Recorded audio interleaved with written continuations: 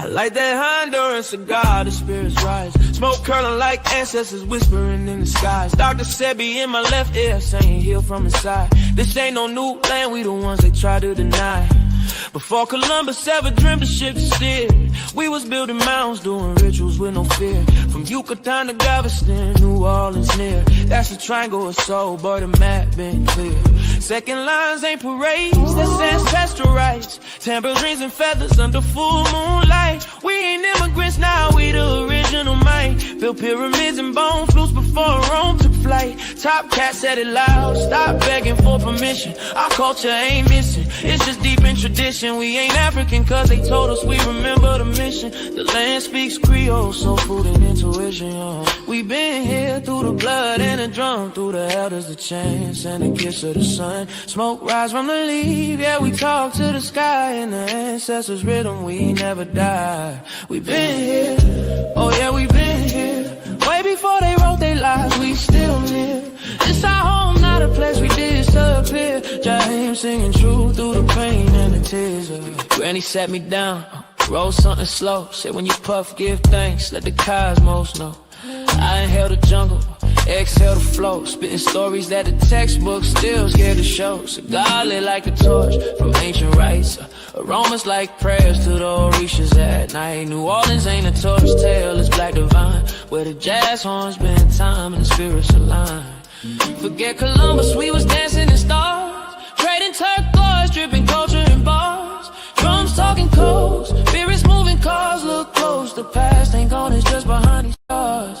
From Congo Square to Trammy porches, we built this land, no need for endorsements. The Mardi Gras beads ain't just for decor. That's soul armor, homie, we was gods before war. We been here through the blood and the drum, through the elders, the chants and the kiss of the sun. Smoke rise from the leaf, yeah, we talk to the sky. In the ancestors' rhythm, we never die. We been here, oh yeah, we been here. Way before they wrote their lives, we still live. It's our home, not a place we disappear. Jaheim singing true through the pain and the tears. Through the blood and the drum, through the elders, the chants and the kiss of the sun. Smoke rise from the leaf, yeah, we talk to the sky. In the ancestors' rhythm, we never die. We been here, oh yeah, we been here. Way before they wrote their lives, we still live. It's our home, not a place we disappear. Jaheim singing true through the pain and the tears. We been here, oh yeah, we been here. Way before they wrote their lives, we still live. It's our home, not a place we disappear. Jaheim singing true through the pain and the tears.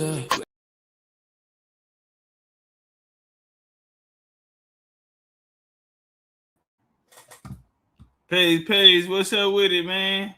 Hey, do me a favor, tap that like button when y'all pull up, man. Tap that like button when y'all pull up. Hey, I was over here, man. I got a few things going on, man. But we're gonna get to it. I need to pop my shit while I can right now.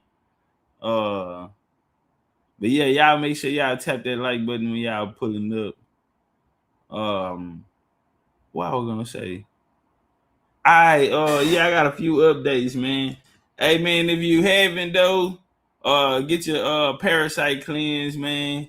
We almost out. We almost out of them hoes. But I got some more getting made, and also get your CMOS gel. Hey, check it out. Ain't heard nobody. What's up on the updates, man? Y'all, what's up? Y'all got y'all order? Man, who out there got their order already? Yeah, who got their CMOS gel? Cause all this shit y'all was talking, you know, the texture and this and that and that and this. Yeah, what we gonna do, man? No sense. Mike say, I got 3 hours left, get me through it. Neo say, I'm with Mike on there, get us through this long boring ass day on guard. All right, that's easy work. We actually got some action today. Y'all in action today, man. I think we're gonna rock for like 3 hours. I think we got, hold on, let me double check. Oh, okay. Well, shit. Yeah. We right at 3 hours and 30 minutes. Yeah. So yeah. I got you. Yeah, we're gonna do like 3 hours, 30 minutes today. So we good on that. Hey, hey man, hey, I need some videos. Man, if y'all got y'all wellness drops or y'all got the sea mouse gel, man, I need some videos, man. Ain't no y'all got damn well a couple people did send me something. I just got a lot going on right now. But yeah, man, Popeye, what's up? What we doing?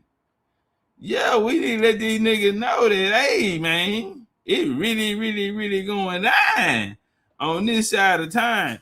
Oh yeah, hey, look, check me out. Fade update. Fade update. So when okay, so I actually just got off the phone with Junior too. He just hit me, contract, everything. The date is gonna be the first week of November. So not October. Who was that? Vito. Vito asked the other day, hey, what we gonna do about is Atlanta is this gonna be homecoming? So I'm like, damn, if we throw an event in October, I still gotta try to turn around and try to get everybody to come to Houston in November. I don't think that's gonna happen. So we're just gonna move it back to November. Plus the availability for the venue. We couldn't have got it that weekend. We would have had to move to another venue. And I feel like it's just simpler if we just go ahead and have the venue, in this location that we have now. So Atlanta, November the 6th, 7th, and 8th, I think it is. But really just the 6th and the 7th. I think that's their Friday and Saturday, right? So y'all can, I know normally people still there on Sunday, and usually they go to Tree's uncle restaurant, little boy and grill. So I'm not sure what's gonna take place Sunday, but Friday we had a little meet and greets, and Saturday we got our activities, mountain trip. We also doing the lecture Indigenous America.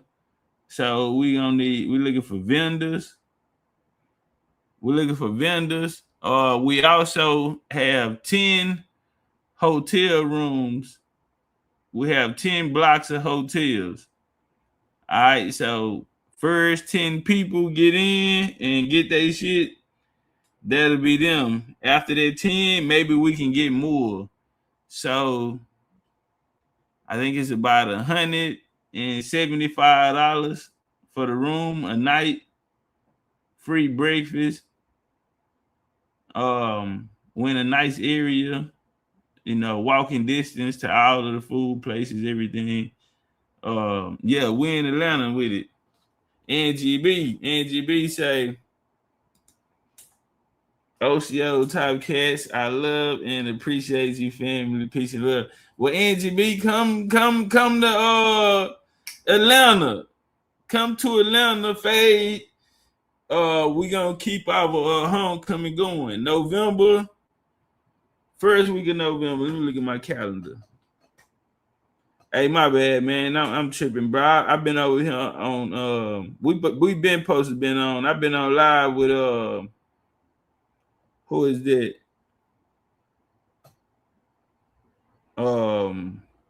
UPS, man.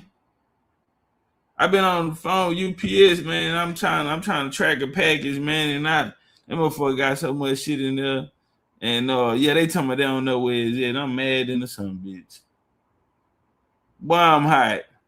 So the lady tell me, sir, whenever you send the package off, we can tell you. I say, hi, why in the fuck will I be on there? She talking about, sir, do you know where the package is? I say, I don't work for UPS, you do. Why in the hell would I be on the phone with you if I knew where the package is at? So I tell her, I say, Bitch tell me, well, when you ship the package off, we'll let you know where it's at. I snapped. I went off. And see, I got into it with this guy in the restaurant the other day. Nigga gonna do some fly shit. You know, nigga on all of those talking under your breath. You know, fuck, mother. You know, little YT man. I snapped. On my dead, I snapped immediately. I said, hey. I put my hand in the air. I clapped and everything. You. I pointed, hey, you. Man, by then, nigga, the whole restaurant is looking at me. I snapped. I'm talking about 0 to 100. I turned up. Bitch ass nigga, I told him to bring his whole ass from around there, everything. I turned all the way up, bro. And then when it was over with, I was so hot. I ain't been that mad in a minute. I was hot. I was steaming. And then this dude, he walked over there. Come on, my brother, it ain't worth it. You know, he like pacing. I can see he a penitentiary nigga. I can tell. But the white boy had a clover leaf on him anyway. So that turned me up. If y'all don't know what that means, they be wearing them little clover leaves on them. Yeah. That's from jailhouse shit. That's some pretty. That's all. Yeah, I'm turned up anyway. Oh, yeah, nigga, come outside, nigga. Knock your bitch ass. Wow, hot. Yeah, he ran me hot, but it's all good. So we gonna Atlanta, man. We got a block for 10 rooms. That's Junior right there texting me. So we finna go ahead and lock that in right there. November, Fade 2, Homecoming, ATL, Shotty.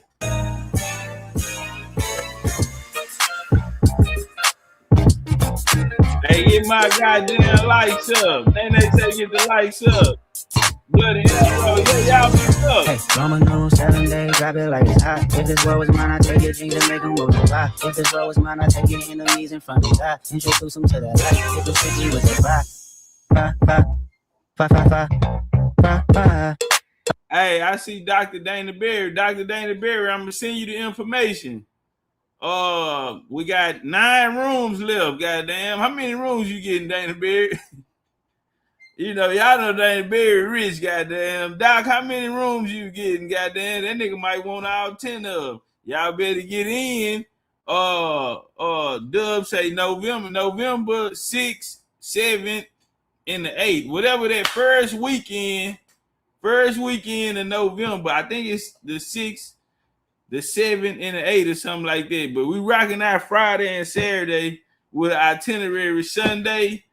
Whoever the you know what I'm saying? I don't know how that's gonna go, but we'll figure it out when we get there, goddamn.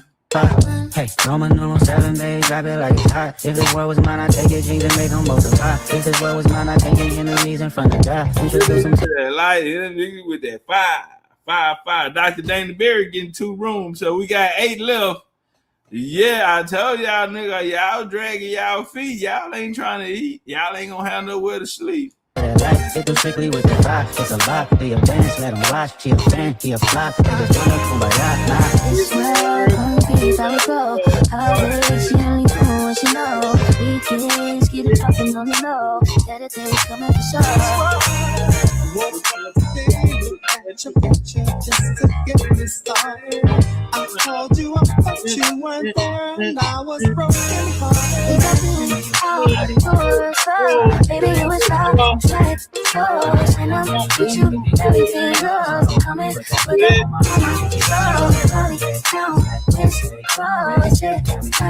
on the way home. This world, concrete, so heartache, she only knows what she knows. We things keep popping on the low. Better things coming to show.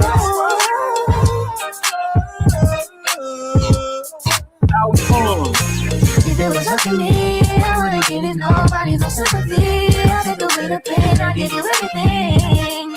I just wanna see when you wanna see if it's what when I trust you, I tell you I won't waste your time, I turn it up just so I can turn you up. I'ma make you say love. I'm not even tripping, I won't stress you out. I might even settle down for you, I'ma show you I'm a pro. I'ma take my time and turn it up just so I can turn you on, baby. Weekends get popping on the low. Better days coming for sure. Hey, man. Get what? Yo.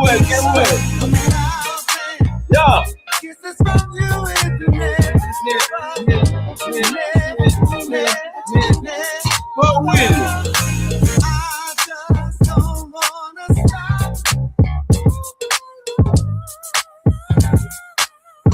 Hold on again.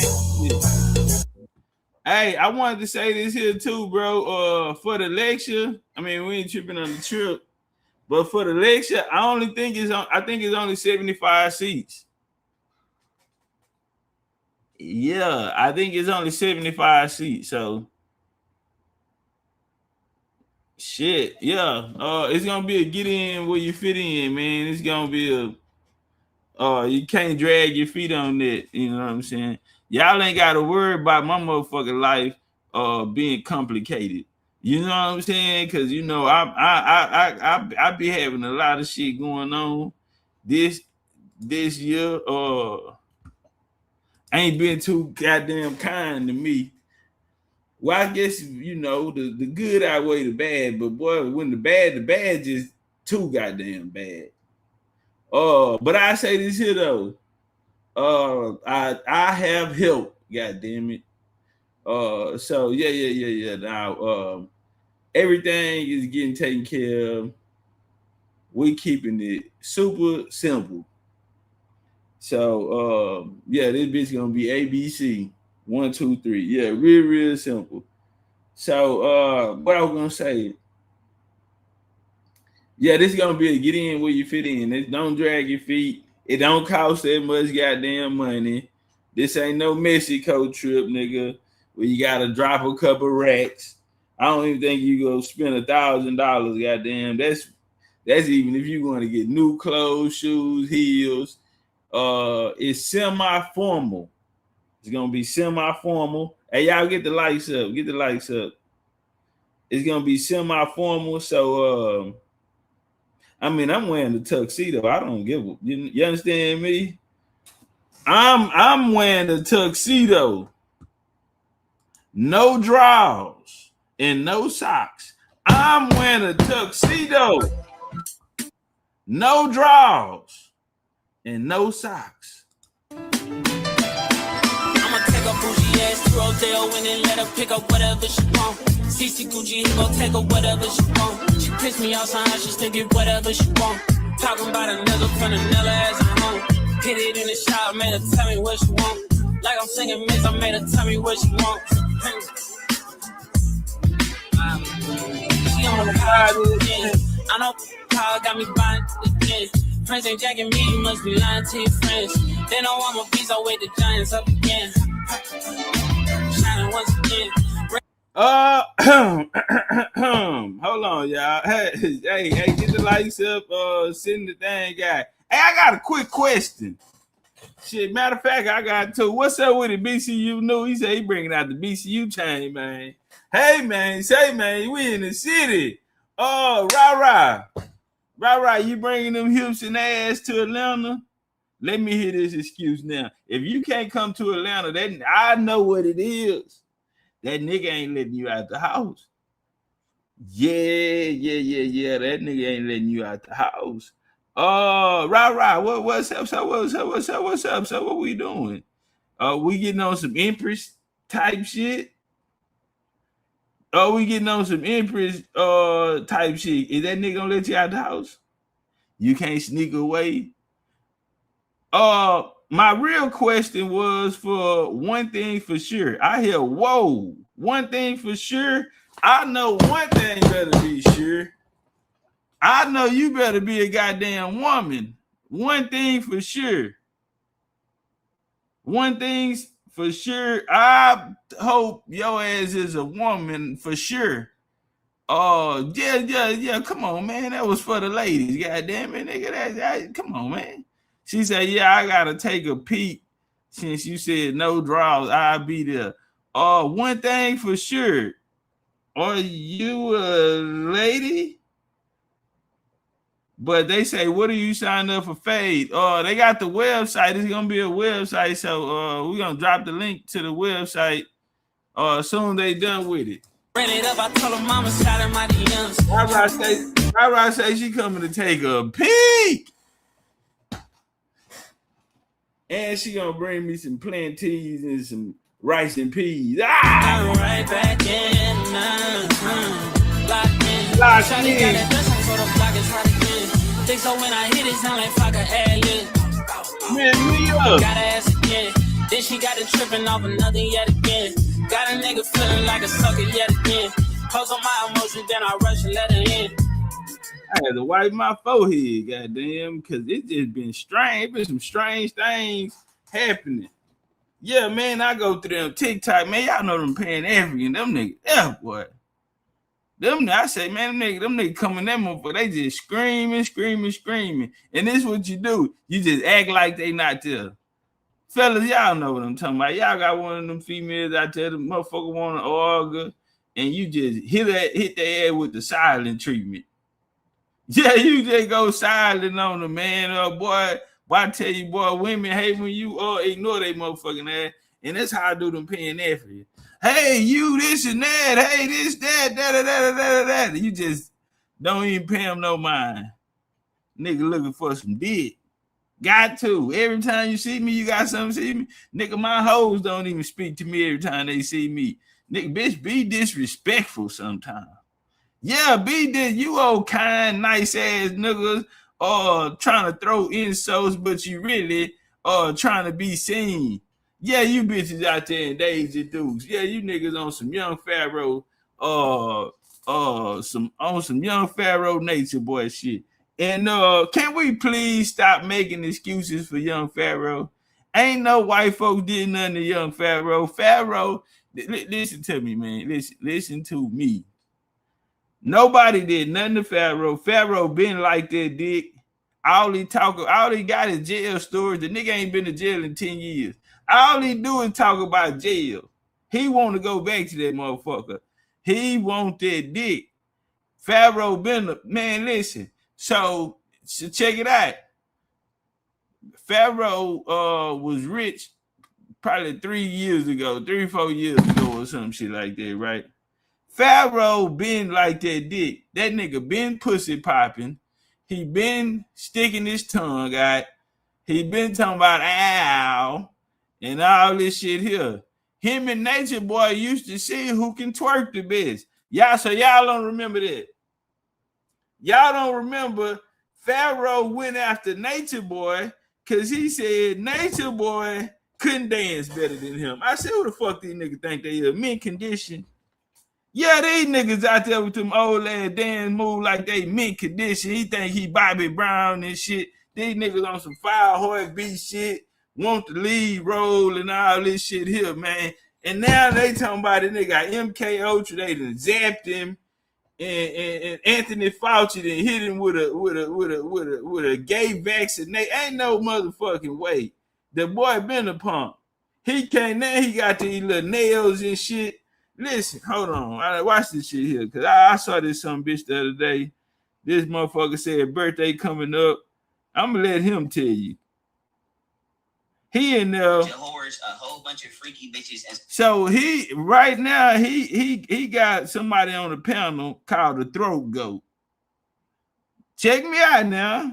Bitches half dressed with an ass out, right? Got a little ass on. I don't know. Let me not say that because ain't no telling who the hell Pharaoh having company with. All right. So let me take that back.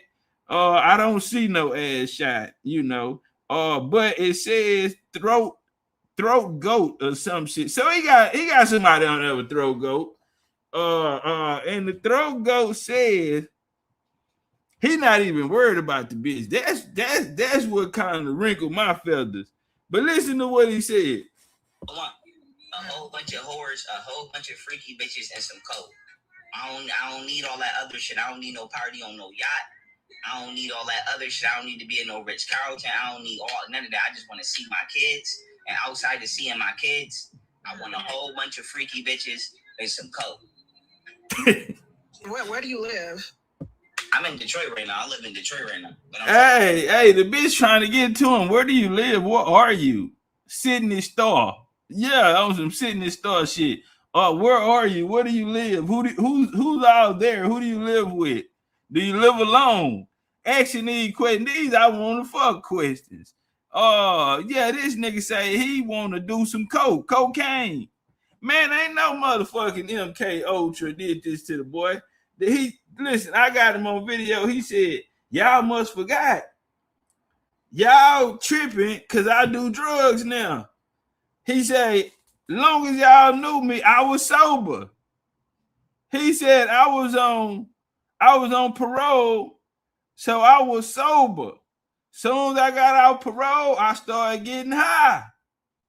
He said, but damn, look how long I was sober.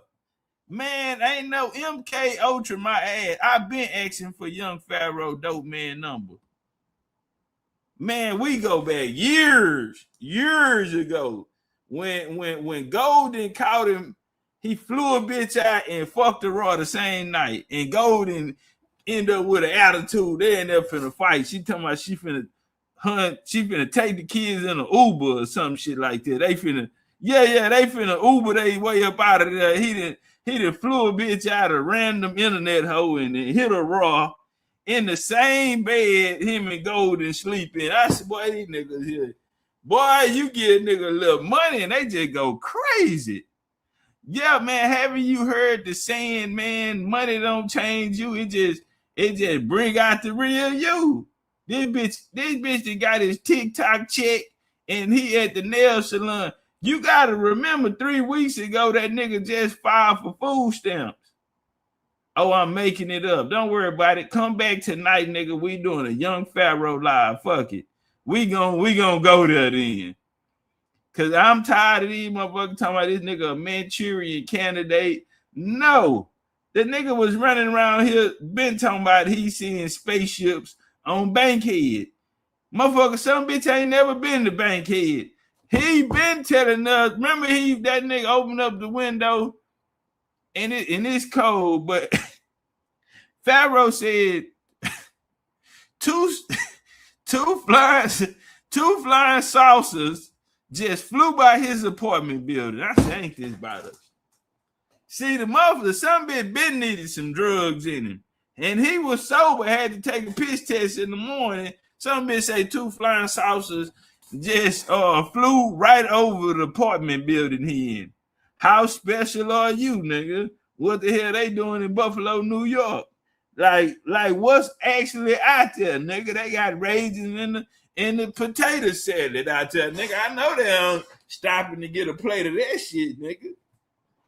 So yeah, all it is here, see, don't worry about it. I'm gonna find that video when King World came over here and played a video with Young Pharaoh on a Zoom call with a white man who say he got kids by an alien bitch. Tell me y'all remember that.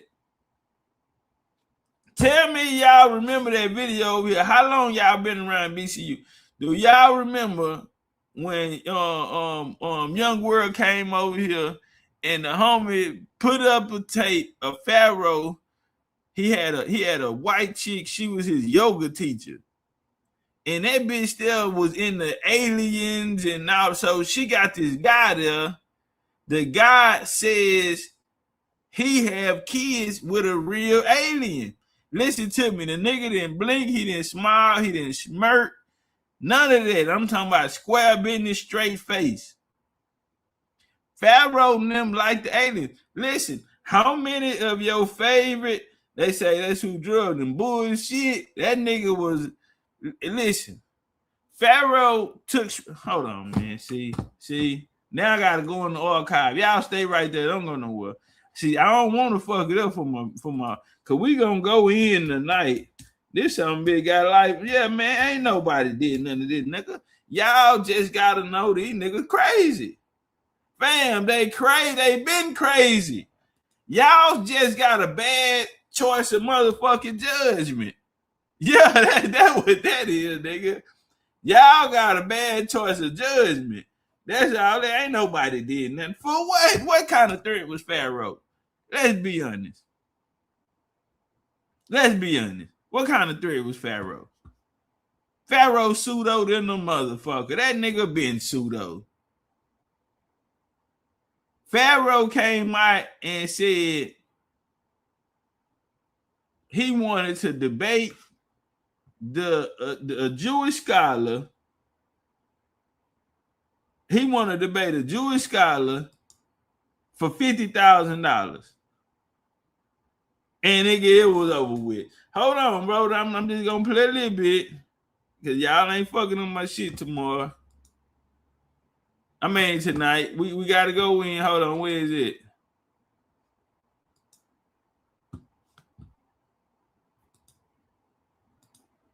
Nah, man, y'all got a bad choice of judgment. Pharaoh being crazy, bro. Listen, tell me somebody else who do some shit like this here. This when he had the money. This before the white yoga teacher. That's why I'm saying. This is Pharaoh with money. Y'all knew that broke ass nigga. This Pharaoh with the money. So how did you come in my house, right? How did you come on my house to check on me when you knew I wasn't home? Right or wrong? And how was you at Golden House checking on her around my kids when I'm not over there? What you doing over there if I'm not over there? Right or wrong? He think his bodyguard. What the fuck is you got a bodyguard for? He think his bodyguard fucking on his baby mama. Now I'm gonna tell you like this here. The bodyguard, a big old ass nigga, right? Talking about he's an ex Navy SEAL or some shit, right? I don't know. He just lied. Pharaoh, they got all that money. He just handing out money. Niggas just passing out money, right? So the bodyguard at Golden House, and he done slept on the couch. Now Pharaoh feel like they been fucking. See, now don't tell me y'all don't remember this. Y'all wasn't even around, huh? So you know what Pharaoh did? You know what Pharaoh did? Pharaoh say the bodyguard at the baby mama high say he came by Pharaoh house and checked on him. Pharaoh wasn't home. So he went by the baby mama high. She got a little tired, had a little too many birds, and said, shit, can I use the couch to go ahead on and crash? And I watch the house, look after y'all, shit like that, right? So Pharaoh say, well, they fucking. Pharaoh arms himself with the weapon, drives down to the apartment building that his baby mama and his kids live in, and allegedly, well, I can't say allegedly because that hoe was in Harris County Jail. And then he said a blood nigga walked up to him.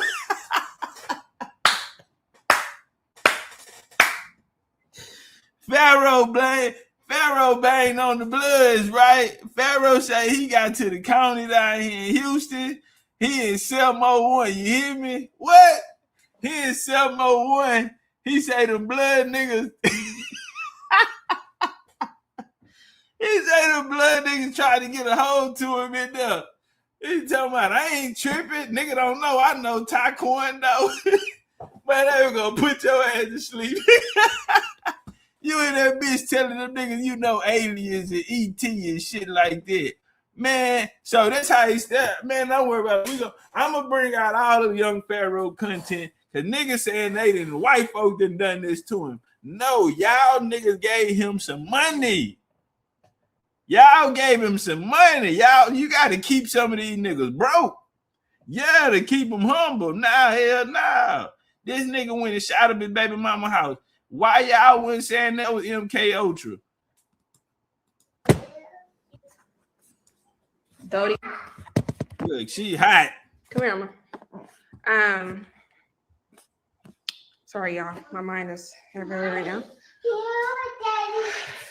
No, baby, you cannot see your daddy. Sorry. I'm sorry. I don't tell you that, but no, you cannot. Not no more.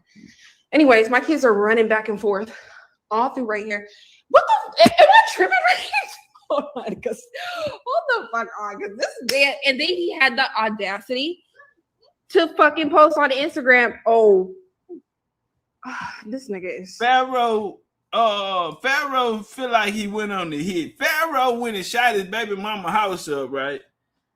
And then posted on the internet like he just talking about just took care of that. You know what I'm saying? That nigga had Tupac When We Ride on Our Enemies jamming in the background. I say, bro, they're gonna bring all this shit up in trial. No, Pharaoh, ain't no white folk did nothing to Pharaoh. Y'all ain't say that when he shot the highs up with the kids into some bitch, nigga. Wasn't nobody running around here talking about MK Ultra. The black woman is God. This nigga just shot. He got 2 daughters.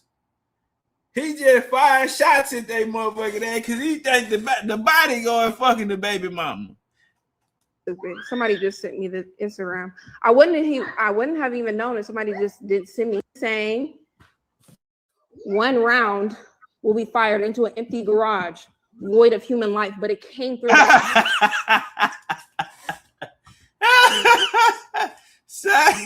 Say, y'all ain't say nothing about no goddamn MK Ultra, did you? Now the nigga out here popping his pussy, getting his nails done, clocking teeth, and now the white folks got him? Damn! The nigga out here taking dick, so that means the white folks got a hold to him? Wait a minute, what about when he posted on Instagram that he was sitting rounds through the garage of one of his properties that his baby mama live in? This is dumb ass talking about 1 round would be fired into an empty garage void of human life. Really? This the guy. Him. On Instagram, all this shit in his court records. Yeah, they sent that nigga to the county and the bloods jumped him. Yeah, the bloods jumped that nigga ass. I wonder where they was from in the 80s. He got beat up by the bloods in there talking too much. Man, you better take that shit back up there to upstate New York, nigga. Nah, bro, you coming in there talking, fam. Ain't no conscious community out here, nigga.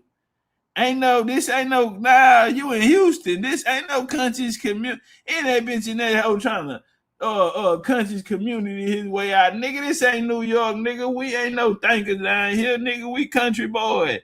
These nigga gang say, nigga, where you from? Nah, square bitch. He ain't that bitch talking about.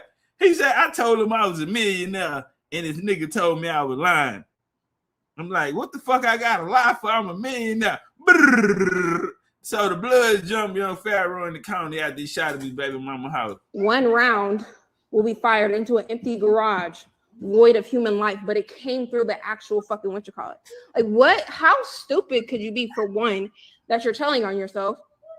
And for 2, why you out of everybody knows, and then gonna post a fucking video talking about, this man is crazy. Hold on. Pharaoh was live. He was back at the high. Look, Pharaoh was back at home in about 20 minutes. And all black with a hoodie on, breathing hard in the bitch, went live. What's up? Yeah, he jumped on that hoe. Nigga jump on live. He in all black. He done really geared up to go take care of business. Nah, man, and they want to talk about, man, y'all gotta stop making excuses for these niggas, man. He out here purring like a cat. He been doing. Wait a minute. Wait till tonight, cause I got something to do. But wait till the night. Oh man, yeah, that nigga been doing his ass.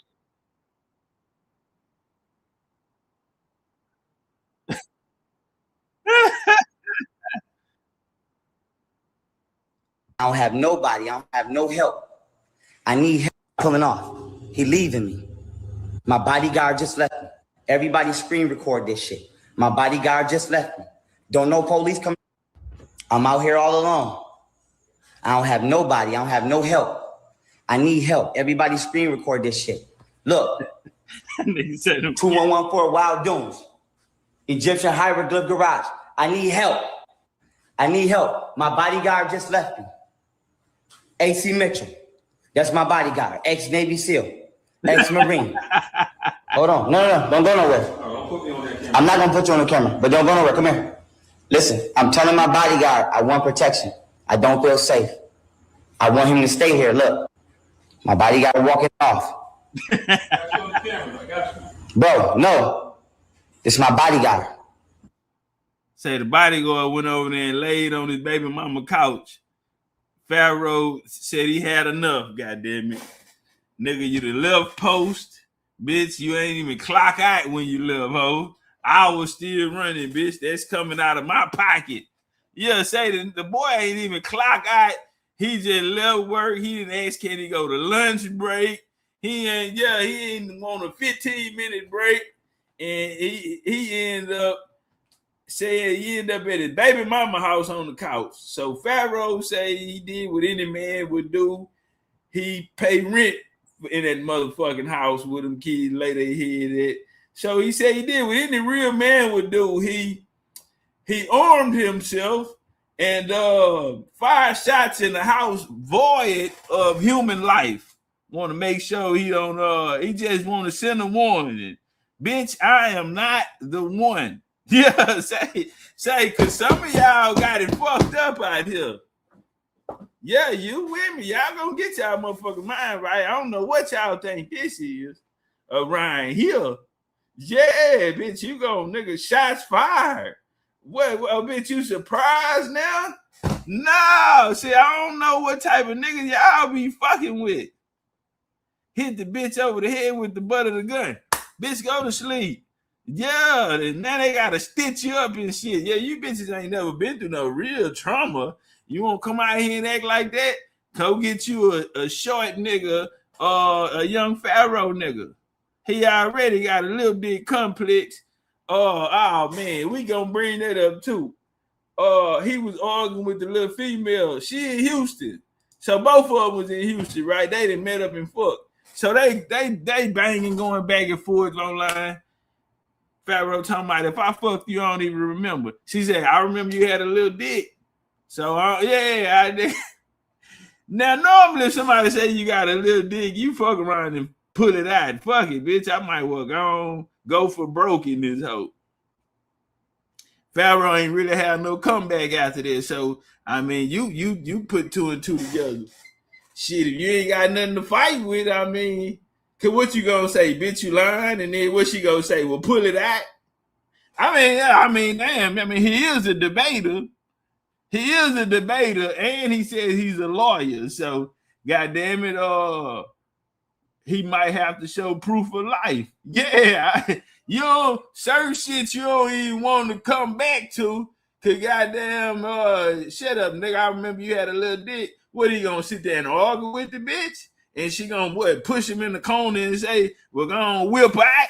You know, let her see the some bitch. Then nigga, give us a print. Let's do a print test or something. Yeah. Kinko, nigga. Well, let her see the print. Fuck it. You know, and the little dick in him, nigga, you been having all your life, nigga. You been on this earth 30-some years, nigga. You know that dick, love. Yeah, so I mean, hey, she hit a nerve on it. Man, we're gonna talk about it all tonight. But stop saying that the CIA or any alphabets done anything to Pharaoh. Y'all gave Pharaoh some money. Pharaoh always been, listen. The most, I'm gonna say this, bro, and this ain't no disrespect. I'm not, listen. The people that y'all give, I'm not gonna say y'all particularly. Let me see. How can I say this? The conscious community, the people in the conscious community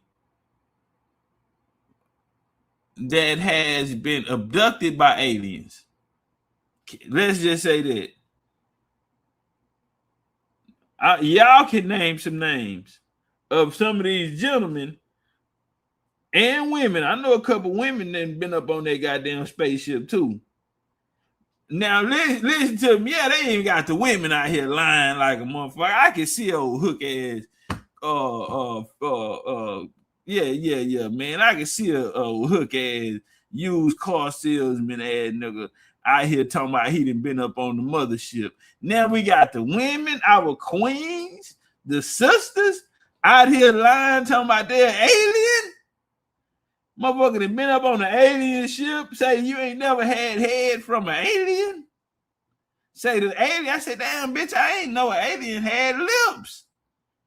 Cause yeah, every time we see them, they just had like the big old eyes and the two little holes for the nostril, but they don't have no mouth. They, bitch, how you got head from an alien? Ho, they say aliens ain't got no motherfucking mouth, bitch. Bitch, they say they be talking telepathically. Bitch said, yeah, that's how he gave me the head. The nigga, yeah. Nigga son shockwave to me. Yeah, man. Say that bitch like a rose times 10. You know when you put the rose on level 3 and that bitch get the you gotta hold on tight, that bitch will jump out your hand, nigga. Yeah, bitch say it felt like she said, yeah, no, they took me up there, the nigga gave me. I say, well, how did it feel? What's the difference? She said, alien head, way bigger. I say, well, I know it's big. She tell me, now, I mean, like it's like a rose times 10. The vibration in the pressure, and they and say the motherfucker real. I said, come on, man. Motherfucking alien ain't got no lips, man. Bitch, you got head from a great alien. All you remember, the nigga had long fingers. Say the nigga sucked the titties and fingered her with that ET finger. I said, come on, man, this shit here. Bitch, did you come? Bitch said, I squirted on that nigga ass. I said, boy, Lord have mercy. In Jesus' name. Listen, fuck that. Fuck that. Fuck. Balance, truth, righteousness. That's what matters. Is the truth. Period. Yeah, too, for right now, so we can figure out what's going on. All right, and you coming down here Tuesday still, correct? I think I'm coming. And that shit freaked me out. But I wasn't on no fucking drugs. I wasn't on nothing. I got witnesses. My bodyguard left me. I thought the police was coming to my house to kill me last night. I'm being totally honest with y'all. I thought the police was coming to my house to kill me. I told my bodyguard, don't leave me. Bro, hold me down. That nigga left. Talk about some bitches in Miami, and he got an image to uphold. I swear to God on my life. If you got the footage of him walking out my garage, y'all DM it to me. Now this bitch Golden, she believing him over me, taking his side, talking about people told her I've been doing drugs. This bitch listen to everybody but me. Now, didn't I just get off the phone, Waka Flocka, right? Just got off the phone, Waka Flocka flame. Hey, watch this here. And y'all, I see y'all out there interested in that alien dick. I do got a few alien homeboys. Well, I don't know if they really aliens, but they from the community, and they have came out on record and said that they have been involved with alien contact. I do have a few associates, you know, from the conscious community that I know that actually say they know the aliens. All of them niggas go viral. I don't know what it is about this alien shit. I'm about to stage an alien abduction. Fuck it. I'm finna stage an alien abduction because obviously I'm on the wrong side of the motherfucking algorithm, nigga. Goddamn right. Everybody I know that's an alien, they doing all right out here, goddamn. But a nigga done painted their hair blonde, popping pussy, getting their nails done, clocking tea. Pharaoh say for his birthday he wants some hoes and to snort some cocaine. This was just yesterday. Listen to me, gang. Ain't nobody making them do this. This nigga been like this. So watch this here. He said, didn't I just get out the phone, Waka Flocka? He's the rapper, right? FaceTime, right? Mm-hmm. I just told Waka Flocka. Waka Flocka just told me he believe in aliens, right? I just told Waka Flocka I shot a motherfucker in his head 10 times. Didn't I? Yeah, I did. I told him that. I told him that. And I told him I shot a motherfucker in the face with the shotgun. I told him that. Didn't I tell him that? Yes, you did, baby. No games. Yes, you did, baby. You told him. Yeah, you hear that? Them hoes ain't shit. Boy, I told you. I'm telling y'all what it is. It was the money. They said they didn't inject it. And man, that nigga ain't, man, he ain't worth the injection. He ain't worth the injection. Then said, man, get that nigga the dope man number. Everybody ain't got no tolerance for this shit. You gotta eat for your blood type, nigga. You gotta do drugs for your blood type. Yeah, you can't just be out here doing any kind of drug, nigga. Y'all really believe them white folk when they told you that all of us are equal and the same? Nigga, why we ain't got the same goddamn blood type, nigga? Listen to me. Since I found out about the blood type, I only fuck with females with the same blood type as me because I'm afraid of creating a mutant. I'm just gonna be honest with you. I don't know, like we from different planets. We don't have the same God, nigga. If we did, we would have the same blood type.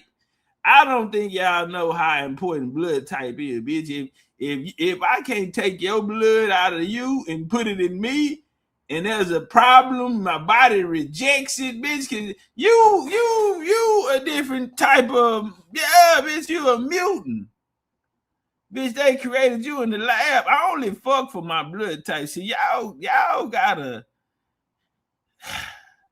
This shit here it's a science to it. You hear them hoes in the background, yeah, baby, you did it, baby. Hoes ain't shit. They talking about, no, they gave him some money. They gave that nigga some money. He been an ugly nigga all his life. Now he got women around him. And instead of just walking around the house naked, had them hoes cooking and cleaning, and live a good life, he out there talking about Kyle Walker Flocker probably hung up in this motherfucking face. He talking about he done hit a nigga 10 times in the head and then unloaded the double barrel on a nigga. Yeah, Walker Flocker probably hung up in that nigga motherfucking face, nigga. No games.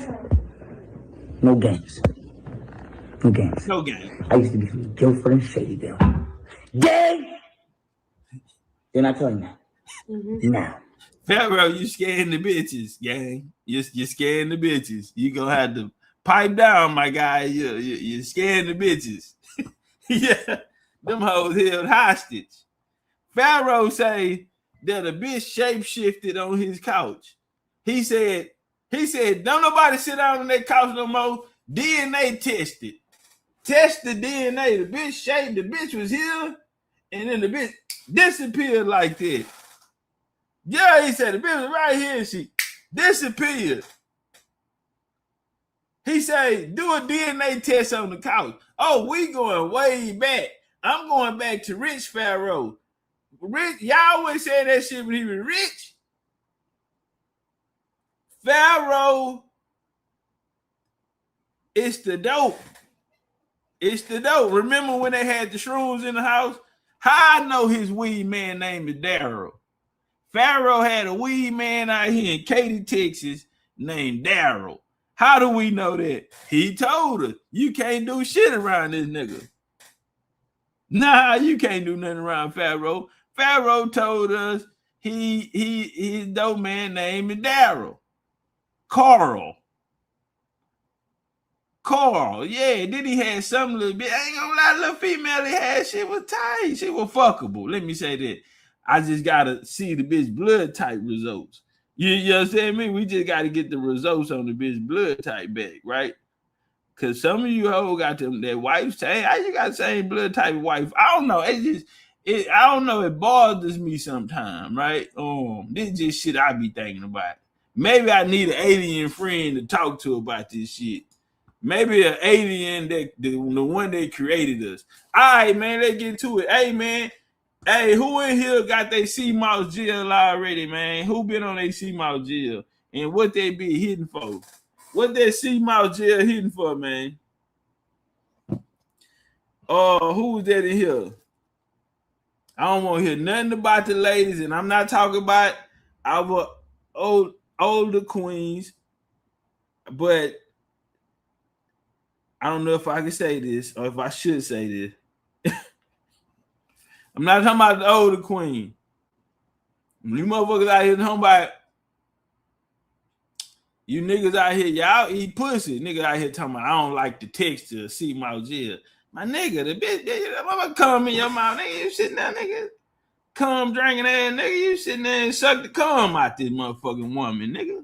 Nigga, wife looking at him with the side eye. I really don't fuck with the texture. To me, I understand I get 92 nutrients and minerals out the motherfucker, but I really can't, shit, bitch. Wife looking at him like, nigga, you swallow.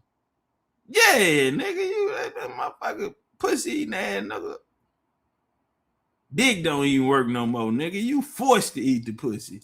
All right, let's get to the bill. Yeah, dick don't even jump no more, nigga. You down there jacking your dick off eating the pussy, nigga. Playing with toys, trying to get this bitch off, nigga. Because your machine don't work no more, nigga. That horsepower then came out there some bit, nigga. Oh, yeah, we gonna have to come with dick pills, nigga. You better eat that sea mouse, nigga, so get them nutrients in your motherfucking ass, nigga. That was wrong, nigga. You're low on nutrients.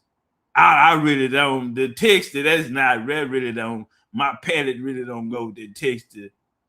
Man, yeah, you ain't here trying to finger the bitch and shit. Finger the nut up out the bitch. No, Jack. She like, where that dick at? Don't worry about it. I'm cheating on your motherfucking ass. Don't even worry about it, nigga. Can't get no dick around his house. Can't pay no bills. Yeah, don't worry about it, nigga. Somebody blowing a motherfucking back out while you out there charging the toys up. Damn, you ain't charged the toys when you was at work? Fuck, I get off late tonight. Damn, why you ain't? Man, I can't find my motherfucking charger. Your phone charger in the wild. Now I'm talking about to my toy. Grown ass man, you out here with these toys. Yeah, nigga, I at least get a 70 on my paper. Yeah, I can't, nigga. Listen, if y'all are saying that all niggas are coming from monkeys, hold on. Miss Cynthia said you or your grandparents' nationality, nation, seminal indigenous treaties, 1880s, 1866. My bad, 1866 treaty. What they saying there? No man or law can ever come back. No man or no law can ever come back and change this. We gotta keep that in people's mind. No man or no law can never come back and change it. So what was put down in that law? Find where you at in the story. On game. How did motherfuckers get cute? I don't like no monkey in the face. I don't know about y'all out there, fellas. Or women, I don't know if y'all like no monkey mans. No. Okay. I'm trying to figure this shit out. But the cold part about it is, shit, if we go back, motherfuckers thought our life started in Asia. They thought it started in India, the Pacific. Nobody never say nothing about the Americans, though. We're going to walk through there, man, and we're going to have this conversation today, man. Out of Africa theory, goddamn. Shika, you want to turn up on it? Yeah, I'll read it. Out of Africa theory says the first modern man first evolved in Africa about 200,000 years ago. Further, the single and the original H, sapien, was believed to have traveled out of Africa around 70,000 years ago. It's believed that several branches of modern humans beginning about 270,000 years ago and certainly 130,000 years ago came out of northern Africa. These waves were either died out or retreated before the last and final wave traveled across the globe. Successful modern humans were said to have replaced ancient humans like the Neanderthals without mating with them. In recent years, new discoveries have challenged multiple aspects of these theories. Recently, researchers presented their discovery of H. sapien fossils from Morocco called Jebel Arhoud. The bones were dated back to around 350,000 years ago. The finding of the bones of a modern human in Africa at such an early date pushes our origin story back by more than 100,000 years. Other studies have also suggested that an early migration out of Africa may have occurred around 120,000 years ago. Turn up one time. All right, so this is where it all comes from. I want y'all to pay attention to the numbers, man. Out of Africa theory. Understand what these people are saying. Understand what these people are saying. And when we talk about these people, who exactly saying it? The motherfucking colonizer is saying it. Oh, we gonna take it there. We gonna take it the other day. Oh yeah, I like to go get all in the nigga business. We gonna take it there. Who is the colonizer? So now we running around this whole listening to the colonizer. Is that what y'all telling me? All right, so that's what it sounds like, huh? It said this first evolved 200,000 years ago.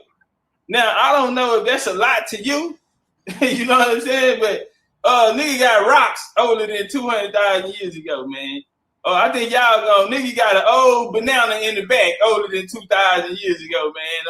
I think y'all gonna have a hard time on that one, man. But let's walk and talk.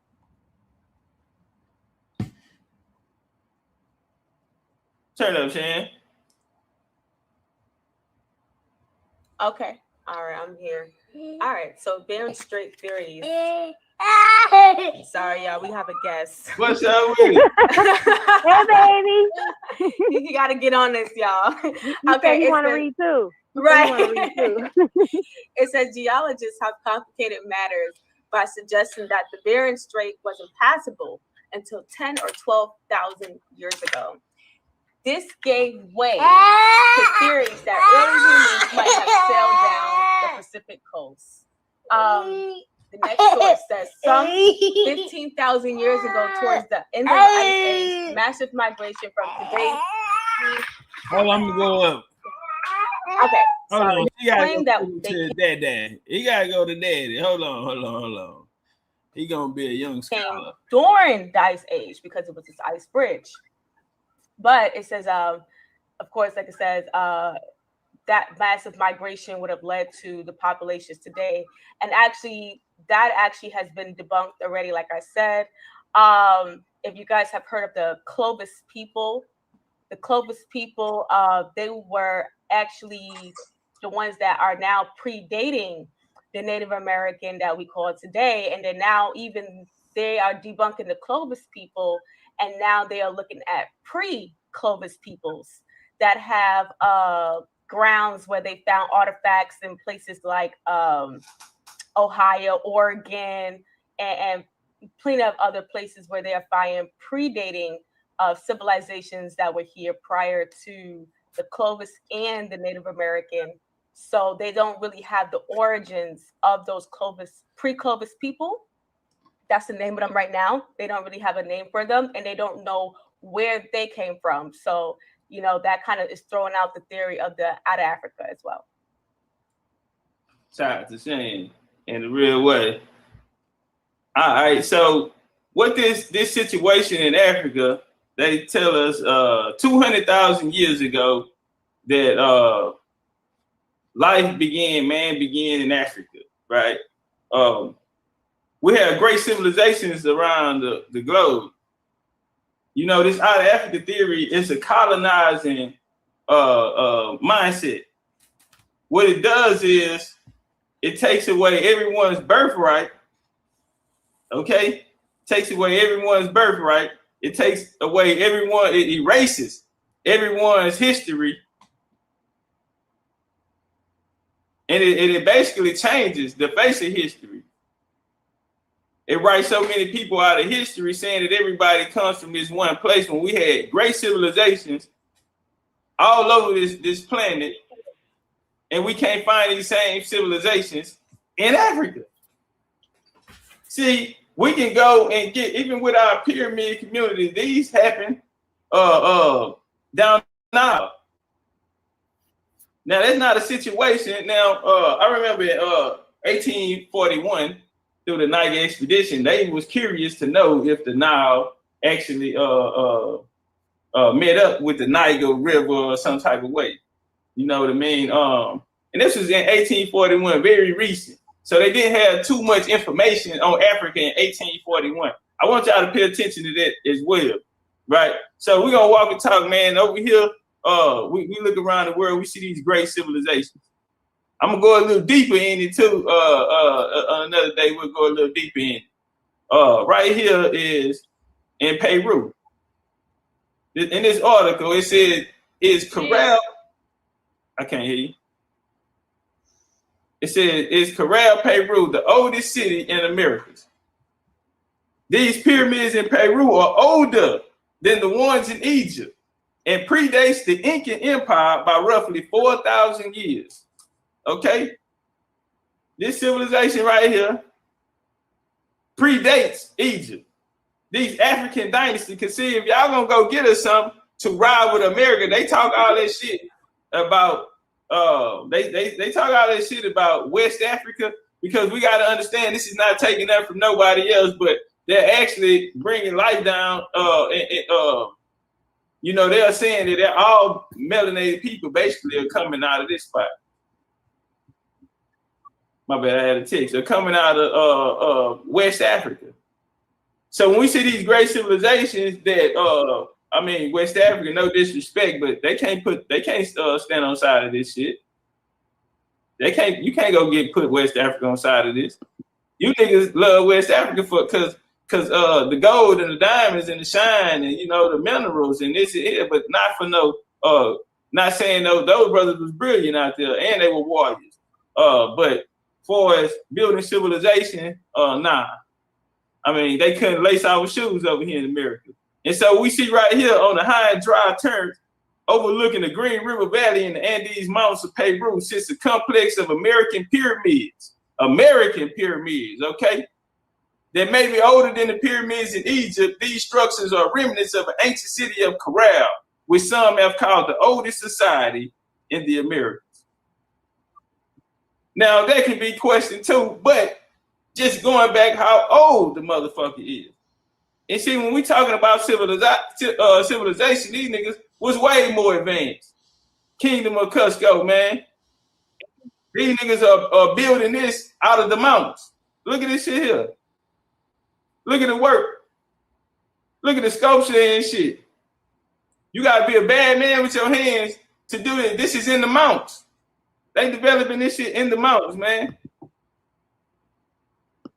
The Indigenous civilizations.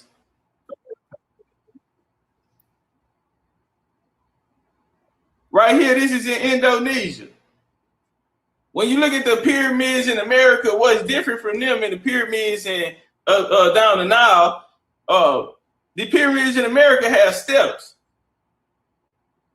They have steps on them. And so when we coming through the Pacific, guess what?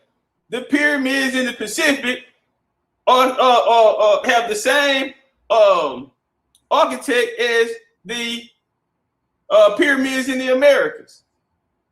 But they tell us that Africans came to the Americas. First, they said it went from Africa to Europe, and then they came here. So that right there where you niggas fucked up at, really. You really fucked up right there. Because, see, you can't go get nothing out of motherfucking Europe. They can stand next to us neither. We're in Indonesia right here, man. These 5 pyramids over there, they don't even talk niggas about. And see, when they went and put that Indian title over there on them niggas over there, that had a whole nother meaning to it.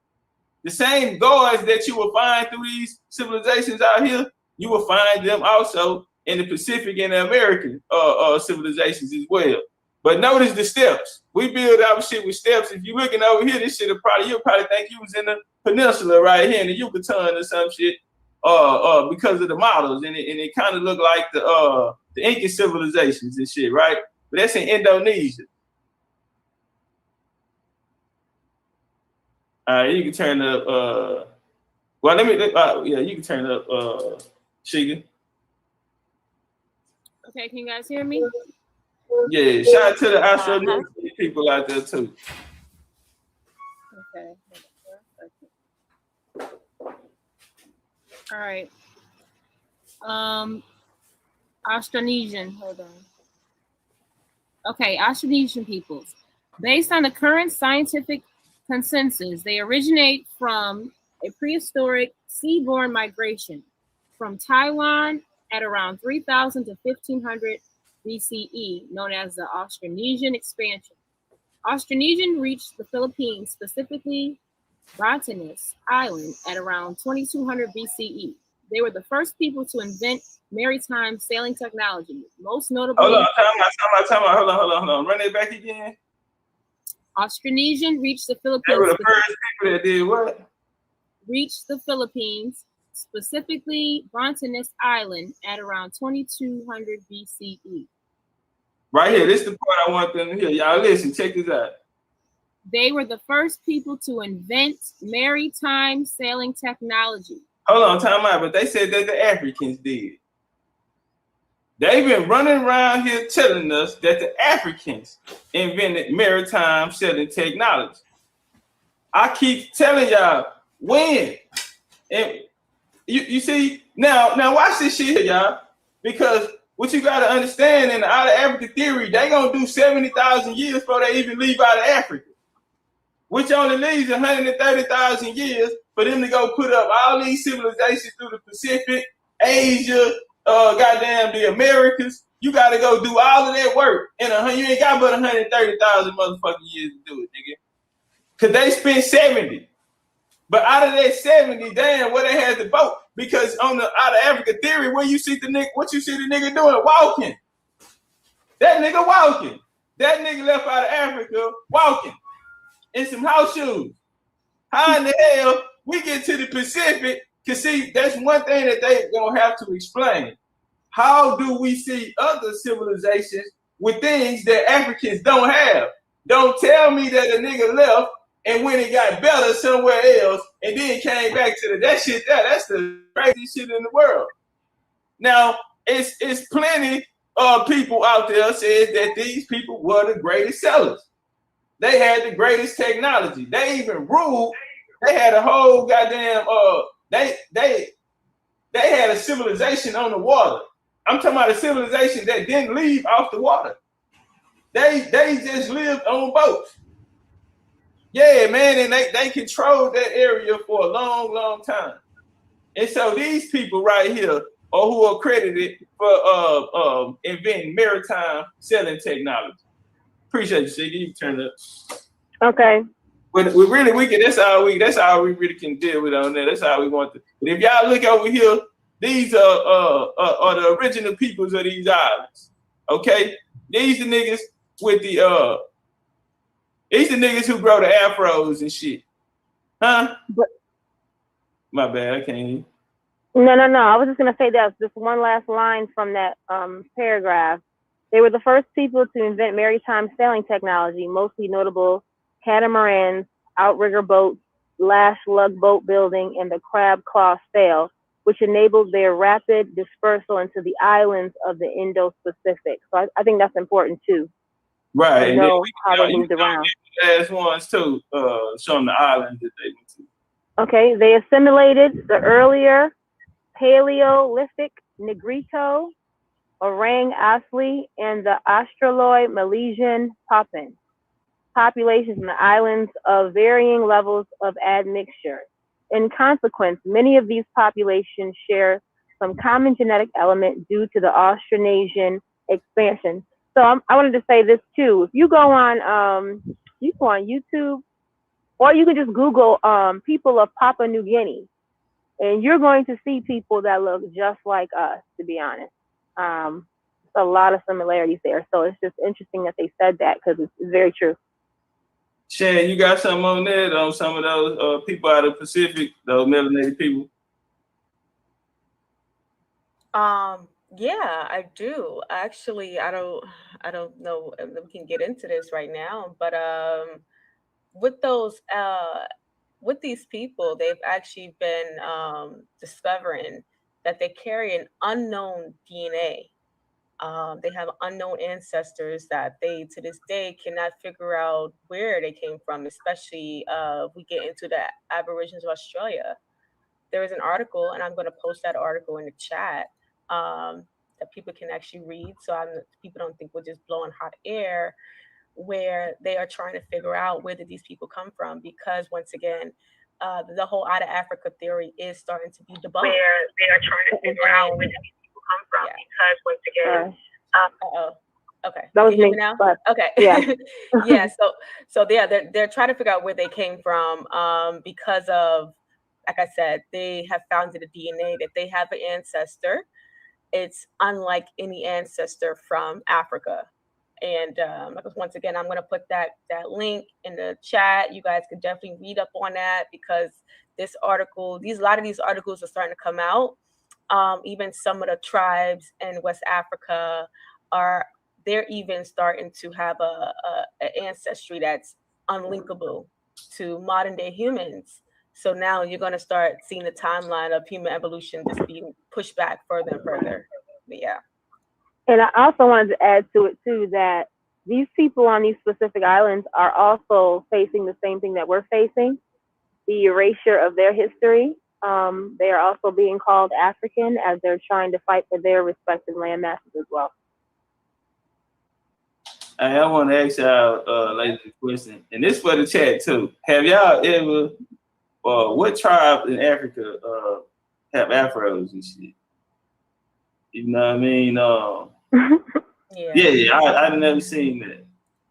I never seen that one. Even dreads. Last night we had a conversation, and they were speaking about,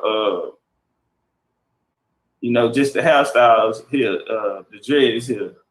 People can't even graduate. This weekend was graduation, so some students can't even graduate. They was telling them they had to cut their dreads in order to walk the stage and shit. So that had been put out of schools for a long time. And we see these American civilizations, whether it's Peru, where they mummified the bodies, and they found these people had long Rasta dreads all the way down to the Bonaparte murals down in Mexico, which indicates that these people wore dreads. And all through the Southeastern cultures. Hold on, we're going to talk about it. Let's walk and talk. You can turn up. Speaking of hair, you can turn up, Jen. All right. So we're going to talk about one of our indigenous customs here, hair relaxer. It says the modern relaxer originated from the conch, which came from Congolese, a hair straightening gel made by combining eggs, potatoes, and lye. This hairstyle was very popular with Black men in the 1920s up to the 1960s. What does it mean of Congolese? This hairstyle called for a man with naturally kinky hair to have it chemically straightened using a relaxer called Congolese. Okay. All right. So the conch, and this is actually how we also used to create our plaits. So here's the thing. We have been told that the way how we straighten our hair, the techniques that we use to manipulate our textures was us trying to look white. But here's the thing. We have been doing this for eons. And it started with, they tested it out on corn. They used to test it out on the corn kernels and the hairs. And that's how they knew what the abilities of this particular mixture could do. Now, this became more popular during the 1900s when, of course, our Black entertainers became more mainstream. You had your Cab Callaways. You even had Malcolm X. Malcolm X, before he got on his NOI road, he was wearing conch. Right.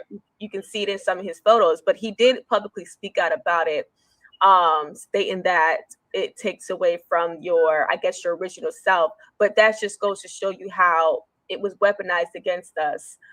It's no different than you would consider the Himba tribe out in Africa, and they use clay to manipulate their hair textures and make it look longer. Or you have some East African tribes, they use chibi powder, mixtures to make their hair texture straighter and they keep it in for a certain amounts of time.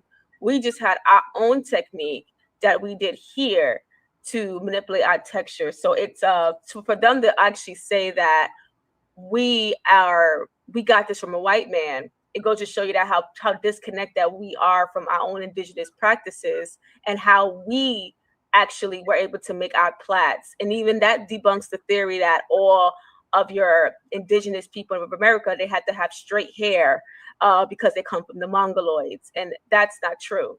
The kinky hair texture is worldwide. And we had different ways to express our tribal ties and what we did with our hair here. So you guys definitely should check out the website. That's where we cited our source with this. This is something that has been going on. I mean, a lot of people don't know. I mean, your grandma used to make conch in her kitchen.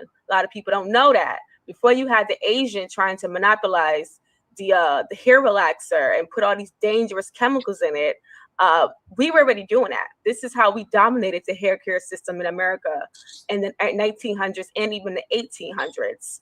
You know, this was our field. We used our indigenous techniques. And of course, it was hijacked to be made more mainstream.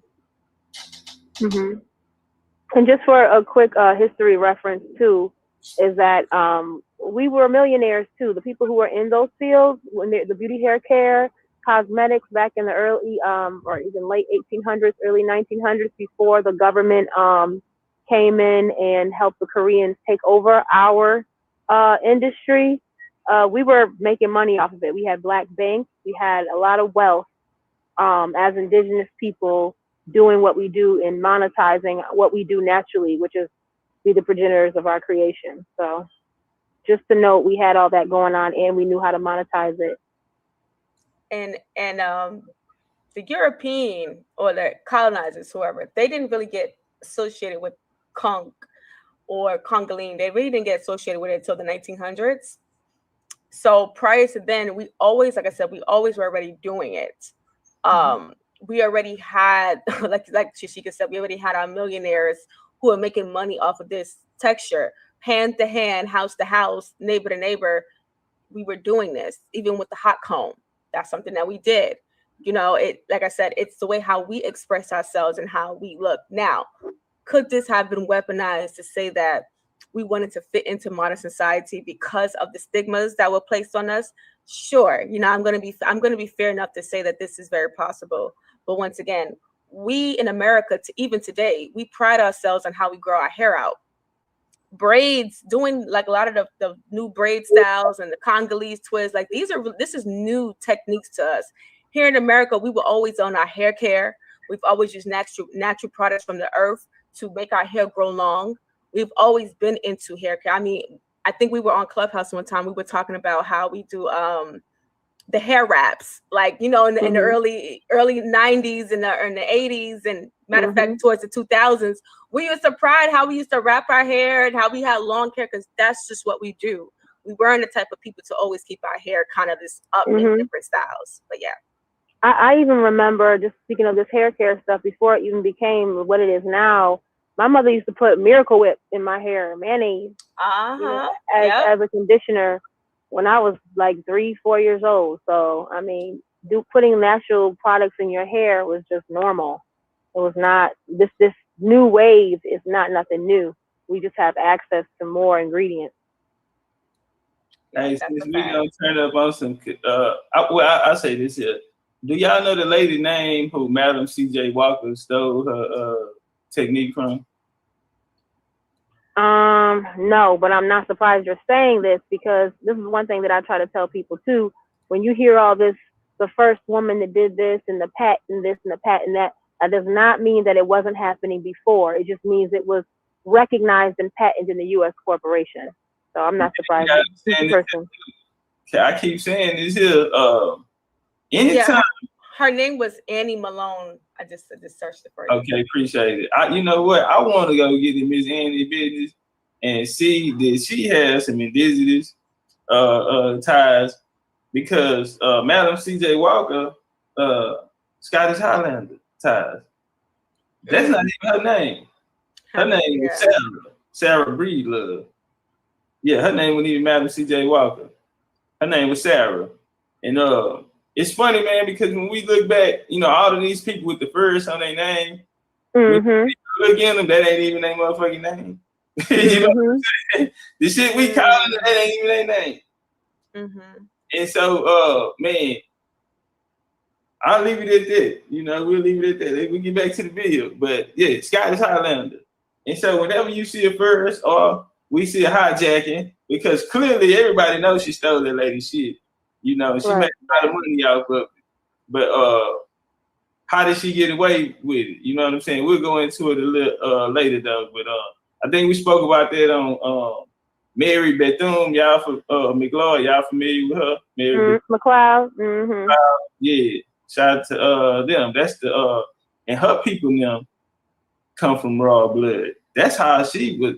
She made the women's NAACP. She set up under a few presidents. Yeah, that part. Yeah.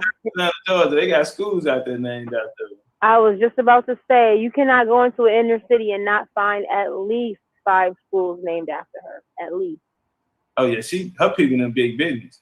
And you know what was crazy at the beginning of this video? I talked about today. My brother passed on this day. It was Friday 13th. When he passed, I had thought about this you know, the Knights of Templars. The Knights of Templars got expelled on Friday the 13th. And so when I seen the date, I said, ain't that a bitch? Because we was going to talk about some Knights of Templars. You feel me? It's like my 3rd time bringing these niggas up, and I'm so mad at these Hebrew Israelites. Because y'all ain't got nothing for y'allself. And this is what I be saying, man. You have to find yourself in the story and just deal with yours. Say, man, if I was a Hebrew Israelite, I'd be out here talking about nothing but Hebrew Israelite shit. I'm an Indian. I came to the game. It's so much shit I want to talk about. I can't talk about it because ain't nobody talking about no Indian shit. Not no black Indian. Our history so goddamn. I just got to stay over here. I can't even go over there with the Freddy Krueger niggas and talk about conspiracy theories and shit. Did the planes hit the towers and all this type of, yeah, man, I can't go do all that shit. I would like to do some of this shit. I like to talk about religion and all that kind of shit. I'm nice with the religion too.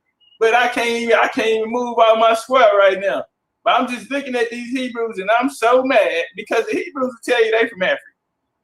They'll come with the Timbuktu, but you got to check it out. When they left in 70 AD, where did they go? Why did they leave? What happened in that? See, man, these niggas, y'all gonna make me come tell it for y'all. Y'all got about another 30 days, nigga.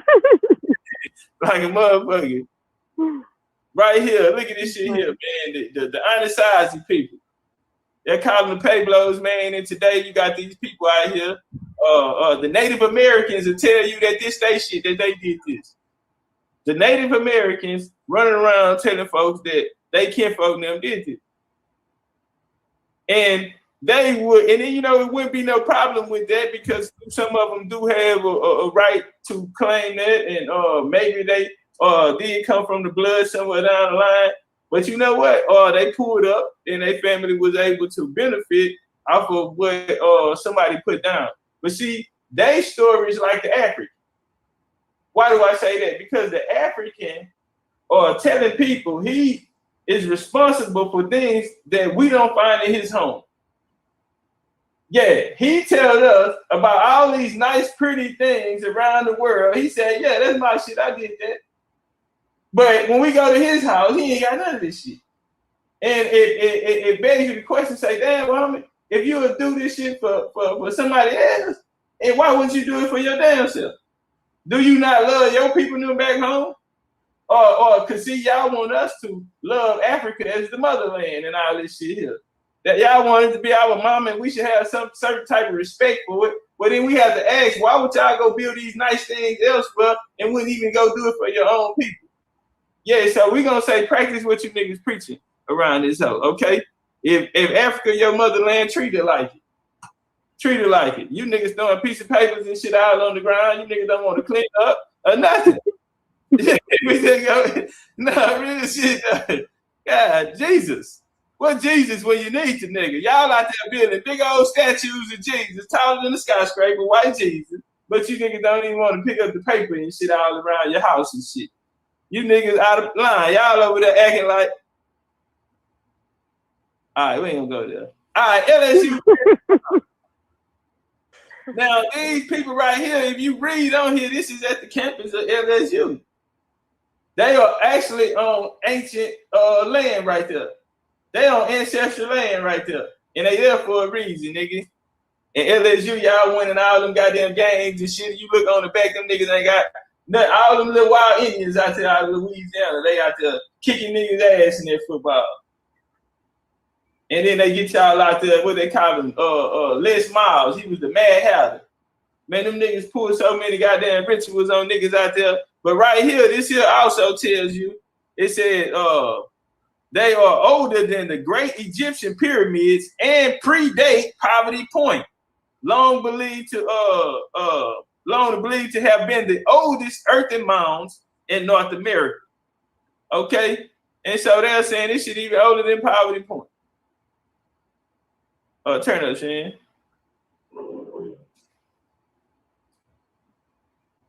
This temple at Cholula dwarfs the Great Pyramid at Giza in the city of Puebla, Mexico. Just a 2 or 3 hour drive from Mexico City lies the Great Pyramid of Cholula, the largest known pyramid on the planet. The giant structure is an ancient Aztec temple. Turn up one time, man. Right here, this right here is in Mexico. Man, we going to have to start. I know you niggas want to fly to Greece, and you niggas want to go to Egypt, and you niggas want to go lay up in Thailand and Bali and shit, naked in the goddamn hot tub. But we got nice places in America. We gonna go see some of these places, man. We gonna go check some of these places out. Look right here, they didn't build they cathedrals and shit on the top of these sacred ancestor lands. And don't even talk about it. And they got stairs. Look at the stairs coming out. I mean, say, man, woo! And I think one of the reasons why, well, I'm not gonna say think. What I know, one of the reasons why a lot of people don't know about these pyramids is because a lot of them were either built in the mountains, or they have been pretty much, I guess the earth has submerged it some sort of way. So they are still digging the pyramids out.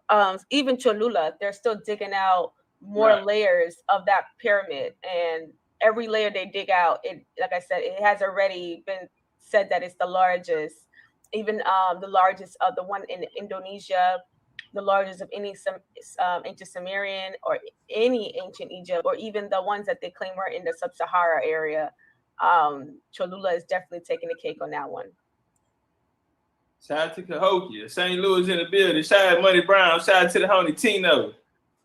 Shout out to the homie Tino. Shout out Money Brown. Goddamn Cahokia. This St. Louis right here. They been, look at this shit here, man. I want y'all to just see the layouts on the villages and shit, man. How organized. Y'all see how we clean and we pick our paper up and trash and ain't none of that type of shit going on around here, man. We ain't living like that shit, man. You go out there, niggas got swamps and drinking bayou water and shit here. Nah, man. We was, look at this shit. Look how laid out and clean and goddamn thought out this shit was. Shout out to Latasha. Tasha brought up a cold point. She walk around with a ancient picture in her pocket, right? She deal with the land development and real estate and understanding how they build communities. And the same model that is used around the world comes from America. Even your subdivision, like she say, if you live in a community or a subdivision, how it's set up and laid out, it's exactly the same. Exactly the same system. Shout out to Latasha. All right, turn up, Shiga.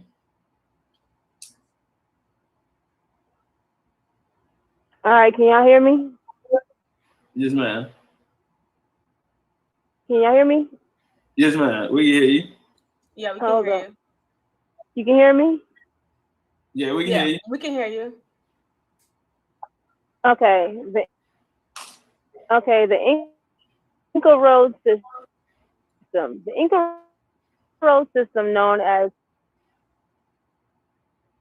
oh, there's a delay. Hold on. There's you want? I'll read it. Hold on. I got it. All right. Let Shan do it because there's a little delay. Yeah. Wait. Okay. That's fine. I got it. Okay, the Inca road system. The Inca road system known as the. Can y'all hear me? Wahap. I can hear you a little bit. Okay. It says meaning royal road and quick. Yeah, read it. Go ahead. Okay, Rechua was the most extensive and advanced transportation system in pre-Columbian South America. The construction of the roads required a large expenditure of time and effort. The network was composed of former roads carefully planned, engineered, built, marked, and maintained, paved where necessary with stairways to gain elevation, bridges, and accessory constructions such as retaining walls and water drainage systems. That's some cold shit. They still don't have water drainage systems in a lot of villages in West Africa. And man, I don't take nothing from brothers and sisters because see, unlike a lot of these niggas, I actually live with fucking Africans. I lived with them. I woke up with them. I got double-digit phone numbers, double digits of Africans' phone numbers with personal relationships in there, and these niggas can't. All over Africa, north, south, east, and west. I'm talking about I got Africans who I told, hey man, I love you. I love you, and I meant that. And I know they love me too, goddamn. They did. And you know, man, see, that's a different type of experience. I ain't talking about not in America, neither. I ain't meet these niggas in America. These niggas don't know nothing about America. African to the bone. And shit, man, so I ain't taking nothing from them. This is more towards the colonized mind of people who have bought into the theory of the colonizer. So this ain't got nothing to do with our brothers and sisters in Africa, but they still, a lot of them, this is ancient shit. And a lot of them still haven't came up with this, to this day. But they asked us, they act like people wasn't here in America before. The coldest civilizations, what we looking at right now, coming out of America. Look at this pyramid standing tall as a wall. Beautiful, man. And it's centered around, all this shit is centered around astrology.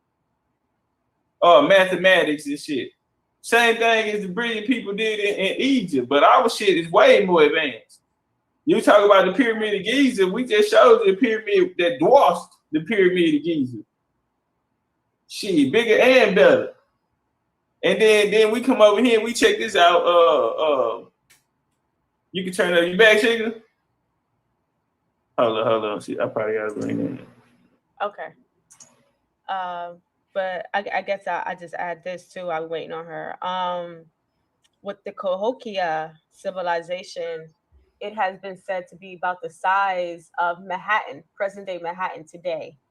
And even with the way how they set it up and organized the city of Cahokia, it was so well organized. It was a cosmopolitan city of that time.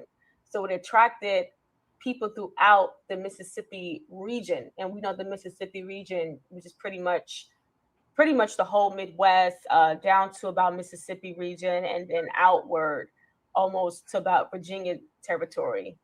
And it was that advanced that when the colonizer came here and they saw these magnificent mounds, they said that it was impossible for these ancient people, these primitive people, in their opinion, to build such a sophisticated city. And this is why they started to tear it down. They have even built houses. They have torn down some of the mounds of these particular regions, and they've already built like single family houses on them, just to prove the fact that, oh, this is just trash, it doesn't exist. But there are still remnants of Cahokia today, because like I said, now new technology is proving that no, this was a very advanced civilization. They built their pyramids from the terrain, and that what they once thought as primitive people who couldn't have the skills and the knowledge to do such a thing, they actually credited Cahokia at one time to aliens. They couldn't figure out, you know, how could these people do this? Hey, you gotta be a bad motherfucker for a nigga. Yeah, you're a bad man. Right, you know, but this is also around the time we had the plain Indians in their teepees, you know, and they would, you know, they can't even hold claim to these mound builders and what was going on this side of the continent. So yeah, that's the coldest thing right there, right? Because if you because see, they'll have you think that those were how the houses looked up here, just teepees, when it was different forms of houses being built over here in America, different types of construction, and in the Native American community, no disrespect, but they built teepees. So shit, I mean, how advanced in technology really are you if you know what I mean, if you building TPs, and then you have these other people building pyramids as we see on the screen. The person that built this pyramid ain't nowhere in hell he would settle for a TP. Now, half you niggas won't even do a 3-star hotel, so I'm not trying to hit that shit you niggas talking about. Not at all. All right, turn it. You can turn it. Okay. The sacred site was one of the greatest Mayan centers of the Yucatan Peninsula. The fusion of Mayan construction techniques with new elements from central Mexico made Chichén Itzá one of the most important examples of the Mayan Toltec civilization in the Yucatan. And I've actually been to the Chichén Itzá. It's amazing to see. Yeah. All right, so right here we see these civilization that the Mayans building. Oh, moving too fast. All right, right here. It's okay. Turn it. Hit me out on this one too. Let me check on see. Yeah, go ahead. Okay. The Itzá Maya words in the languages spoken by the Creek Indians of the Southeast are the strongest evidence of a Mesoamerican presence in North America. Many Hittite words associated with architecture, politics, town planning, and agriculture are pure Itzá or Chontal Maya words and have the same meaning in both languages.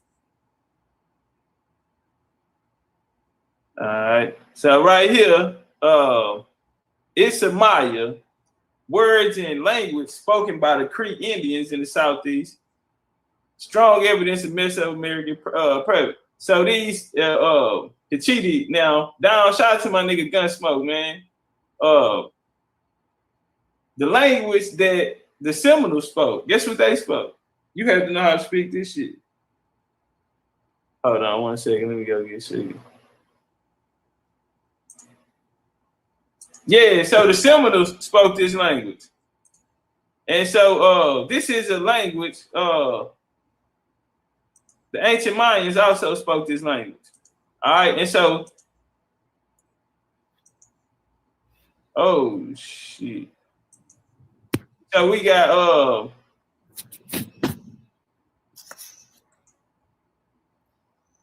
my bad. Yeah, so the Mayans, this is the language that the Mayans spoke. So we see these southeastern tribes. We see these southeastern tribes having the same language as the Mayans. Same language as the Mayans, these people coming out of these pyramid civilizations. Shika, you back? You want to take this one? Okay. All right, let me get from here. Okay. Blairsville, Georgia, December 21st, 2011. Around the year 800 AD, the flourishing Maya civilization of Central America suddenly became a rapid collapse. A series of catastrophic volcanic eruptions were followed by 2 long periods of extreme drought conditions and unending wars between city-states. Cities and agriculture villages in the fertile, abundantly watered Maya highlands were the first to be abandoned. Here for 16 centuries, Itzá Maya farmers produced an abundance of food on mountainside terrace. Their agricultural surpluses made possible the Cash App thing is in the way, I can't see it. Give me that last. Okay, made possible of the right of great cities in the Maya lowland and Yucatan Peninsula. So right here in Blairsville, Georgia, this is Georgia. Okay, now these Maya civilizations, now when we say Maya, understand that these people didn't call themselves Mayas, okay? This was a civilization. It wasn't one person, one hood. This was a title that was given to these people that was in this area. Now, through the cultural ceremonies or whatever, they also came up to Georgia. They came through the highlands, Carolinas, and the Virginia areas as well. Now, let's walk and talk, goddamn. Let's go into a little bit of their culture, because see, we're gonna set the scene. Because culture is very, very important. And I always say, man, one of the easiest way to spot a person culture, man, is to go into their kitchen. Go and have dinner with them. One of the ways we identify, if you want Italian food, you'll go to an Italian restaurant. If you want Chinese food, goddamn it, you're going to go to a Chinese restaurant. Get all the cat and dog you want, goddamn. Because they throwing buffet parties up in that. All the K9 you can eat, nigga. All the K9 you can find standing around this motherfucker. Then you got like a mother.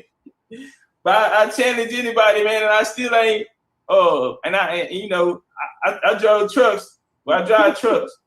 And man, I done been to damn near all 50 states. And I ain't never passed by a sign that said Native American drive-through. Native American fast food or Native American restaurant, none of that. No disrespect to the Native Americans, but food is the easy way to define culture.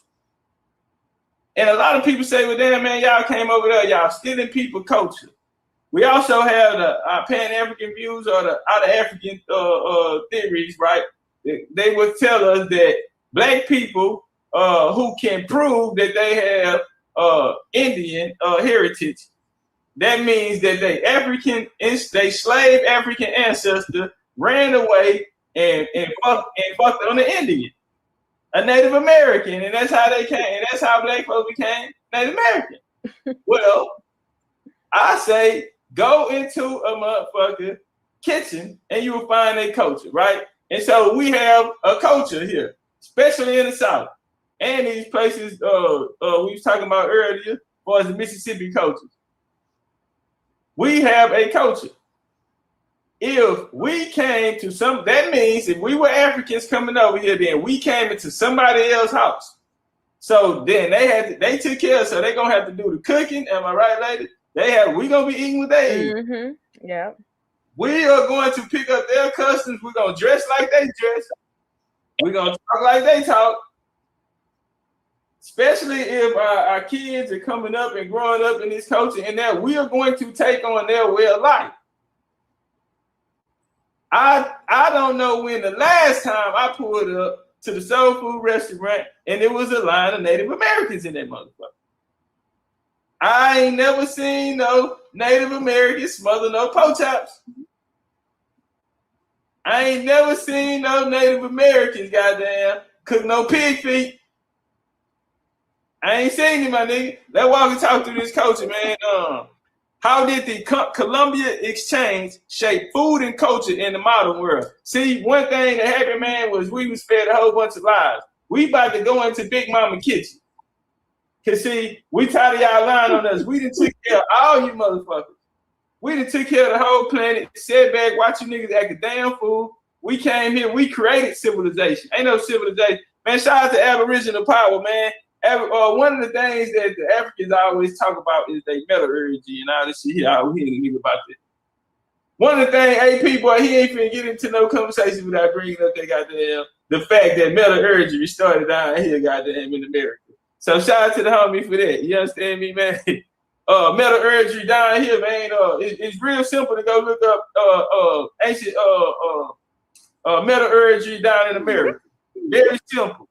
But they gonna fight until you come from Africa. Let's walk and talk, man. Can you imagine Kansas without wheat fields? Italy without marinara sauce? Or Spain without gazpacho or whatever? I wouldn't even eat that shit. Wheat, tomato, chili peppers, and any other foods were transferred between the old and new worlds, the eastern and western hemisphere, following Christopher Columbus's first voyage to the Americas in 1492. The transfer of food, as well as other plants, animals, humans, and diseases, is known as the Columbia Exchange. Contact between Europe and Americas resulted in a fantasy array of food available globally. Cows, for example, were introduced.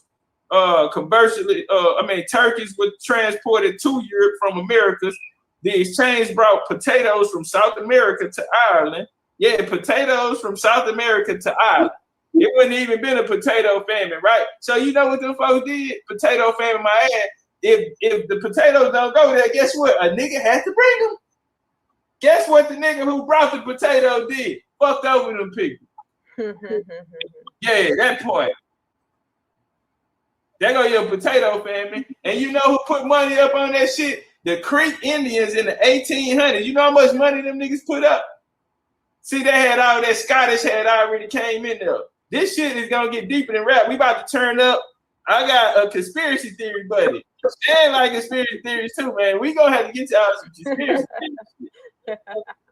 Turn up, goddamn.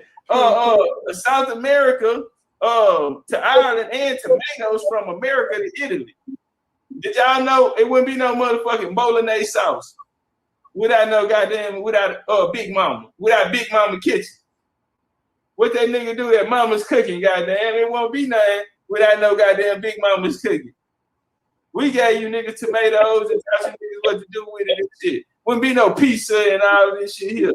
Niggas' favorite foods and shit. Let's walk and talk.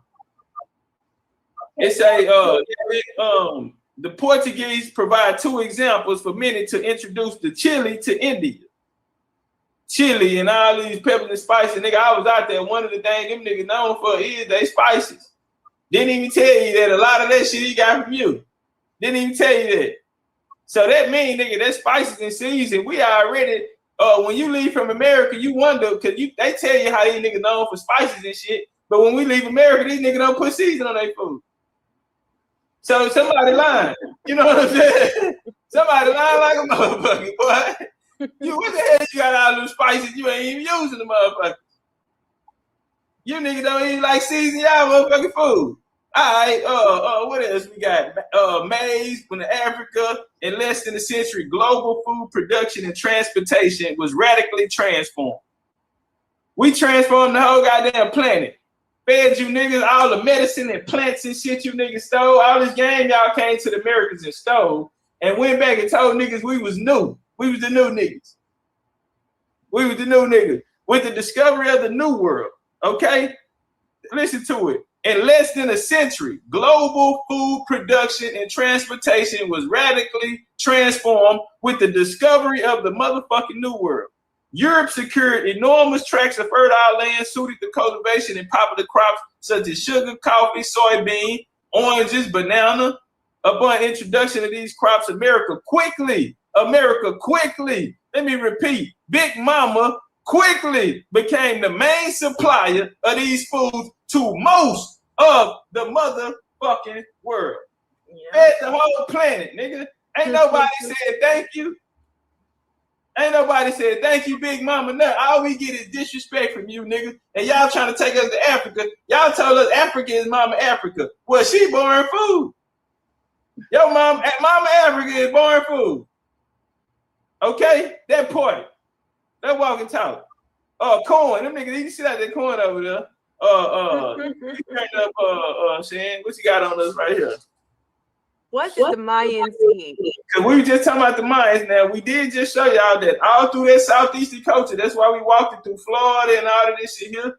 Do I really have to tell you about Texas? Because the Yucatan and all this shit here right here. Yes, I mean Texas, Louisiana, and that Gulf area coming up even through the Mardi Gras Indians. They'll say a lot of their customs came from the Africans. But then you see that through South America and through these Mayan cultures and Inca cultures and shit. And you see it right there in Louisiana. All right, my bad, Shan, turn up. The 4 staple foods in Mayan cuisine were squash, beans, maize, and chili peppers, and they were often combined with meat or seafood. Squash, beans, maize are often referred to as the 3 sisters because they provide all the necessary nutrients when eaten together. The Mayans hunted, foraged, and grew food. Some meats that were commonly hunted included monkey, deer, iguana, armadillo, manatee, peccary, cabri, tapir, turtle, and various birds. They also ate food from the sea, including conch, shrimp, lobster, and various fish and shellfish. Now, where all these niggas out here with these seafood boys? All you African ass niggas? Cause they be having their dashikis on at the seafood bowl, right? All these African ass niggas. I don't know where these Africans out there making seafood boils at. Nigga, you niggas eat lobster and seafood. How many people raise that? I bet if I say, how many people out there and your favorite food is seafood? Drop a 1 in the chat if your favorite food is seafood. Drop a 1 in the chat. What's up with it over me, huh? What's up with it? Flamethrower, Macadon, one home of the Braves, Shake Pink, Tyrone, Rainstorm. Turn up one time, goddamn. Drop a one down there if y'all favorite food is goddamn seafood. So these niggas ate lobsters, shrimp, all this shit here. They develop corn. So nigga, you got crawfish and corn and that. Why you think you eat crawfish, corn, and potatoes, nigga? You got a nigga you got my whole kitchen over there, but you goddamn go fix your mouth, licking on your fingers and shit all on your mouth, and you gonna sit here and disrespect my motherfucking house. You go all up and down the South. You niggas are getting it by the pound. You niggas are buying seafood by the pound. Y'all can't wait. Fish fries and shit. Black folks created fish fries. Fish fry, ain't no fish fries in Africa, nigga. Stop it. The Mayans been doing this shit. What right here? It said Mayan cuisine, squash beans, made chili peppers. They were often combined with meat. Who else cooked with bell peppers and onions? Everything, a lot of you niggas in the South, cook. Every time you cook, you cooking with bell peppers and onions. Sweet peppers, all this type of shit in your food.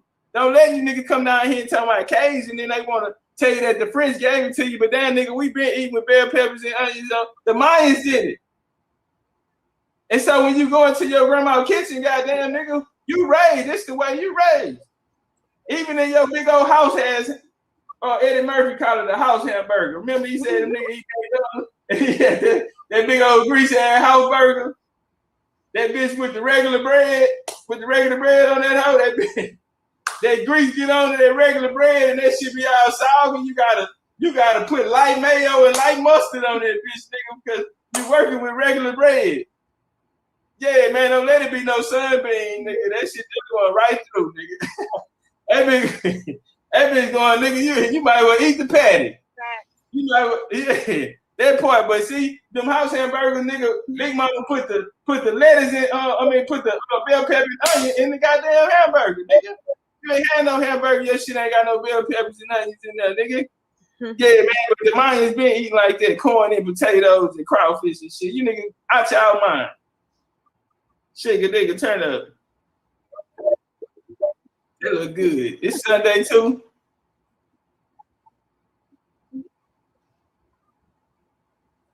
You there, Shigga? Oh, we can't hear you, Shigga. If you talking, Shigga, we can't hear you.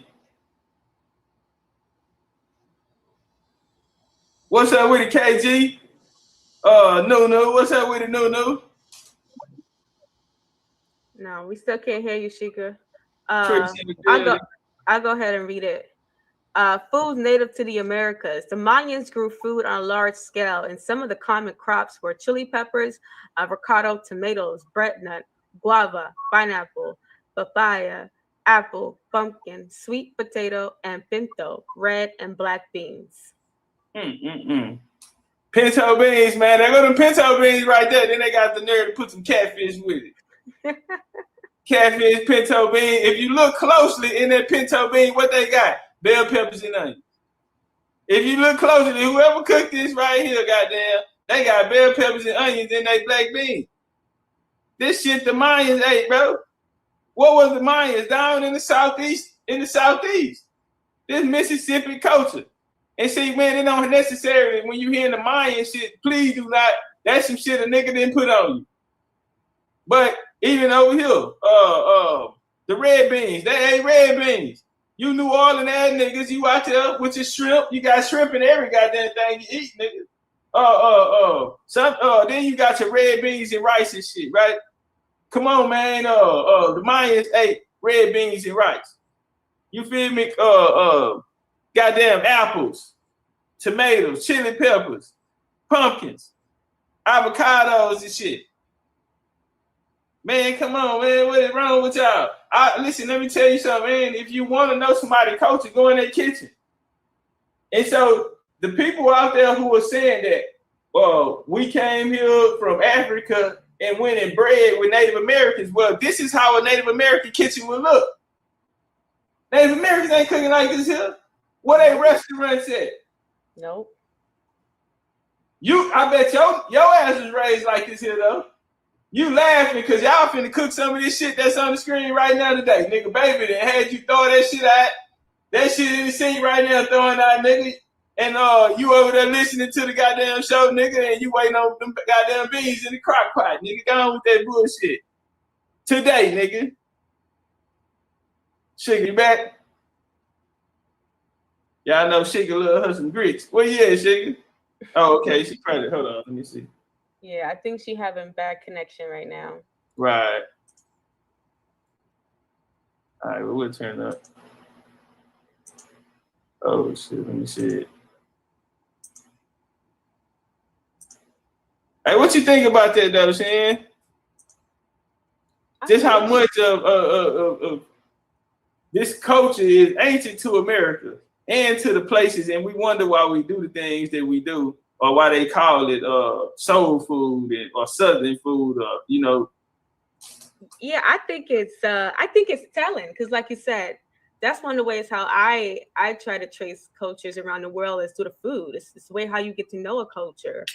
So the fact that a lot of our ancestors were eating foods and customs like the Mayans, I think that's telltale because you don't see anyone else in the Americas as far as North, what we consider the United States. You don't see anywhere else on this region who eat what we eat except in the Southeast region. You know what I'm saying? And of course the Northeast. Northeast, they did have a lot of your crabs and your clams. They do that up there too, but a lot of that richness does come from the Southeast region. So I think it's fair to say there's some type of ancient connection there because who would have taught you how to eat like that? Right. It's second nature. You just don't wake up and just say, yo, I'm about to go smother some pork chops. I'm about to go make some grits. You know, or you just don't come off a slave ship as an African and say, yeah, I'm about to go get down on the seafood. Because also the European, I know for a fact, they used to look at seafood as slave food because they thought that it was, you know, they see it as bugs in the ocean. They right. didn't see it as something to eat. Shit today. Right. Right. Leviticus law. That's in the Leviticus law. Say you can't eat shrimp and lobster. And they really nailed down to that. The Hebrews used to put shrimp and lobsters and shit like that on there. They really don't eat those things. But see, if they really knew something about themselves, these Hebrews, they didn't eat pork and all that kind of shit. Them niggas, they never got down like this for real. Even when they were brought into indentured servitude, when they were brought on the boats, the Jews, they still didn't eat it. Them niggas would have rather died than ate that shit. And a lot of them did fuck around and die. Just because of their religious belief, they couldn't even eat no pork and all that shit there. But yeah, them niggas been like that since they got brought on the boats. And see, it wasn't them niggas didn't get brought from Africa, bro. Stop telling that. You're Hebrews, y'all some black European ass niggas, bro. Y'all whole history is in Europe. Hold on one second. Back. Y'all nigga whole history in Europe. Oh yeah.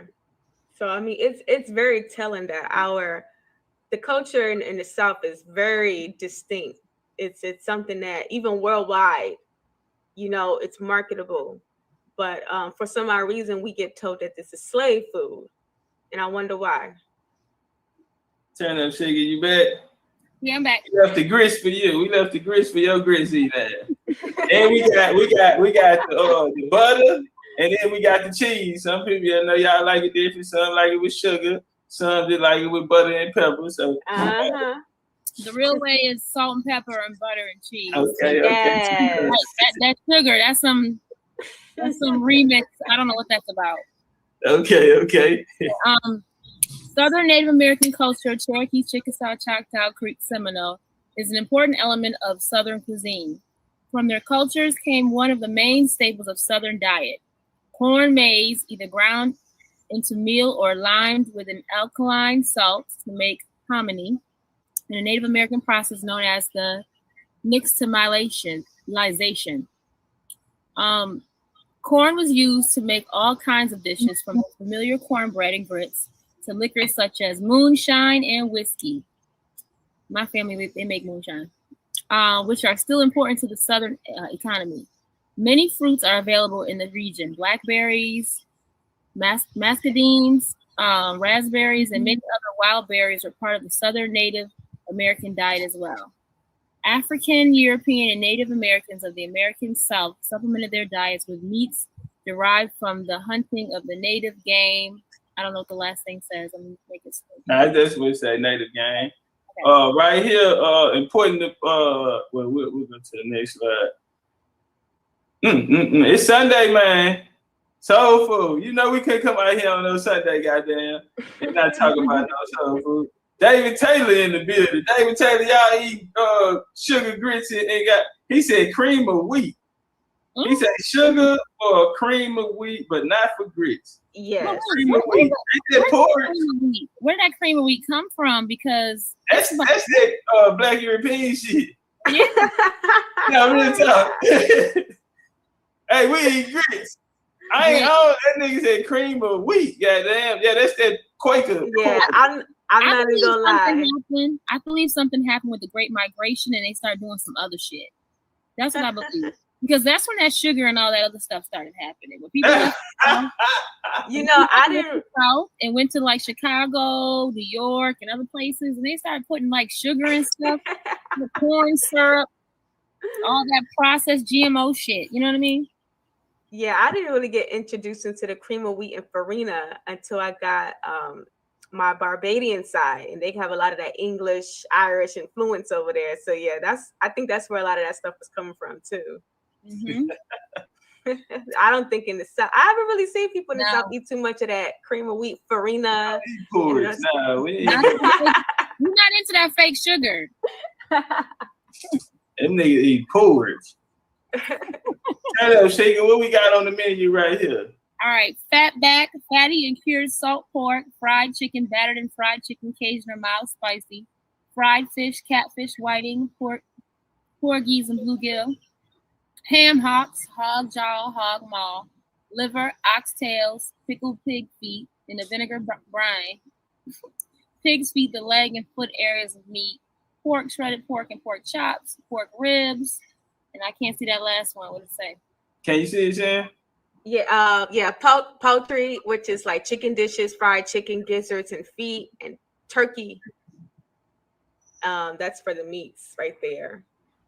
Okay, and so they talked about us having meats. Now, when we look up here, fried fish, first off, if you're gonna do it fried, it's gonna be with the cornmeal, goddamn. Mm-hmm. The corn, we already know where the corn is coming from. The corn was created in the South. We can just say it like that. It's coming out of that Mexico area, but it'll be South Texas from where I'm standing at. I'm in Texas. It'll be considered South Texas. Now, there go them goddamn greens. Man, look at this here. Man, Lord have mercy. All right, let's get off this slide, goddamn. Let me let y'all see that one more time. Man, that's some good cooking right there. Tell us, Shan, you got it. This is one of my favorites. Yeah, then you got your blackberries, you got your plums, your cherry, your chocolate, your coca, vanilla. Wait, from America? Chocolates from America. Damn. And vanilla. Yeah, you got your vanilla, your cassava, your sweet potato, your jicama, your Jerusalem artichokes, your sunflowers, your avocados, your agave, and your pumpkin and squash. Yeah. Man, all this good shit. When you go to the grocery store, you gonna go get. You ain't picking up really nothing else, man. Mm-hmm. So we sit here trying to figure out, and this is all the shit you do. Everything we named on there, y'all like. You grew up eating this shit, especially plums and blackberry. Don't be in the South. That shit grow on the trees down here. That part, right? Because it's at home. Yeah, they be really growing the tree easy. That's why you can't even stop it. You have the wild plums and all of this type of shit here, man. And I remember when the Mexicans moved to the neighborhood, we used to have to tell them, hey, man, you can't come here every day and fill your bucket up. That shit for everybody. This shit been here forever. Yeah, you just come through and you get one or two, depending on how many y'all together and shit. And you just know it's going to be there tomorrow. Goddamn, this old lady, she came down there, Mexican lady, man, started putting buckets up. And I said, we had to break that shit up. No, mama, don't do that. Get you a few for the family, and we have to carry the buckets. But we helped her carry them home. She had 3 buckets that day. The big old white buckets. Took the pickles out, the pickle juice, all that shit come in. Yeah, them hoes loaded up with all our shit, the whole tree. Now we gotta wait. That shit ain't cool, but we stopped that shit, and she probably went and sold them hoes around the corner. Nah, we broke that shit up. Get you a few for the family, and that shit gotta be here. Yeah. Someone in the chat just mentioned the sunflower seeds. We love sunflower seeds. I had a picture of motherfucking sunflower seeds. I took it down though, but it was a picture up here of sunflower seeds, man. Who said that? Oh, Fred. Shout out to Fred. I love some sunflower seeds, man. As a kid, that's all we used to buy from the store. You get suspended from school if you have sunflower seeds. Damn. Hey, if you think girls, especially girls, they love. My mama used to love sunflower. Big bag. Even my little girl mama loves sunflower seeds. My little girl too.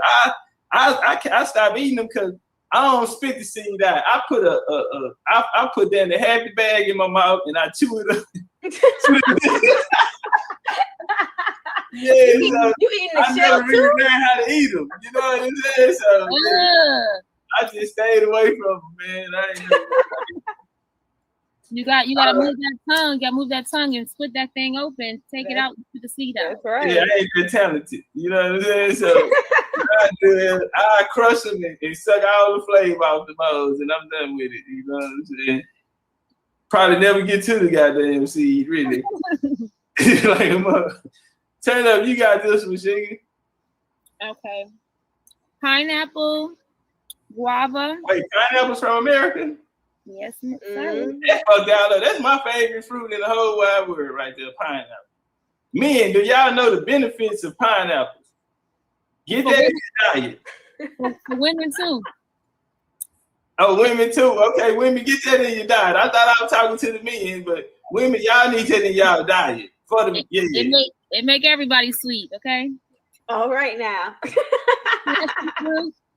Papaya, caramoya, sugar apple, hog plum, and soursop, pawpaw, dragon fruit. Dragon fruit from America. Now, hey, if y'all had dragon fruit before? Starbucks used to do a dragon fruit. Man, dragon fruit that's some of the best shit in the world. It's crazy how good that shit is, man. Yeah. And it come from right here in America. Mama America, Big Mama gave it to y'all.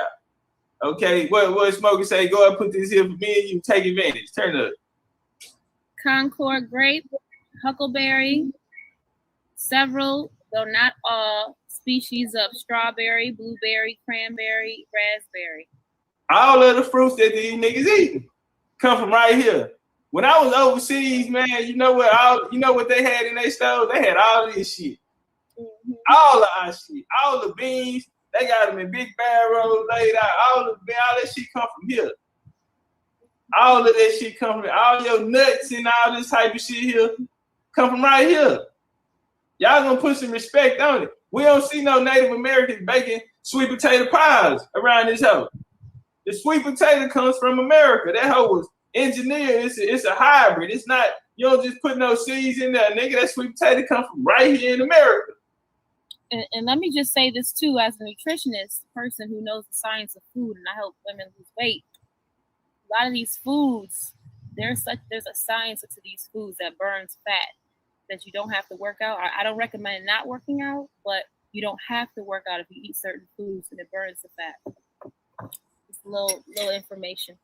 Oh yeah, I have a story. My father, well, he's in the islands, but he was eating or drinking bitter. If you guys ever heard of bitter melons, it's very bitter, but it's a melon, and he lost so much weight, it was ridiculous. He looked anorexic because he ate too much of it. So yeah, Sheikah's right. You definitely, it's certain fruits that you can eat, and it would definitely knock off a lot of weight quickly. Yep. You can lose like 12 pounds in 2 weeks. No lie. Eating all day. It's just what you eat. That's so and a lot of the foods that are on this list are the foods that I recommend to people when I'm helping them lose like 100 pounds. Wow. That's amazing. I'm looking out in the chat and everybody out there saying, this growing in my backyard, this growing in the front yard, this growing there, this growing there. Wow, that's what's up. Yeah, that's super dope. And then, you know, we got to understand, like, you know, it's a reason why they ain't telling us this. Mm-hmm. It's a reason why, you know, they don't want us to know that Cutting Jr. just dropped the Big Chief University. BCU did open up today. Today is officially BCU Day.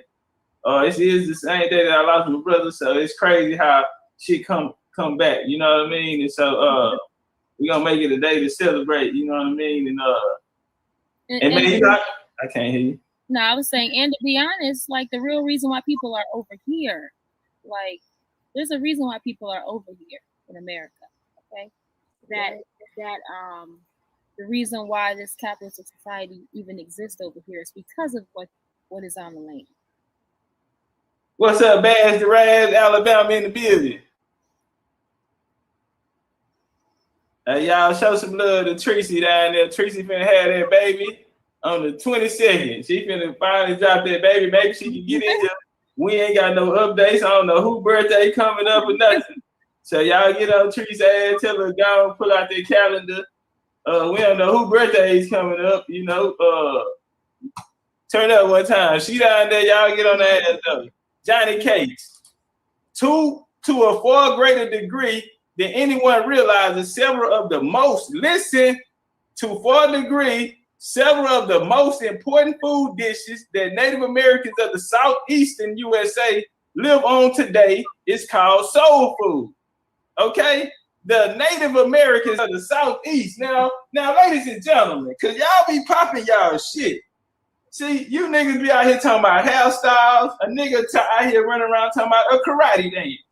We say, give us some African culture. A nigga come out here and told us that they got a karate dance that is from Africa. And they see niggas doing it in America. And we looking for a culture. Nigga, give us something. Give me something you did back home that you doing now. And so they talk this Native American shit. Well, guess what? Native American food. I asked that for a reason. I always ask. Since a lot of people met me, that was my first thing. I came about the culture. What do Native Americans eat? Because when you look it up, Native American food is considered soul food. Did you know that? And so I always bring up the fact that I ain't never seen no Native American smothering no pork chops, cooking no hog maw. I ain't never seen it. Turkey necks and shit, I ain't never seen a nigga turkey from America. And then you got to put the bell peppers and onion in. Did y'all shout out to Dr. Africa, right? Shout out to Africa, man. But I mean, he came from an Afrocentric mind, man. He lied to us. He said that Dr. Africa said that you know, we only ate plants and all this shit here, right? And he said that the European came and through slavery, the Europeans started putting vegetables on top of their meat to make the meat taste like vegetables. So they started putting the vegetables on top of the meat. And damn, nigga, we been doing that down here in the South. We just showed you the Mayans did it. Nigga, this shit is ancient shit over here to America. And so that's really disrespect on our culture. But I know he probably was coming from a place of not knowing though. Because I'm pretty sure his big mama, he grew up before he got on that holistic shit. He probably grew up eating food with bell peppers and onions. He probably just thought to himself, damn, how did that happen? But yeah, man, that's the culture of the South. And right here, noted that they say Southeastern USA Native Americans. They make a difference because soul food comes from the South. And it comes from this culture that we're speaking about. Let's walk and talk. And so the soul food eaten by black and white Southerners, right? Because we took care of them white folks. And those are the pictures when you seeing them take care of them white folk babies and all this shit there. Big mama and them down there. Nigga, they come there in our house. We at home, they in our motherfucking house. Stokey lives on his grits, okay? Grits is, why are they calling grits Native American food? Down south Native American food. Remember, they didn't get down here until the 1815, and they didn't get a hold until around 1850, 1860, the Civil War. All of that shit settled it out down south. They ain't come down here at 1811 and I mean to 1811, 1815, bro. They walk and talk. Grits live on when they came down here. That's how we was eating. We was eating cornbread. Cornbread is used by Southern cooks. Indian fritters, nigga. Indian fritters. Variously known as hoe cakes or Johnny cake. Shout out to the Johnny cake, man. You niggas know what time it is. You niggas eat pancakes every day. Didn't even know that was a motherfucking Indian food, nigga. That's black Indian food. Yes, it is. My great grandmother, she used to make them all the time. And my great grandmother, she's 97 years old. To this day, she always talks about my Cherokee great grandmother and how she used to make these big pancakes every day. So that's indigenous food right there. Mm-hmm. And make them from scratch, not just add water. Right.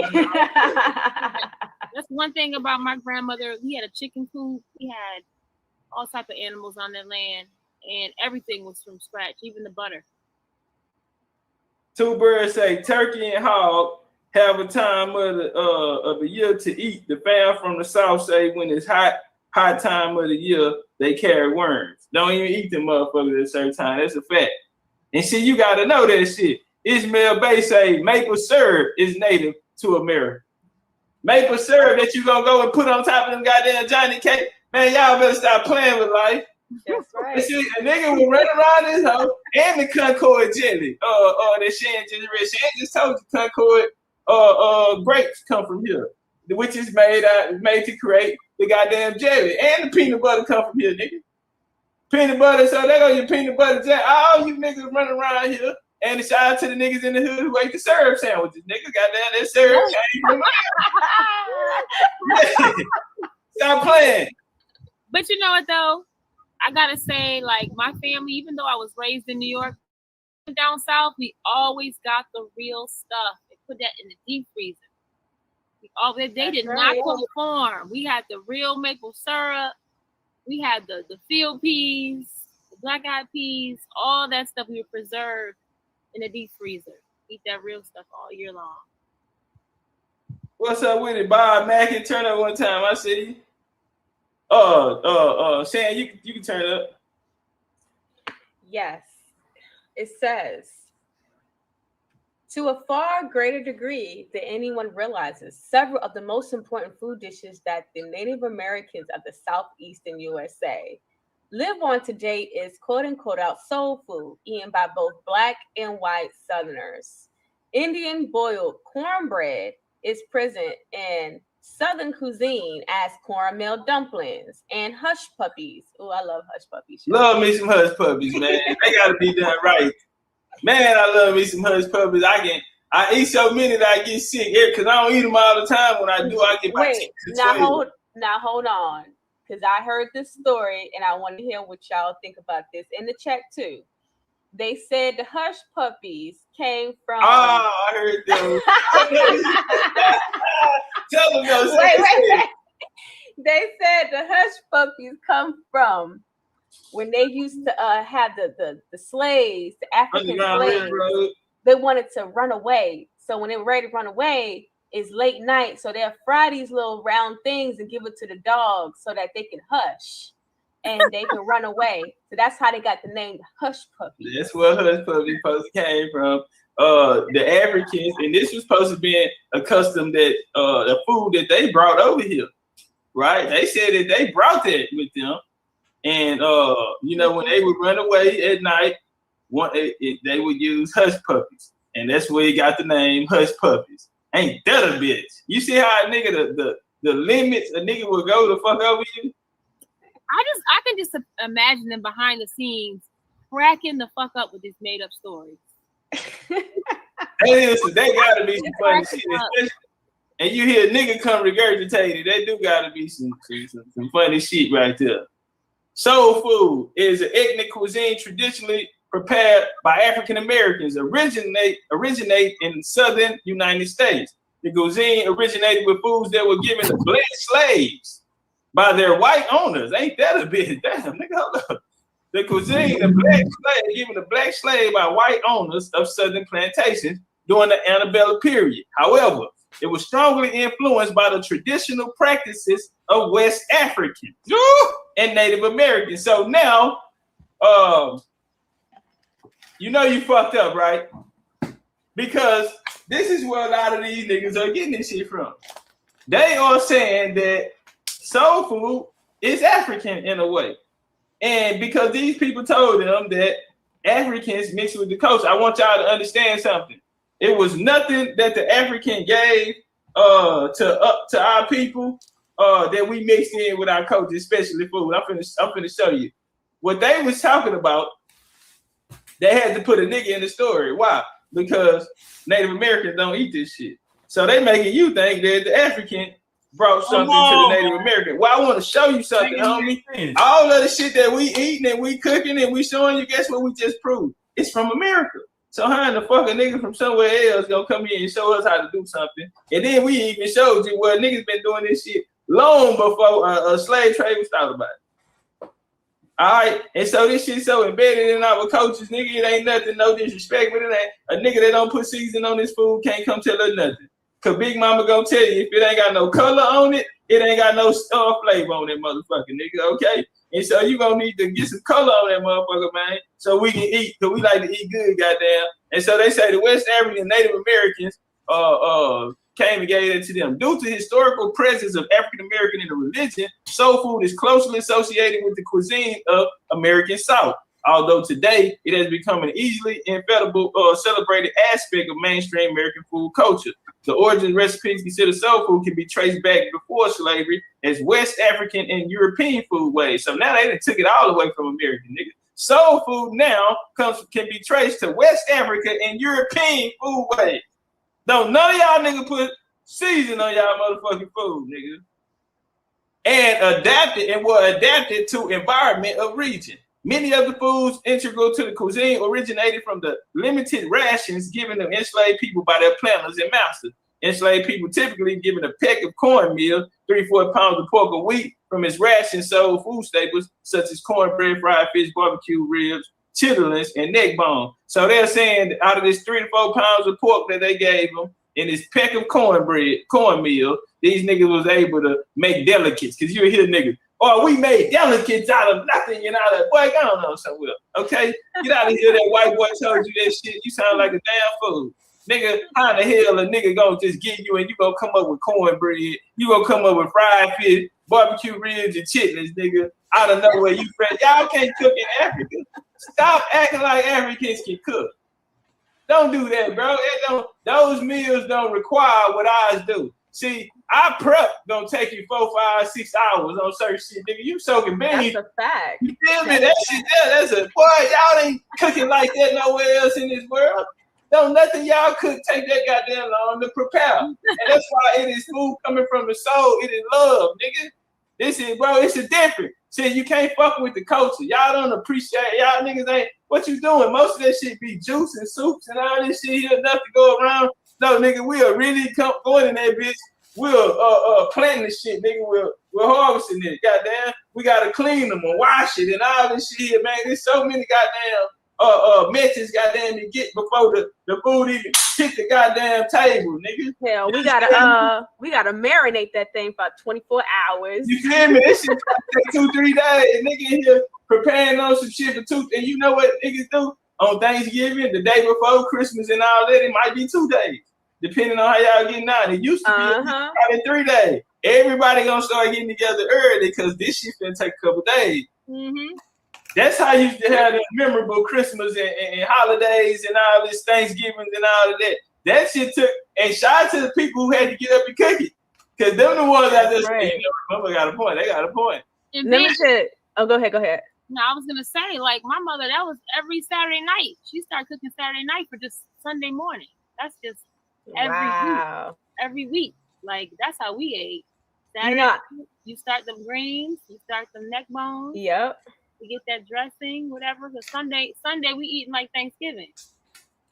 Let me tell you, I just started cooking the Thanksgiving meals, and I didn't realize how much work this is. Like the last 2 Thanksgivings, I've been doing it. I've been cooking it for really my grandmother because she's bedridden. So I had to get the family recipe of how to make the turkey. Mm-hmm. I was like, damn, this is a 3-day event. I gotta buy the turkey. I gotta let it thaw out. Then I gotta soak. My aunt told me to buy a big old tub. You gotta put all the seasoning in that tub with the water and the vinegar. Let it soak and get real good. And you gotta put the butter inside the skin. I'm thinking like this is an Olympic sport. Look, Yeah, real life. the only thing you can really make the day of Thanksgiving is a potato salad. That's the only thing. Everything else requires 2 and 3 day prep. You know what I'm saying? Y'all just say if the dressing not cornbread based, take it back, goddamn. Because you ain't get it real quick. Thanksgiving, and what do you eat, goddamn? Right. You be so tired. You be so tired. After that, nigga go to green talking about facts. Yeah, because I don't. What else do they make it with? Because it was a different. It is a different in that dressing, and that's what I'm saying. See, we ain't give them white folks all our secrets and recipes. See, we ain't give them all that. And you can't rush it either. You gotta make that bread the day before. Yep. Because it has to be a certain level of hardness before you can crumble it up. Put everything else in it. That's some family recipes. I mean, hell, even when I was a little girl, there were certain things they wouldn't even tell me. So I know damn well they weren't telling white people. Don't forget, like you don't even have real measurements. You know what I'm saying? You gotta just know what to do. They gotta pass it down like that. The origins of recipes considered soul food can be traced back to before slavery, as West African and European food ways were adapted. Man, get out of here. And so, man, we gonna get up out of here. Yeah, that just tripped me out. African, what meats people ate depending on seasonal availability. Shout out to my bro, Two Birds just brought that up. And the geographical region. Common game included possum, rabbit, squirrels, livestock, adopted from European. They said adopted from European, but when we go down in the goddamn Louisiana and Texas, I'm from Texas, you go tell that shit to somebody else, nigga. I'm trying to figure out what the possum, rabbits, and squirrels and all this type of shit here in Europe, nigga. Them niggas, you got possum, they set traps for them and shit. If y'all ever seen that or y'all know somebody that country living, you really go out there and set traps, lock them in cages and all kind of shit. Yeah, go get that work, man. They're skinner. When game or livestock was killed, the entire animal was used. Aside from the meat, it was common for them to eat organs, meat such as brain, livers, intestines. Some niggas be eating cow tongues and shit out here. I seen you niggas.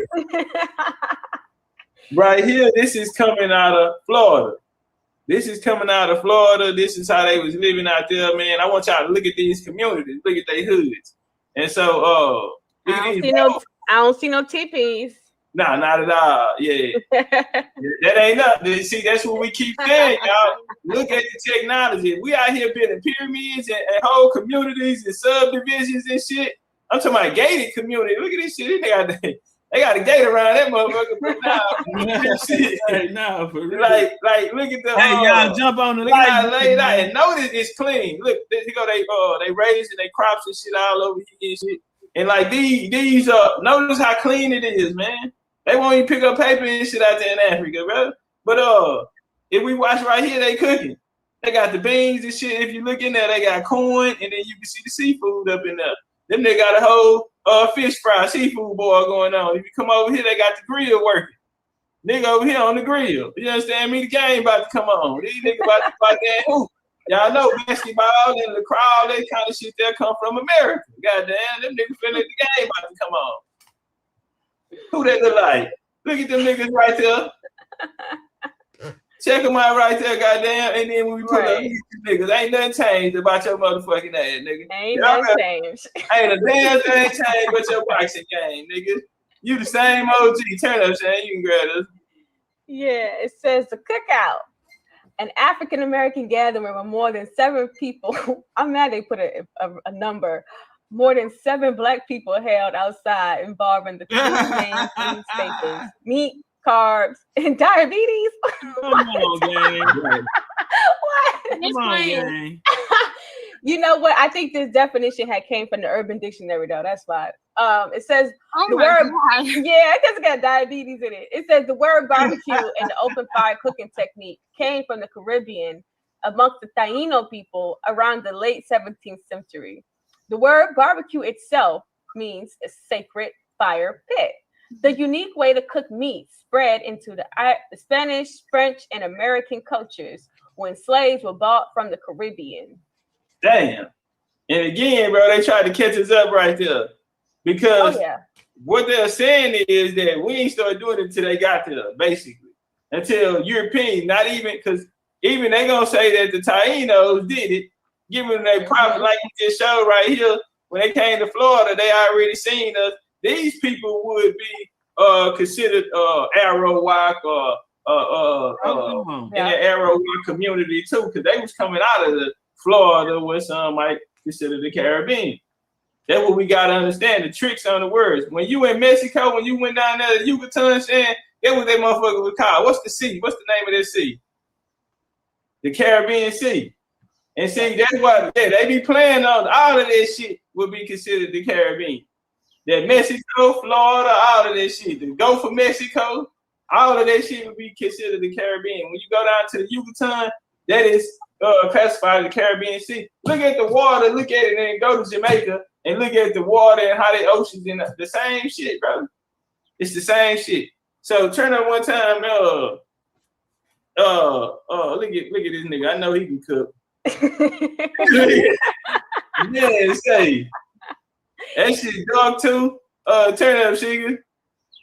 Southerners cook their beans and field peas by boiling them, as did the native tribes. And like the Native Americans, Southerners cured their meats and smoked it over hickory coals. Damn. But y'all niggas were cooking down south. Y'all niggas were putting y'all shit on hickory coals. You niggas go out there and they got all them tricks. They don't want to tell you what they put on the wood or nothing. They come back with wood chips. They don't want to tell you what they put on them because they didn't went and sauteed and laid them hoes up in something. Some of you niggas soak them in apple cider vinegar for about 2-3 days. Yeah, I know. They go old East Texas trick. They're soaking. Some niggas are soaking in whiskey and moonshine. Yeah. They got some little old East Texas tricks right there. And but wait, Big. I thought this was slave food. Yeah, they said it's slave food. Whole time it's Indian, native tribes. Southerners cook their beans and field peas by boiling them. Okay, how you cook your beans today? Who got the look at him out there? Look, they got the meat over here, and look at him over here with the big old pot of beans. Because there's a lot of you niggas out there. We got the babies, and the beans gonna get you big. When in the South, we ate beans, we ate lima beans, goddamn pinto beans, navy beans, red bean. We ate them every day. You gonna have a different type of bean. And if it's still some left over from yesterday, nigga, you gonna eat them leftovers in that bitch. Because you know when they make a bean, they be bigger than this nigga pot. You turn up, goddamn. But we know what though? What's that? Our kids are in school, right? And they're learning that this food is slave food. So we have to be real careful, make sure we communicate to our kids that it's not slave food. Because that's what they're learning. Yeah. They're learning it's slave food. Turn up. You can get this one too, Sugar. All right, go ahead, Big. What'd you say? I said turn up. You got it. All right. BBQ. The first indigenous tribes, Christopher Columbus. Can you hear me? Yeah, we hear you. Okay. BBQ. The first indigenous tribes Christopher Columbus encountered on the island of he named Hispaniola had developed a unique method for cooking meat over an indirect flame, created using green wood to keep the food and wood from burning. Reports indicate that the Spanish referred to this new style of cooking as barbacoa, the original barbecue.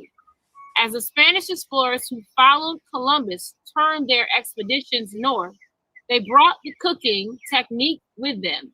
In 1540, close to present-day Tupelo, Mississippi, the Chickasaw tribe, in the presence of an explorer, Hernando de Soto, cooked a feast of pork over the barbacoa.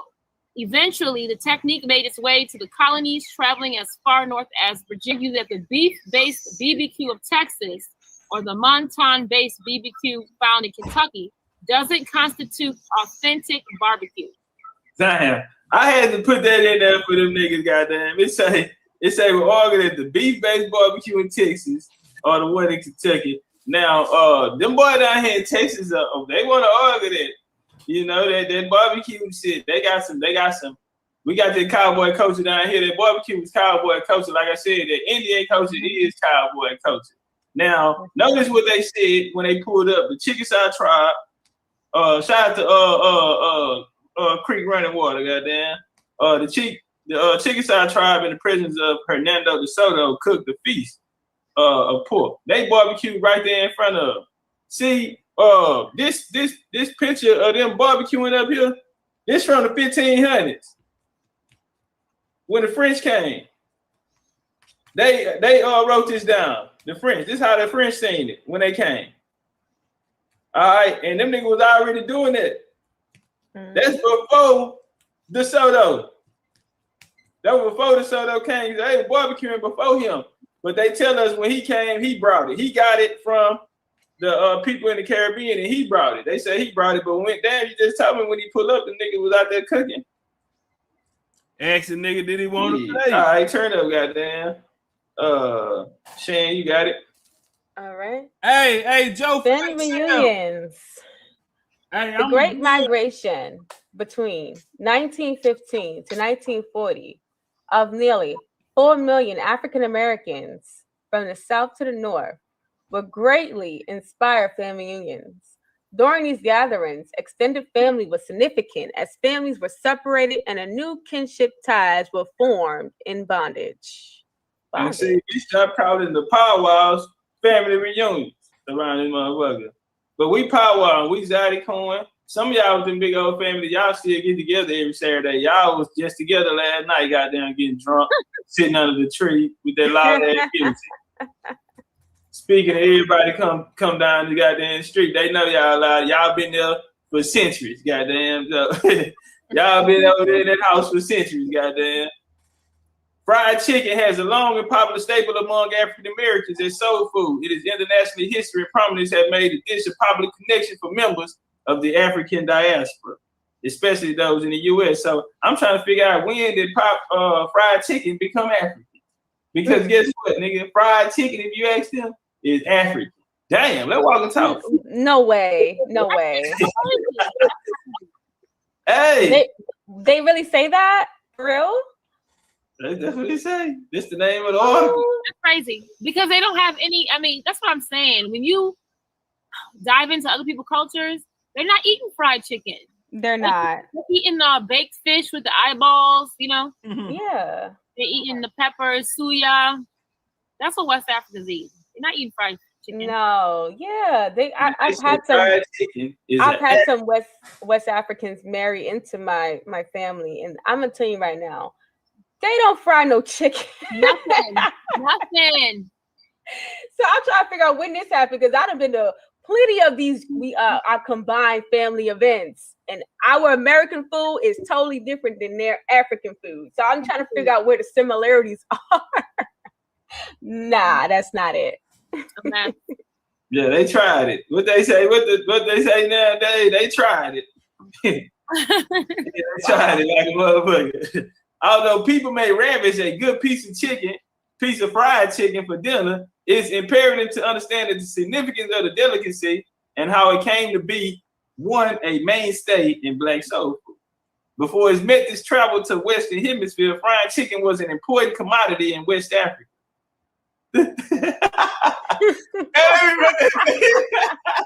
Y'all bullshit. Why are they lying like that? On this indoctrination, man. Shout out to the homie Tino in the building. Goddamn, I gave you a shout out earlier. We had Cahokie up on the screen. I shouted you out earlier. Hey Tino, man, they say fried chicken, goddamn. That nigga say it is imperative to understand the significance and how it came to be. Okay. Before it traveled to the Western Hemisphere, fried chicken was an important commodity in West Africa.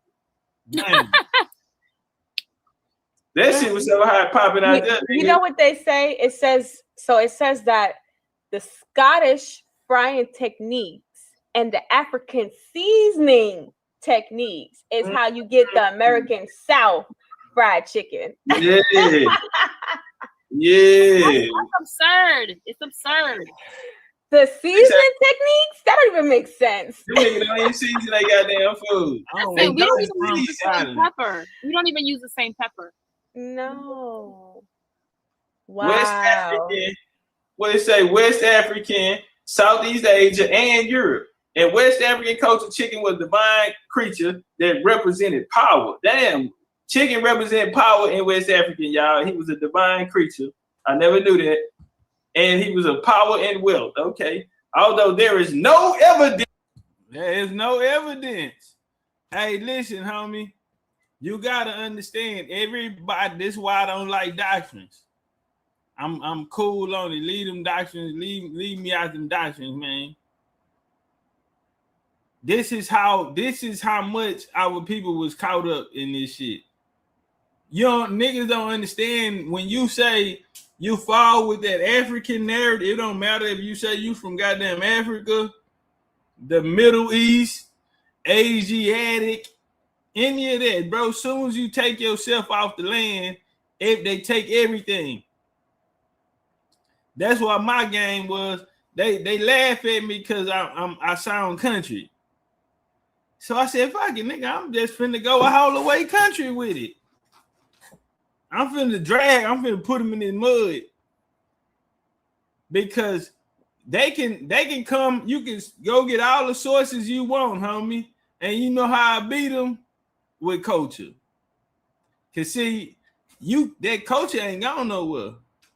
So when you look around and you looking at the customs and the cultures and the traditions and shit y'all uphold and shit, how superstition and folklore, y'all the only people do it. Pig Latin, y'all the only people speak it. You know, you looking at, and that's culture. The pig Latin go with the food. Cause while we sitting at the table and they cursing or they talking about somebody, they don't want us to understand. They get the idiotic. They get the kicking that shit to each other. So that's I went after the culture. Man, shout out to David Taylor, man. David Taylor say, man, them niggas can say whatever they want. TOPCATZ brought us the culture. When TOPCATZ brought the culture to the Indian game, motherfucker, it was over with. It was over with after that. Because niggas couldn't see themselves in the story. I'm a mound builder, pyramid builder and shit. Man, that shit was too far to see. Especially if you ain't never been to a mound or a pyramid. Now try to get a nigga to, come on, man. We ain't looking to get no feeling out no nigga.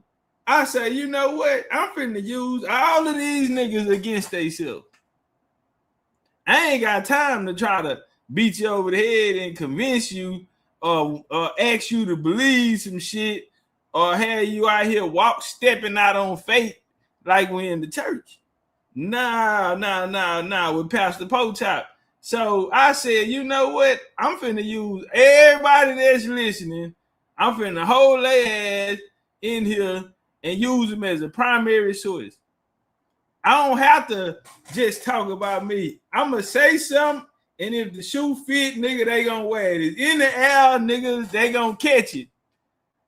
Somebody going to catch it. That's no different when you step in a place, you know who your people them are. You pull up to a restaurant, don't go fast food right now. You go to any fast food restaurant, ain't never Mexicans in that bitch. And I love my Mexicanos, but that, fam, that shit is not cool. I don't give. I'm sorry, homie. Man, listen, man. Everywhere I go, I'm trying to go be with my people and them, homie. Because for one, I don't need no little ass scoops or nothing. I need to know that shit back there, right? And certain type of food, I want a motherfucker from the culture. Now y'all get mad and they come out here and get selling tacos on the taco truck. Motherfucking Mexican, you can't get one Mexican customer.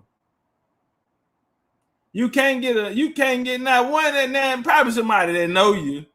But ain't no group of Mexicans at work hopping off the back of a truck and they coming to come holler at your black ass nigga on the back of a taco truck.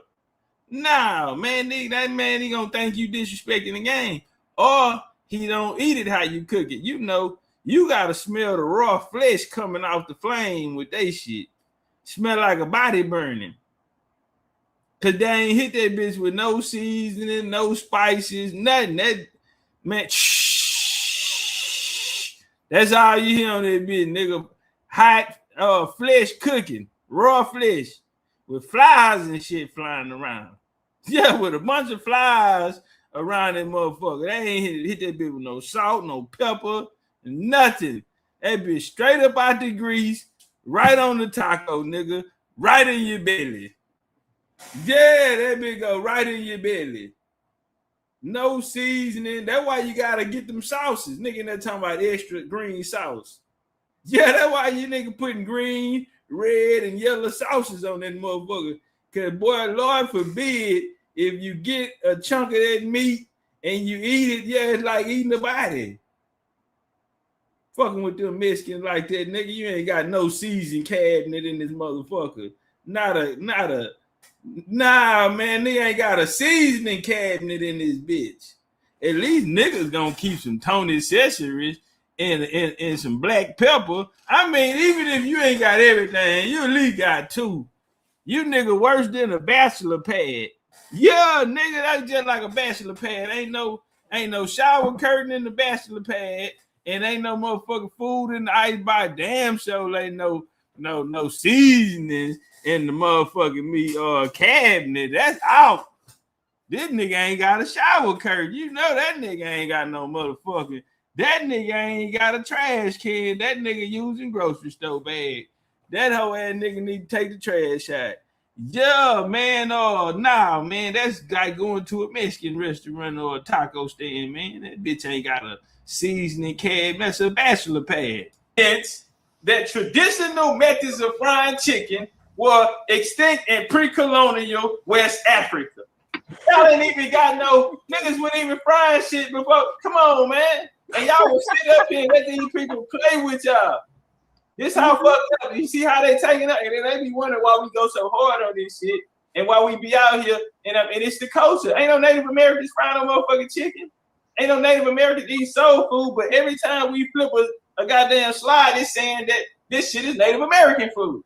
Everything why stop at just frying chicken? Why not fry other meats? Because they use goat, they use other types of meat in West Africa. So why haven't they fried those? But they only fried the chicken. That makes no sense. Yeah, because them ghosts just be walking around in bit. You just chilling. Yeah, on the block, nigga. Africa. Go walk right by your motherfucking ass, nigga. Man, let a goat come through this bit, nigga. Man, they out there shooting the squirrels with BB guns. Nah, man, they putting the BB gun on the squirrel. They finna eat that nigga, snack on his ass. Man, it wouldn't be a goat left in Africa if they was frying any goddamn thing. Frying no goddamn chicken, nigga. You would have fried the dog, the cat, the billy goat, nigga. They eat humans over there. They would have fried one of y'all ass out there. Nah, fried human ears and shit. Fried human sandwiches and shit. Yeah, hell yeah. Sliced beef. Sliced human beef sandwiches and shit like that. And there's another one. Listen, it ain't even just them, it's everywhere. Man, what's the name of this place, bro? It's I think it's from Portugal. The restaurant, but it's famous. Nando's. Help me out there, man. Hey, y'all ever heard of Nando's? So Nando's used to be popping. Listen, man, I put this on my life, bro. I never forget this image. So I'm sitting in there. It's hot. I'm trying to get out there, sun. So I go sit down in there. Nando's is popping. I'm talking about it's turned up. Damn, everybody, all of them foreigners in there, and them Africans love that Nando's. So, and I remember I was looking at this lady. She from Africa. I'm sorry, God forgive me, But bro, that motherfucker told that chicken up. We don't even eat like them. First off, she was smacking and shit. That should get the shit slapped out you at the table, nigga. Ain't nobody going for that. I'm sorry, all that old eating, man, nigga. You gotta have a cold eating game. Now life has changed now, cause I be seeing niggas want to do mukbangs and life has changed. Niggas would have slapped the shit out of you back then, nigga. You gonna chew your motherfucking food, nigga. You gonna swallow. You had to, motherfucker taught you how to chew your food and all of that. Man, when I say this lady fucked over this chicken to the bone, nigga, to the gristle. Now, I know what y'all gonna say. When the chicken used to bleed, when we used to fry it, and that motherfucker, you see that blood coming out that chicken? Yeah, the chicken don't even bleed no more. Yeah, look at them niggas. Y'all done forgot. Y'all ain't even realize that y'all frying that chicken. The chicken don't even bleed no motherfucking more. Somebody said that ain't chicken. I don't know what's going on. That some bitch ain't bleed no more. Nah. So back then, we used to eat the chicken to the grizzly. You fry the shit out of some chicken, you know that thing gonna be head to toe. And you might go ahead on and get them little, cause you want to get them little crumbs. You gotta eat all of the crust, nigga. That bitch gonna be butt naked when you done with it. Man, this lady fucked that chicken up, man. And I looked down at her feet. Good Lord, have mercy. God forgive me. Man, hey, I jumped up. They brought my food. I jumped up. I said, hey, I'm gonna get it to go. It's Nando's. I just want to try it out, man. And so I get to the thing. They tell me what type of sauce you want. I'm not no sauce ass nigga. I don't even eat mayonnaise and shit on a hamburger or nothing. You know, I'm not no sauce. I don't eat barbecue sauce with my barbecue. You feel me? I'm not no saucy ass nigga. But there I realized why they got the sauce. Cause they ain't hit that bitch now time with no dry rub, no onion powder, and no type of cayenne pepper, paprika, nothing. That bitch is just flesh cooked on a hot open flame, and nigga, you sauce that bitch up, nigga, and this shit go. This some nomadic ass shit. And then they want to get mad at us because we come from a civilized nation. Yeah, because our culture civilized. Nah, homie, that nigga, you might well ate the motherfucker when he was unalive. That bitch wasn't on the grill no longer than 3 to 5 minutes, nigga. You just flip that bitch motherfucker meat pale white. And I'm gonna tell you something. Las Vegas.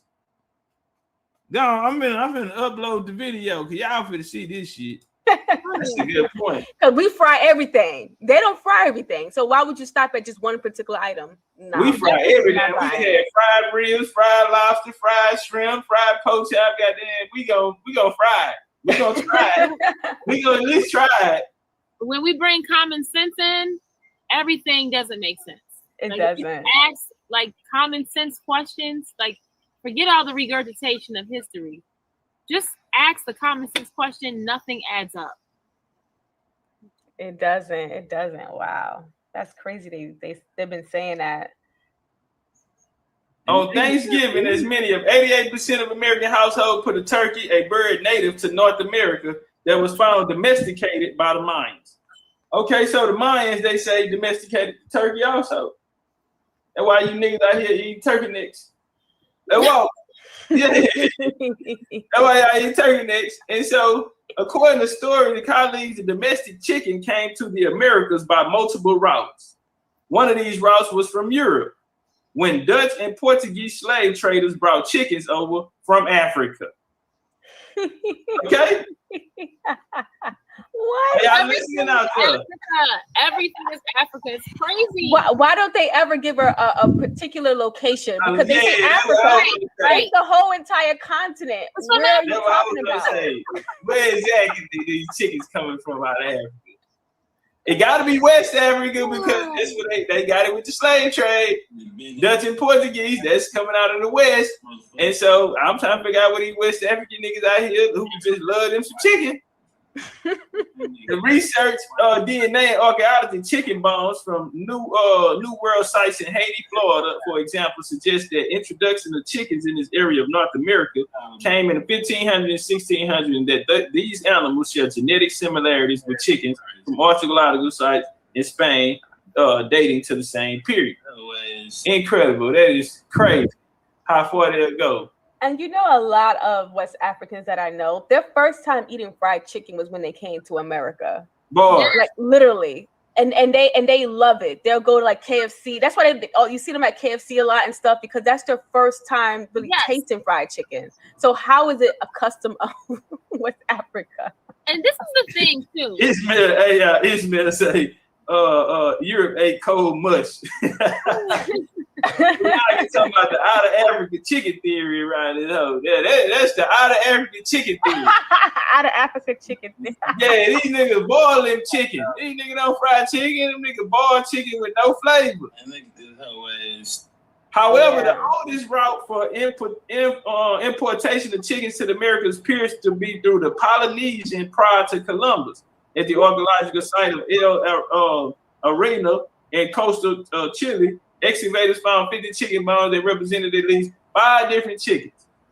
As Story and colleagues reported in another article in the Proceedings of the National Academy of Science, the site has been confidentially dated to 700 to 1390 AD, meaning those bones are the earliest evidence of chickens in America, having arrived at least centuries before Columbus. Radiocarbon dates, isotope information, and mitochondrial DNA all agree with the archaeological evidence of the pre-Columbia introduction of domesticated chickens in South America. So right here, they saying chickens going back to 700 to 1390 AD. And right here, they talking about the Polynesians came in contact with the Polynesians in 1200 AD. The Mayans supposedly introduced the sweet potato to the Polynesians. Y'all can also look into that too. In 1200 AD, they say the Mayans introduced the sweet potato and corn to the Polynesians, and we seeing the Mayans domesticate the turkey. We see them down there, yeah, bro. It's just they're writing on the wall, man. And nigga tells you they brought it on the boat, but goddamn, apparently these motherfucking niggas been eating chicken over here for a long motherfucking time, nigga. Going way back to 700 AD, and like I said, 1200 AD. Well, that's older than what they were saying before. Okra, here go the one right here. Ain't y'all tired of this okra shit? I'm sick of this okra shit. Mm-hmm. This is the main one that they use. This is the Mama Lou, what's up with it, Mama Lou? Turn up one time. She said, we don't even eat that shit. Like a motherfucker. Nobody truly knows what okra first appeared. You know what? I want one of y'all to get that. Any one of y'all can get that. I'll get that one. Nobody truly knows where okra first appeared. Scientists believe the cultivation of the okra plant began as early as 12th century BC in Ethiopia. The plant most likely made it to the southern United States with the beginning of the slave trade. Here we go. Here we go with that bullshit. Okra, like rice, was one of the few crops slaves were able to bring with them from their communities in West Africa. They was able to bring food? Yeah, they brought their food. Rice and okra. Wait. So how did this work? Wait. Hold on. They about to tell you. Oh, don't worry about it. They got their cover because they knew you would ask. Okay. This is too much. Food justice activist Leah Penniman describes her ancestors gathering millet, black rice, okra, and other seeds and braiding them. Yeah, she about to go there. Mm-hmm. They about to go there. Do it. Hey, y'all notice a first gen, I don't know, first or second gen, but the motherfucker definitely mixed with nigga and African, right? The bitch say that her family sources, she say this is oral tradition. Hey, read it. You know what? This they're is ridiculous. Okay, seeds and braiding them into their children's hair to provide them with an inheritance in an unknown land. Didn't I talk about this before? Inherited. Wait.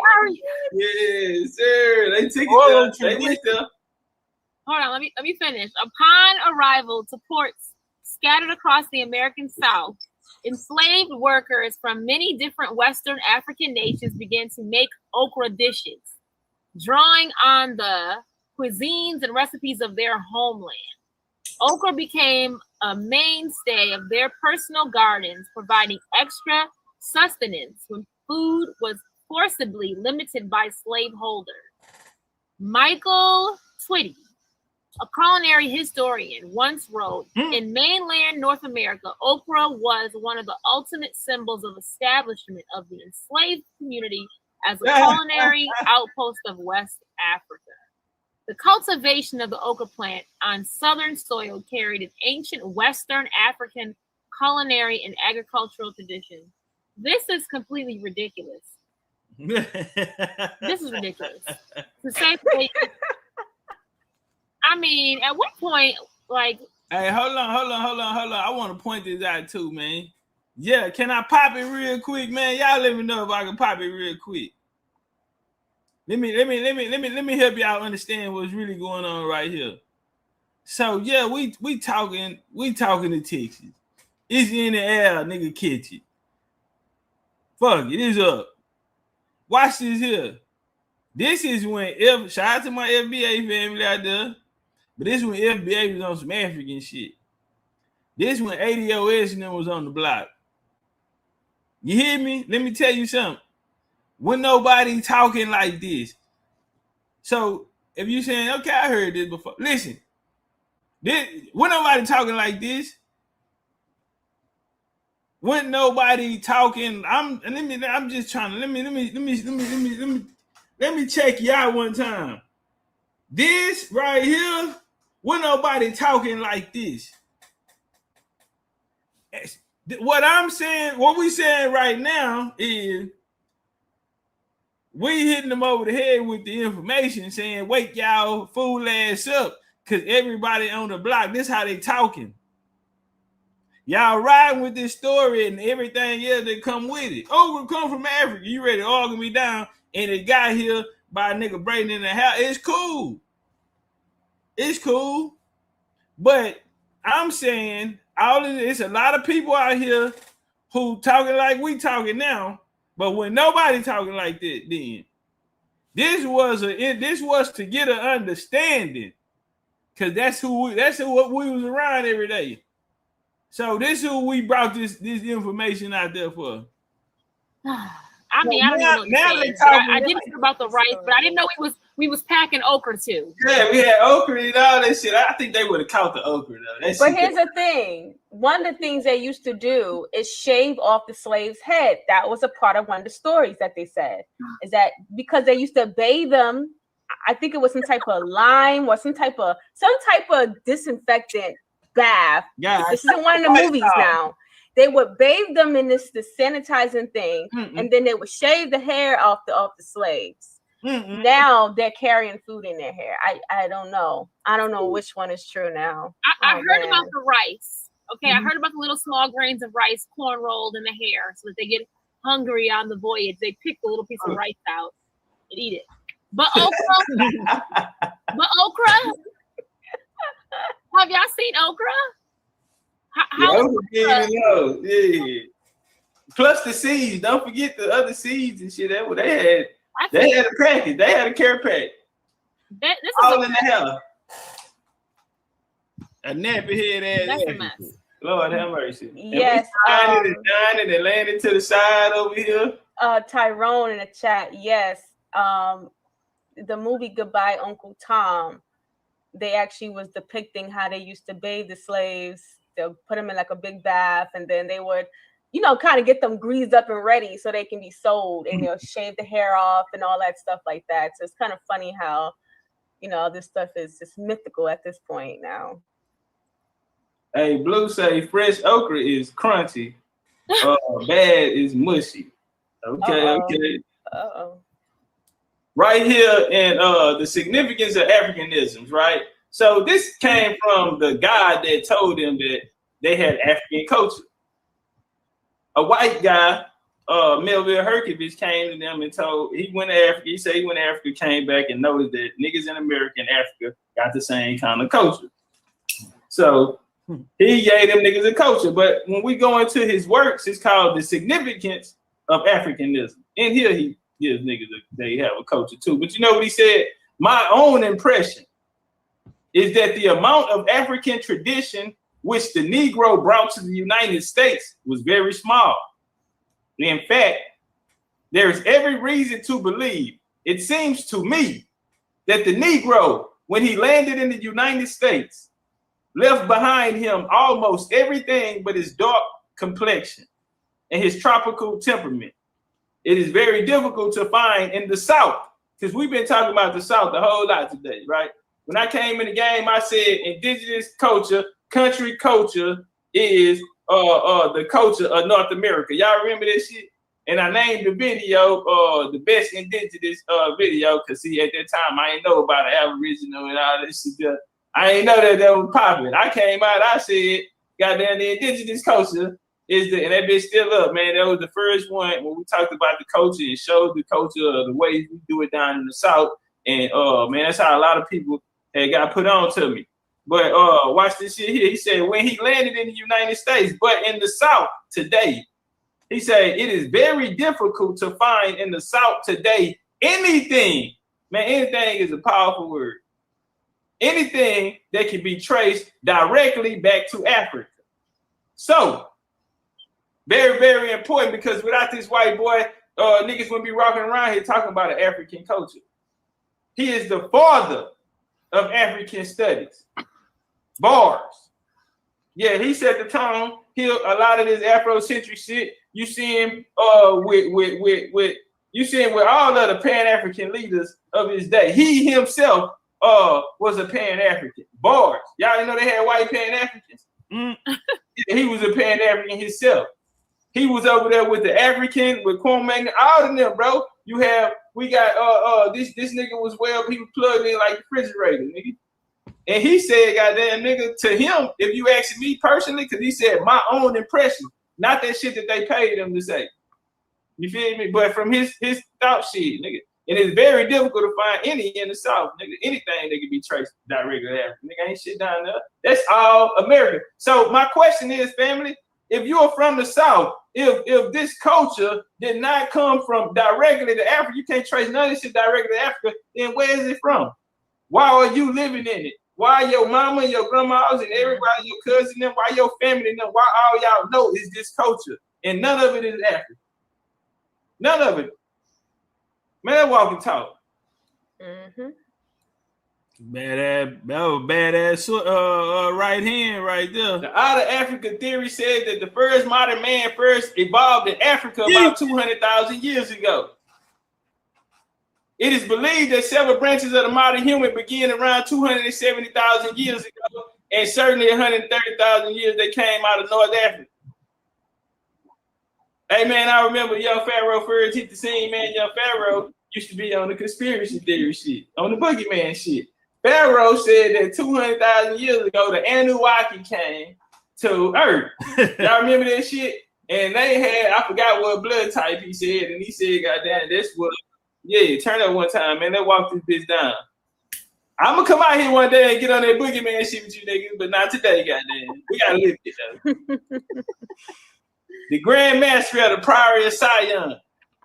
Between 1654 and 1691, Robert Bode was called the father of chemistry. Huh? That walk and talk, man. He was an Anglo-Irish natural philosopher, chemist, physics, and inventor. Boyle is largely regarded today as the first modern chemist, and therefore one of the founders of modern chemistry, and one of the pioneers of modern experimental scientific method. He is best known for Boyle's law, which described the inversely proportional relationship between the absolute pressure and volume of gas if the temperament is kept constant within a closed system. Man, that walk and talk. This the father of science.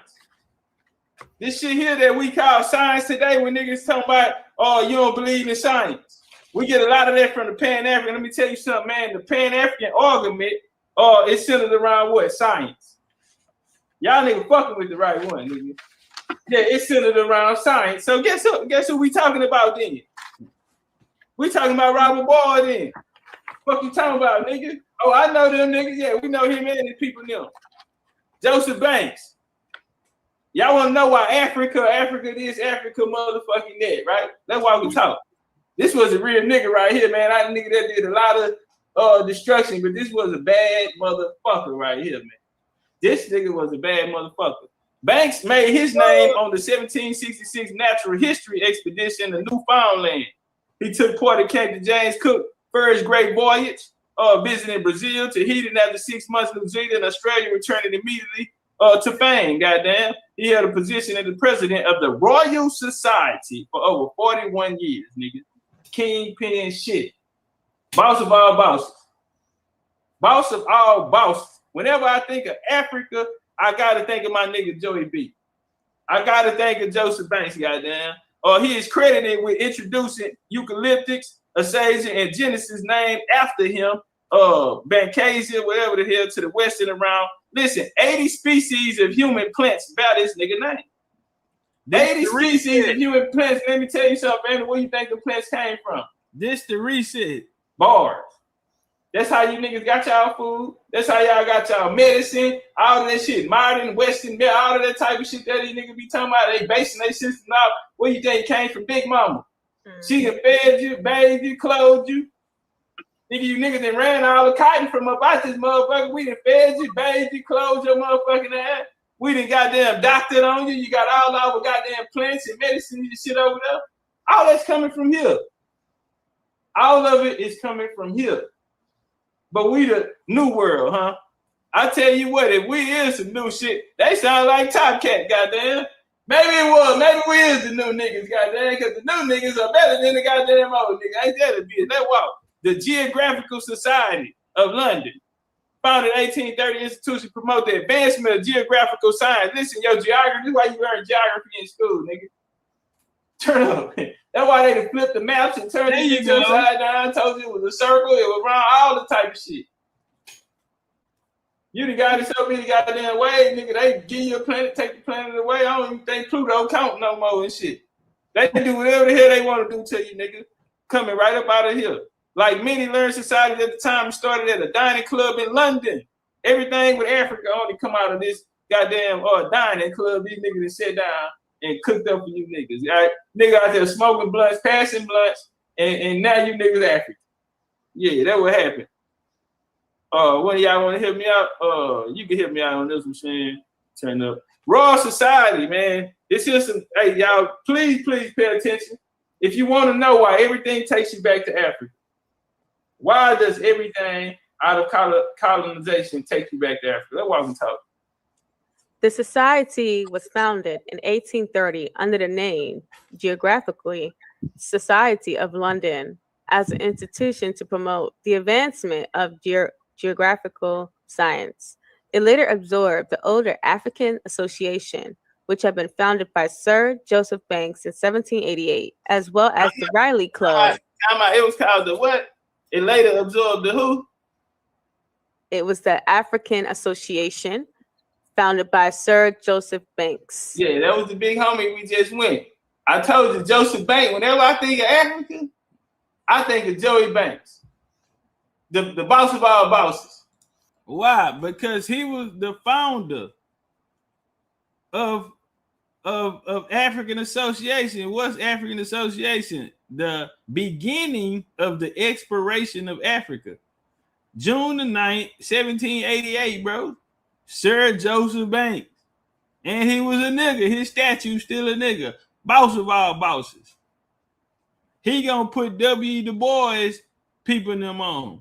Johann Bogart off his mama's side. Who else he put on? David Livingston. I mean, some of the you name the biggest. They all was under him. All of them. Boss of all bosses, nigga. Big cigar smoker. He ran that bitch 41 years, nigga. Royal Society. See, the club ended up becoming, it was the African Association. That was the first African Association. You know when it reemerges? When you get your Pan-African movement. Because the Pan-African movement started off as what? Guess what, family? The African Association. Bars. The African Association is where the Pan-African movement comes from. September 24th. They when they had their first Pan-African Congress, it was the African Association. Then they came back and threw the Pan on top of it. In '89, they had the Pan-American. Okay, and so that's when now this how these niggas become Afro-Cubans and Afro-Latinos and all this. That's where the Afro shit come. Nigga, let walk and talk. My bad, Shan. As well as the Riley Club and Palestine Association.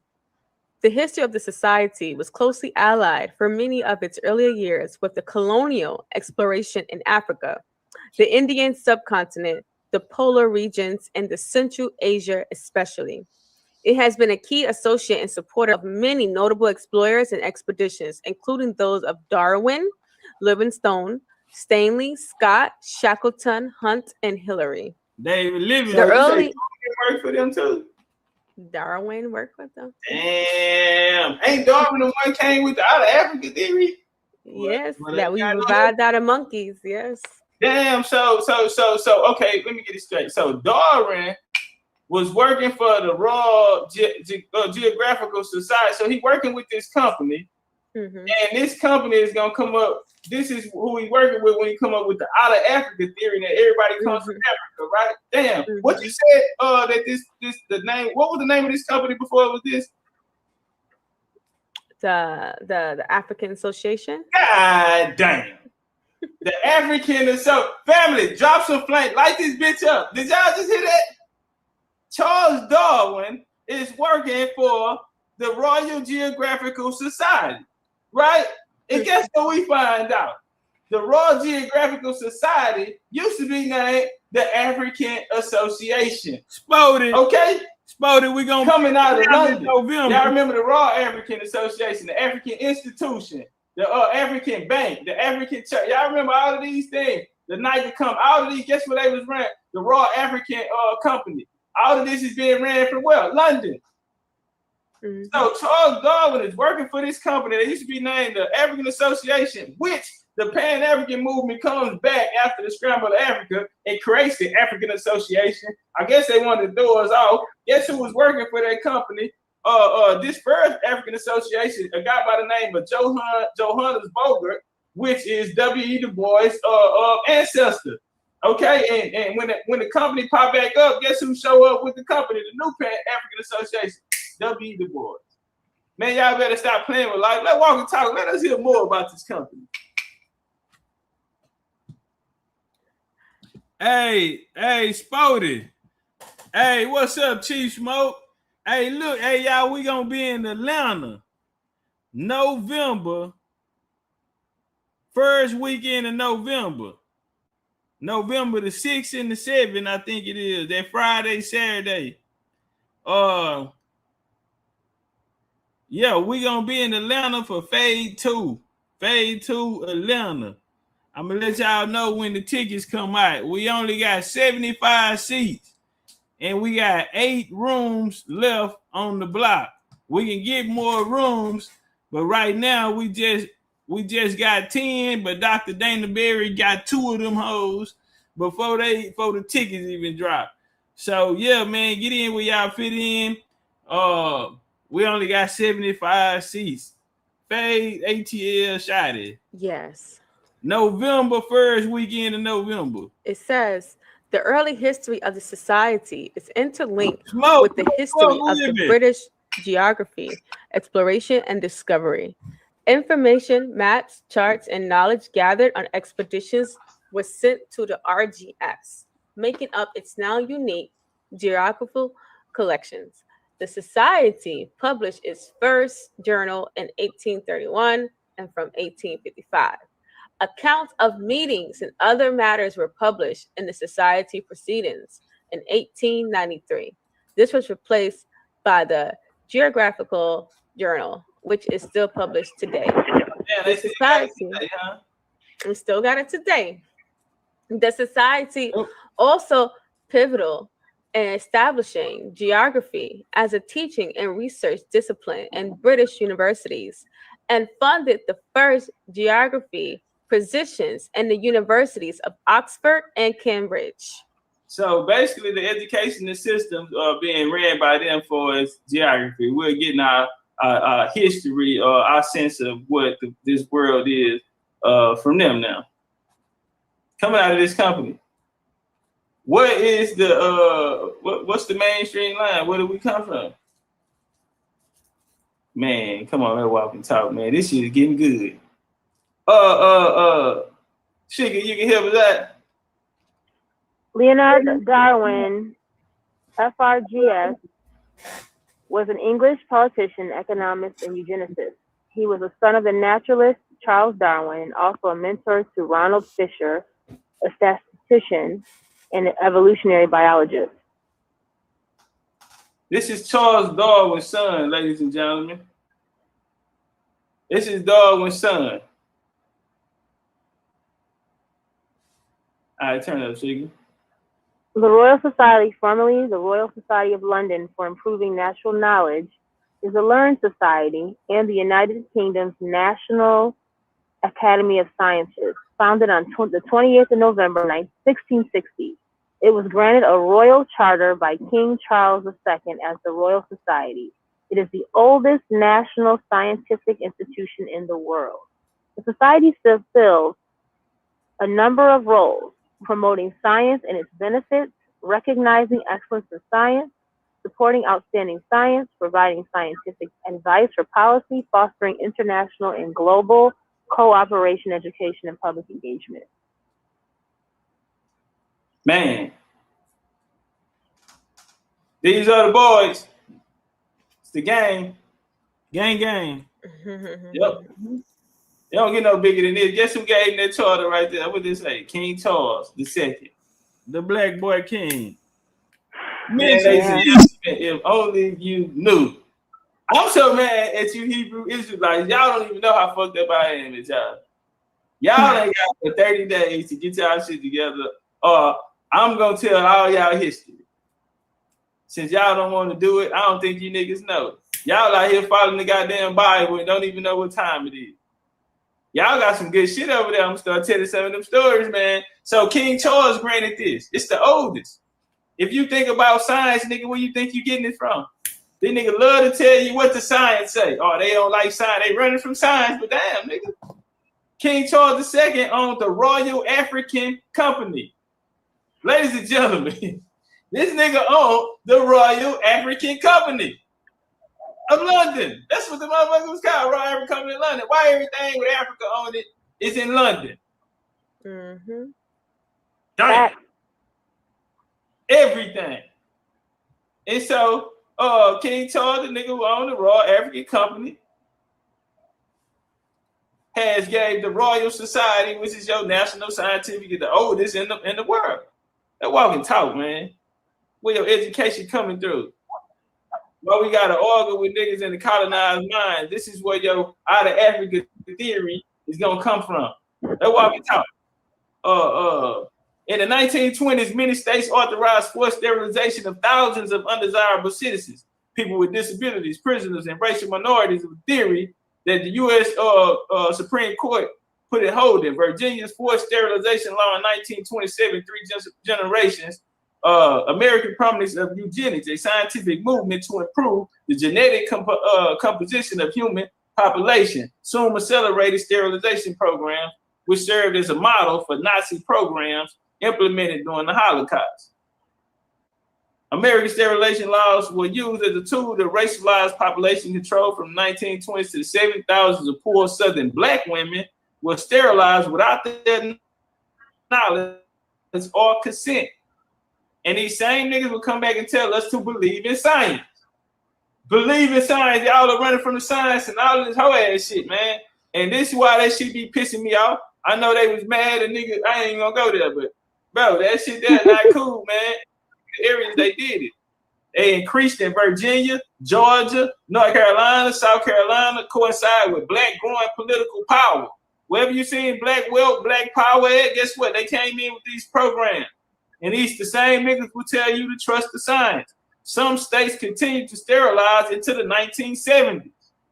Stop playing, man. Y'all was having now you niggas running around here with 1 or 2 kids. We can't talk the women into 12 kids and shit no more, goddamn. They walk and talk, goddamn. We got around here with 2 babies and shit. And we grow up and one of them, goddamn, one of them autism. Yeah, one of them won't listen to the other one, goddamn. All right, turn it up. I need 12, goddamn. And give me give me something to work with. White and everything else. Give me a dozen of them, some bitches. Give me a dozen. Fuck it. Ocean in 1921, Virginia. Half and half. Thank you. Racial Integrity Act. During the early 20th century, a movement influenced by tenets of social Darwinism. Man, y'all better go on somewhere. Ain't that why we here today? Y'all, if y'all really want to talk about it, we can talk about it. So this here program, this racial program, which we see being implemented into areas of what we like to call the ghetto. Well, I don't know if I can even say that around you know. But black folk, we'll just say black successful people, goddamn. And bourgeoisie, you want to call them the bourgeoisie? Goddamn, yeah. All them bougie niggas was at the independent niggas. Yeah, and they independent niggas. We're calling them goddamn. Social Darwinism took root in the United States. Members of the movement used its principles to improve the American race through selective breeding. The leaders of the movement adopted the name eugenics. Now, this eugenics movement is coming out of the Darwinism movement, which coming from the African Association. The African Association. Mm-hmm. That walk and talk. Under the leadership of Dr. Walter Asby Plecker, Virginia took a radical stance against racial amalgamation through legislation defining race. Mm-hmm. You get the Racial Integrity Act 1921 and 24, they're gonna come with the Racial Integrity Act. Turn up, Sheila. Okay, UVA and the history race. By the start of the 20th century, the University of Virginia had become a center of an emerging new strand of racism, eugenics, that would create and perpetuate myths created under the guise of scientific research, but ultimately was intended to demonstrate white racial superiority.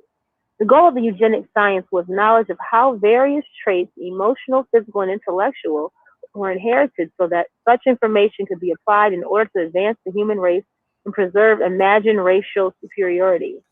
Eugenic scientists use the senses, genealogy, measurement of physiological functions in human anatomy, as well as intelligence testing as methods of investigation.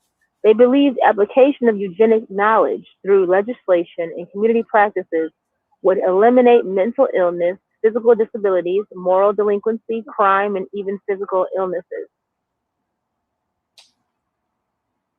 Yeah, shout out to the fam. He says, yeah, man, a lot of people spoke on this topic, man, but yeah, ain't nobody told y'all, we just told y'all the African Association. I wanted to say something real quick. Yesterday, I went to the Nationals baseball game in D.C. And, you know, of course, when the Nationals and the different baseball teams are playing, they post up the person, their stats, you know, their last name. And I was just amazed at how many white people actually have the surname. I saw Turner, I saw Washington, I saw Harris. And it just kind of reminds me, I was thinking, because I was in a stadium with 24,000 people yesterday. And I was just thinking about how long they've been doing this process, this what we're talking about right now. You get what I'm saying? Making that white race the superior race, also using, you know, our information, our genes, but producing these people. It was just crazy experience that was going through my head last night when I was at that Nationals game. Wanted to add that to it. Yeah, in the real way. Yeah, they when you start saying the certain names, you can just look at them. They don't even have a white field on them. They don't even have a white field on them. Poor white folks. You damn near can be. Y'all only know what happened to these white folks. Y'all and niggas did it to them. That's what's so cold about it, man. Over the plantation, man, they'll put a white boy out there, man. You know how many white boys got their jaws broke? You niggas could pack weapons and shit. Y'all come on the plantation, bro. Nigga started patting you down. They had to get what's called out there. You niggas with high shanks in the ground like y'all was on the yard in the penitentiary. Y'all niggas was like y'all was on the level 5 prison yard out there. Y'all with high shanks and shit. Yeah, and what you call them? This Ben Franklin. You know, they said the first prison was in Philadelphia. I don't believe it. I believe it always was a place. Some niggas you got to get out the way because you got to. Well, I don't even want to go into it, but it's like a you know who the troublemakers is. Either you if you have a justice system there or a standard, a structure. Say somebody then broke in somebody's house. Man, just human nature, homie. We got somewhere, you know what I'm saying? You ain't, today we be like, nigga, that's my mama house, and niggas really don't even love they people them like they used to love them. It was a different thing. So yeah, if you done something and they put you off, dig it. When they were sending them to the West Indies, so this is one of the first books that was written about slavery. And what's so cool about it is they didn't say Africa one time. And honestly, this what kind of made me start telling the Indian side for us, because back then it was a lot of finger pointing. You did it. It was no accountability held on the Indian side. And I'm saying, hey man, wake up, homie. You know, when we're looking at our bloodline, some of our branches, you know, they are the ones who are accountable. It's not an outside source. That's why I don't know who came up with that. It took 7 countries to come and conquer us in America. Bro, chill out. Them little bit ass countries. Spain. What's all of these places compared to here, bro? We got a states. These niggas took over the whole map. You know how big North America is? And on they maps back then, from Greenland all the way down, bro. Here, nigga, North America was one. That bitch was connected. Mexico, Central America, all the way to South. All that shit was connected. And these 1600 maps, these in the 1600s, meaning they after 1400s. Well, niggas already went to go carve it up with the dumbed out version, the Papabull, Columbus came over, and Tordista when they split it, Portuguese and Spanish. So after that, 200 years later, on their maps, they still got it all connected. So now, man, we was up in at the trap, and he brought up the fact about the ADOS movement of the Jews in 1891 when they brought over white Jews, and they gave them loans and grants and land and property, and they helped. Shrugs, you remember that night we was in there building on this? And build up because see, that's how they were able to balance their power, and that's why they started taking the trades and the skills and shit from this, and then making these colleges that black folks built, all of these colleges, prestige, motherfuckers, and then they started only making them accessible for these people. That was their training. That was them coming up. You get the Young Israel movement in the early 19th and the early 20th century. That went side by side with the supportive Jews creating that movement, which the Black Hebrew movement came through. But you had 2 different Jewish movements at that time. But the nigga that was leading the Jewish movement, he went to school in Ohio, in Cincinnati, man, with the big Jews, with the white Jews, who they was all sitting at the table with. You know what I'm saying? But it'll come back around 2-4, man. We're gonna run through this. We got a lot going. Okay, so this guy right here, African Americans to Africa. Big, real quick, can you give me the what is the ADOS back then? What was that? What did that abbreviation stand for? Just curious.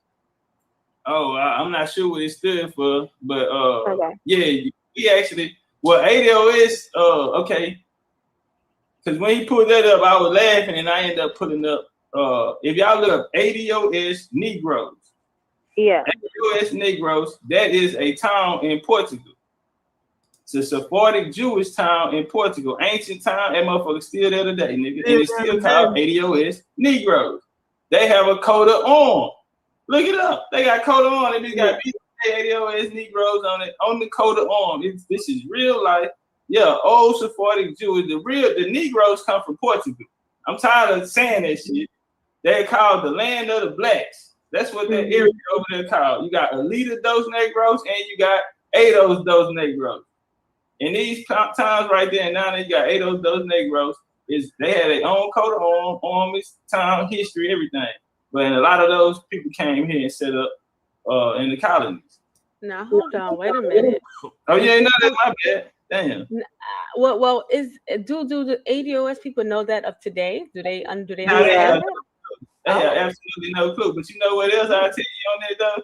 Oh wait, but Big, they do have a clue because you told them, and you are. Oh yeah, well yeah. The other day I told them, so they probably went one end out the other one though, because that's deep right there. You got a whole level. All right, what she can say? She can say shit. They do know because you told them the other day, bro. Man, I've been packing shit out, man, bro. This 2021. This 2021, bro. That's 5 years ago, bro. That why they don't like, man, because I will make you get that shit out my block. Period. You gonna get it out the block. It's a lot of motherfuckers ain't around today because they cross paths with that Jaguar.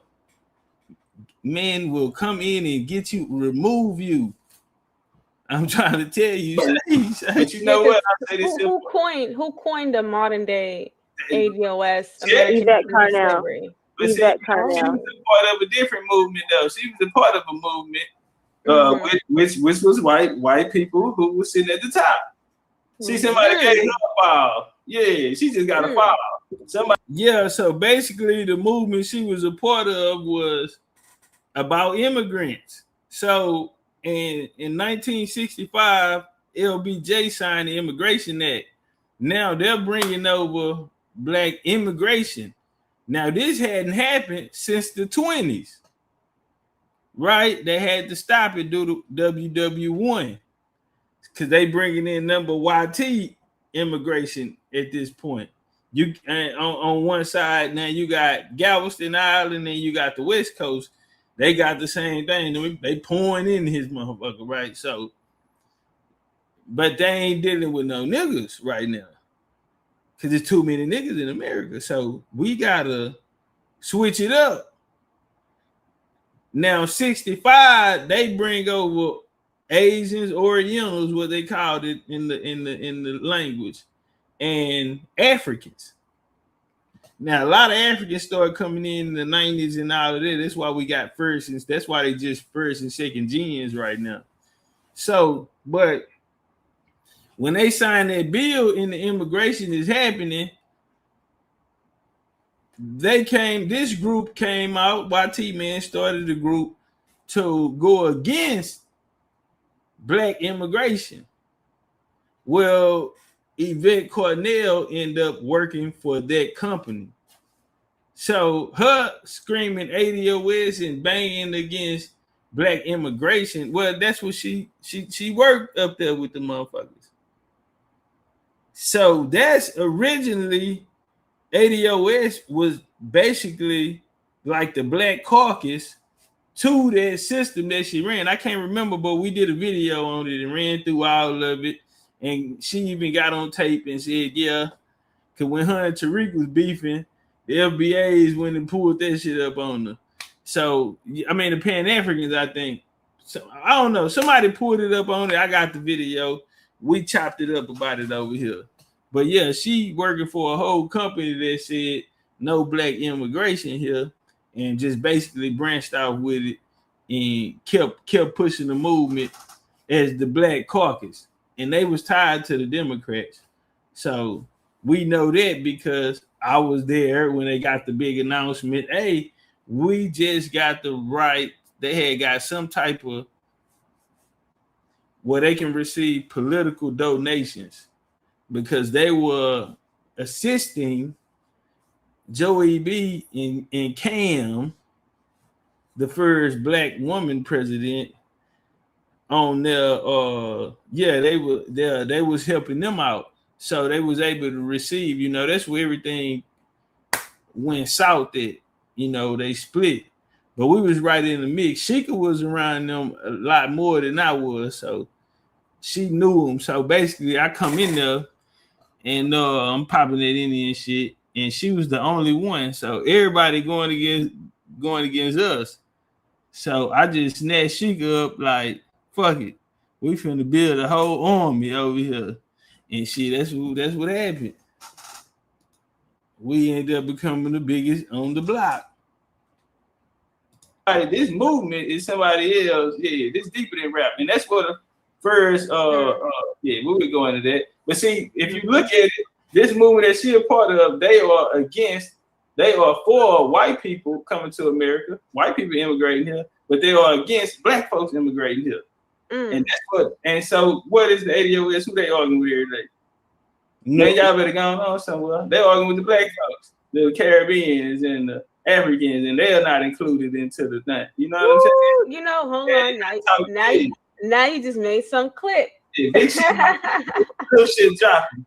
Wow. Because I was wondering, because my thing with, quickly to decide this, my thing with the ADOS and why I was kind of off put by it, because they don't understand how the translated slave truly went. And a lot of what we consider our forefathers and ancestors, they were shipped to the Caribbean. So even if you have a Caribbean that is coming here, now you don't know if that is your long lost descendant. You don't know that because of how things went.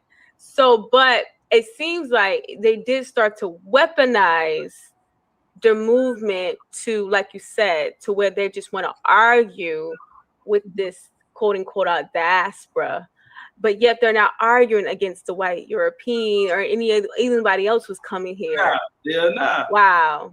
Yeah. That was on top of it, because see, those people that went up there, they did, a lot of them converted. So the Jews was let in by I just put it like this here: the religion of ADOS is Protestant. Okay, the religion of ADOS is Protestant. It was on their website and everything, on their Wikipedia file and everything.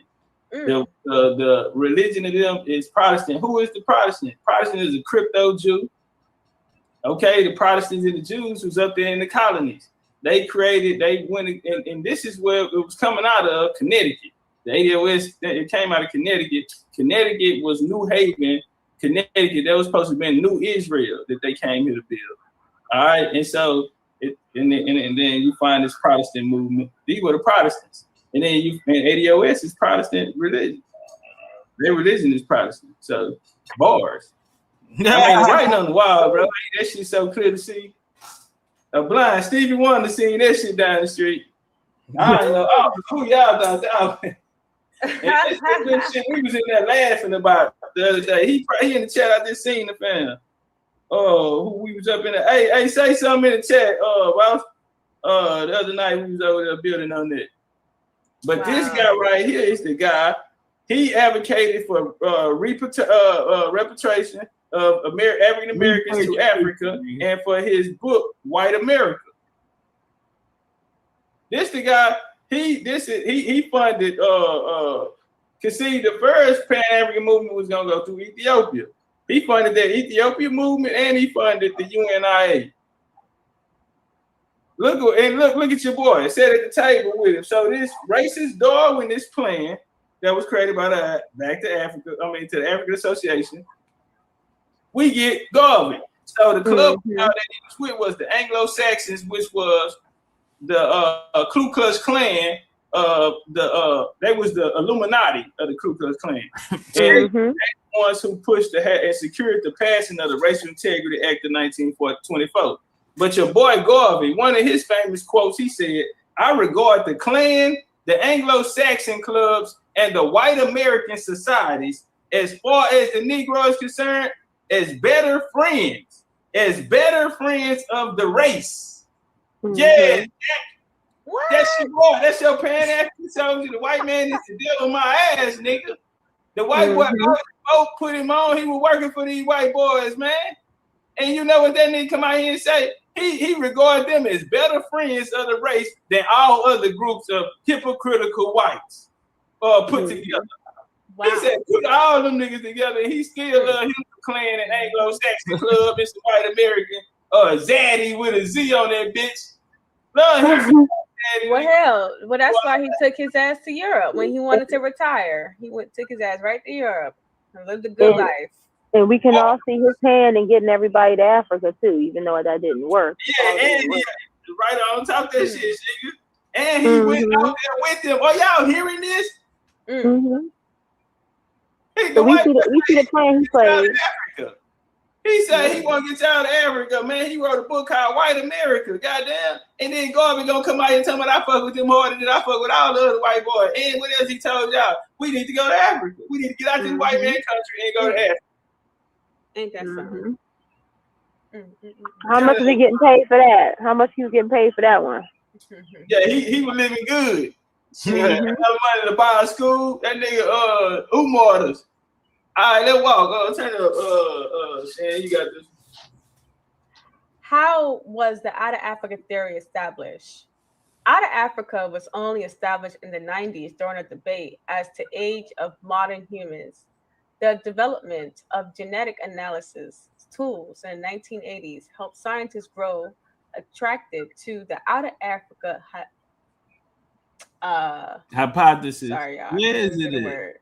Hypothesis, sorry. Matches between the DNA of living modern humans and fossil remains verified that the Homo sapiens evolved several 100,000 years ago on African soil.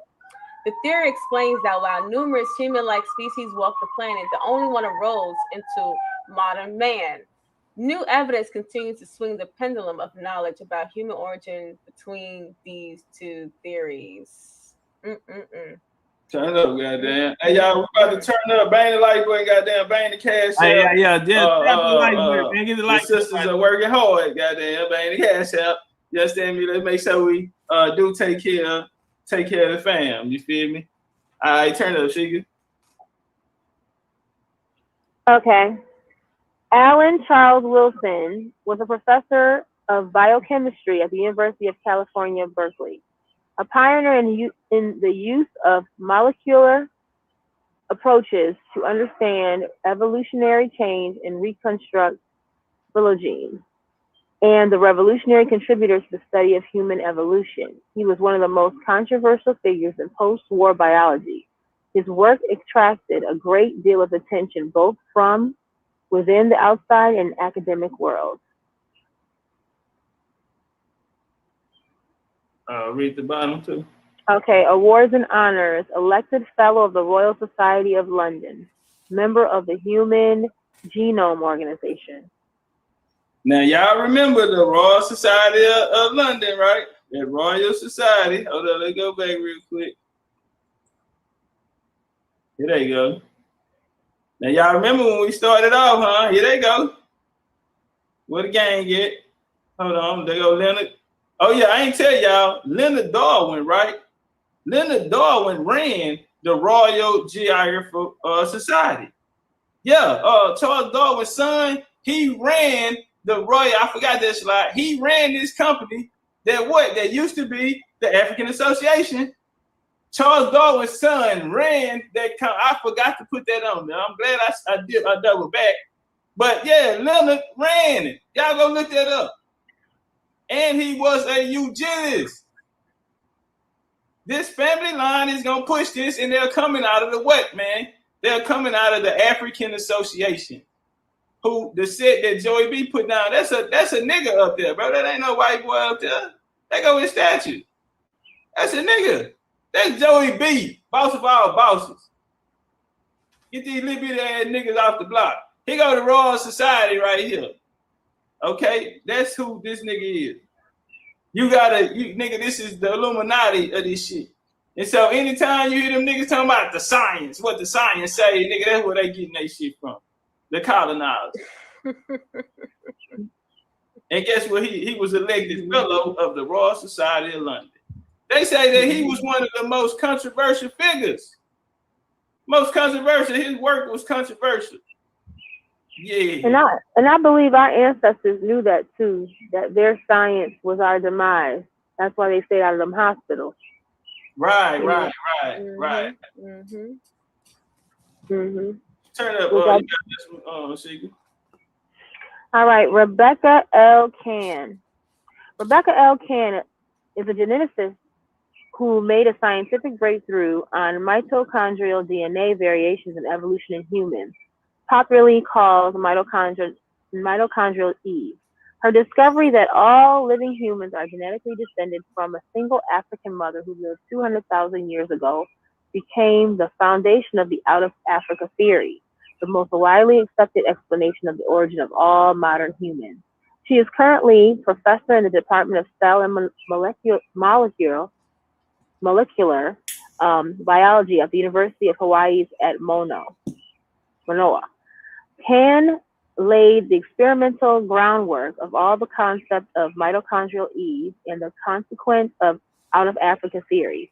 From late 1970s, she had collected mtDNA samples from women of different ethnic backgrounds, such as from Asia, South Pacific, Europe, and Americans of African descent.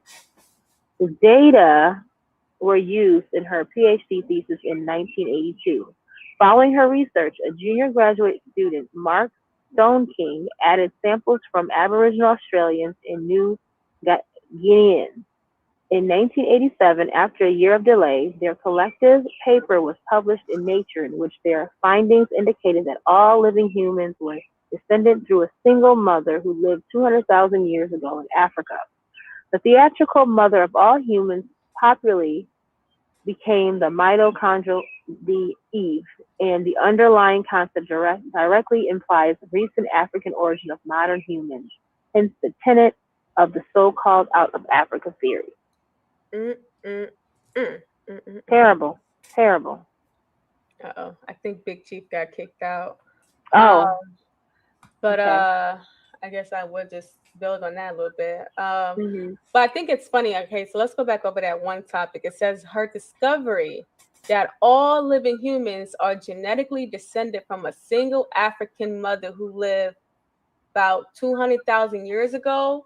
And that's when you're getting this out of Africa theory. But then they're claiming that in Morocco, in a previous slide that we showed y'all, 300,000+ years ago, they claim they found a man and his skeleton's there. So which one is it?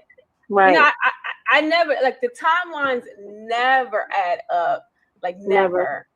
And this 200,000 years now, they're saying that this is when the modern day human, when we arise. And when we arise, I guess we just started traveling. We didn't start just building up civilizations or little towns or doing our own thing. We just instantly just started traveling out the damn continent.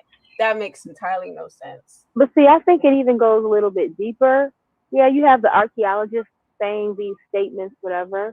But I think it's more so the social engineering of these shows that keep talking about out of Africa. You know what I'm saying? Right, it's just the constant drilling of this fake ass information in these stories. You could be watching a cartoon and they're gonna talk about out of Africa. You know what I'm saying? Right. You could be talking about I don't know, Law and Order, and they're gonna say something. They're gonna plant a little seed about out of Africa or African this, African that. So it's just crazy how all this has come to be. Yeah, it doesn't make sense. And if you look at what Charles Darwinism, what he was quoted to have said, and I'm gonna just read a little piece of it.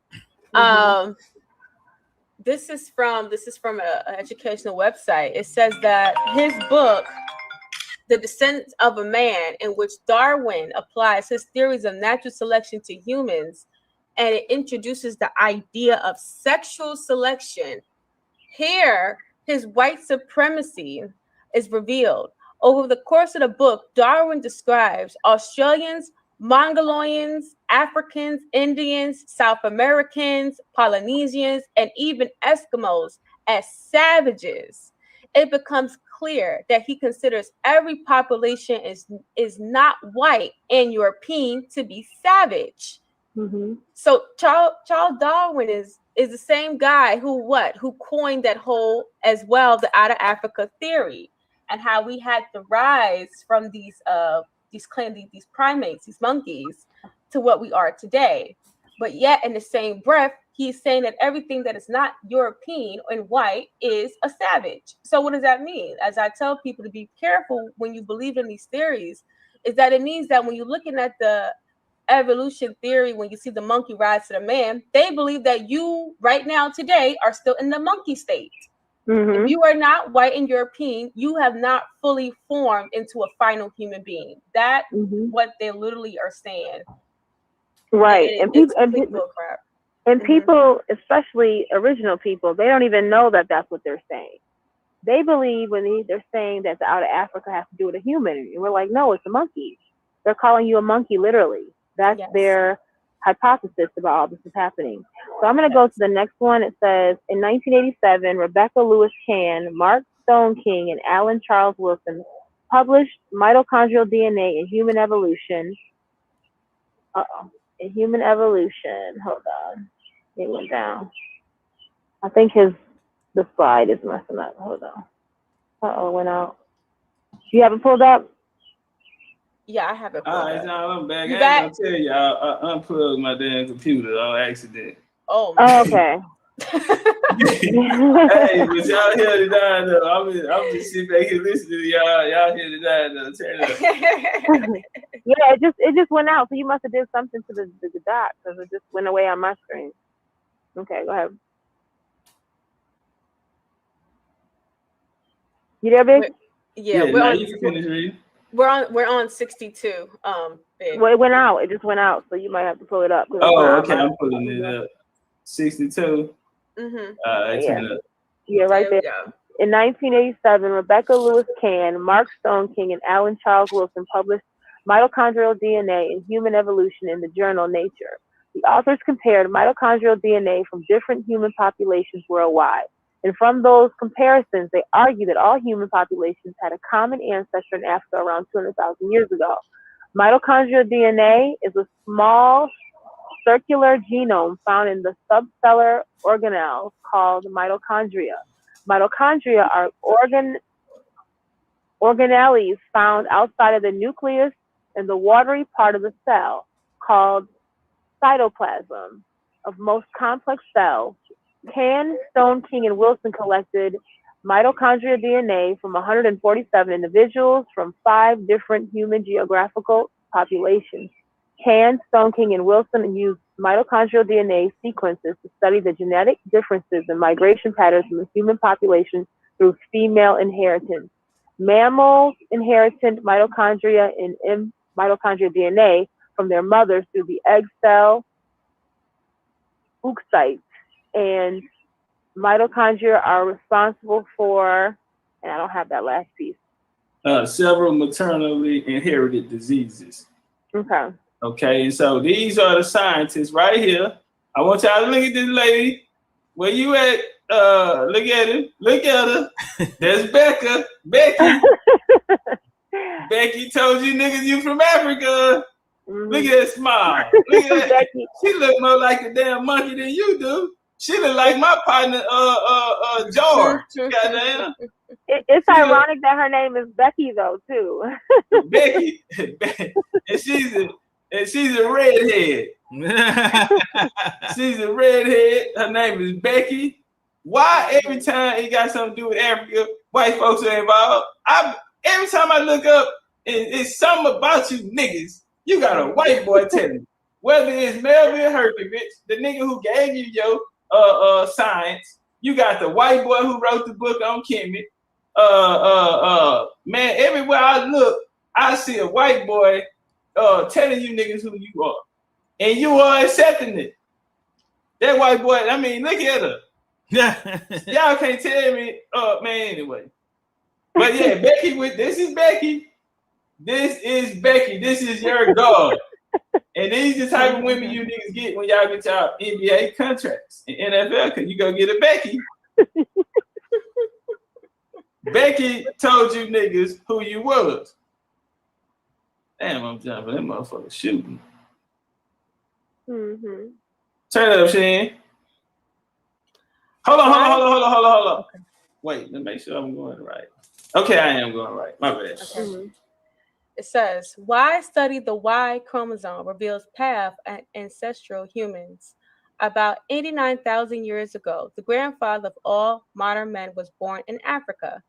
Oh, the timeline and jumped again. His son's extended family lived close to home for many years, but then a handful of adventurous young men traveled far afield, and their descendants set foot in Europe, Asia, and Australia. Many years after their departure, a second group of male wanderers, and perhaps even a third, set out to make their way in the world. The descendants of these other wanderers followed the steps of their distant relatives into new continental pockets and raised families of their own.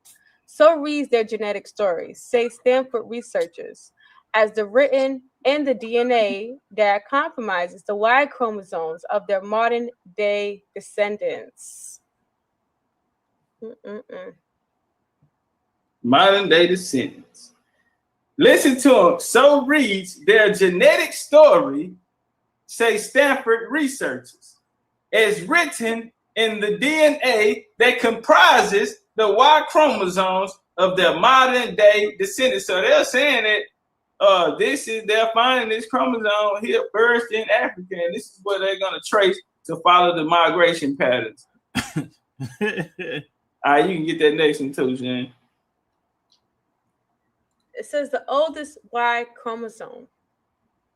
In fact, this is from the source speaking about there was a man, and I believe it was in South Carolina, that had one of the oldest Y chromosomes, a black man, of course.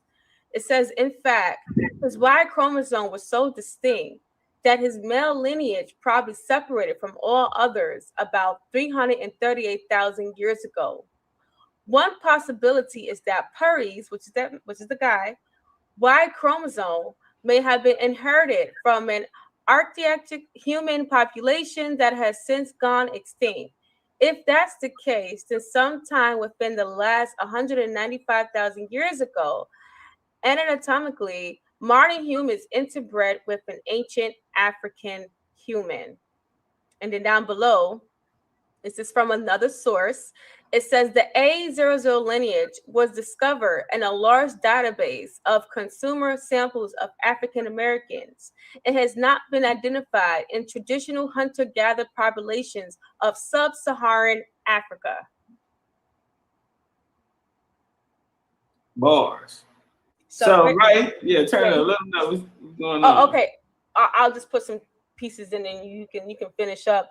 So basically, what they're saying is there have been numerous sources that have been pretty much proven that the African, quote unquote, African American, the Black American, or the indigenous, quote unquote, Black man of America, in fact, does have one of the oldest Y chromosomes in the world today. Now, this is saying that let's look at, because I like to look at the timelines and the years that they use. So let's go back. It says that the one possibility is that Puri's Y chromosome may have been inherited, right?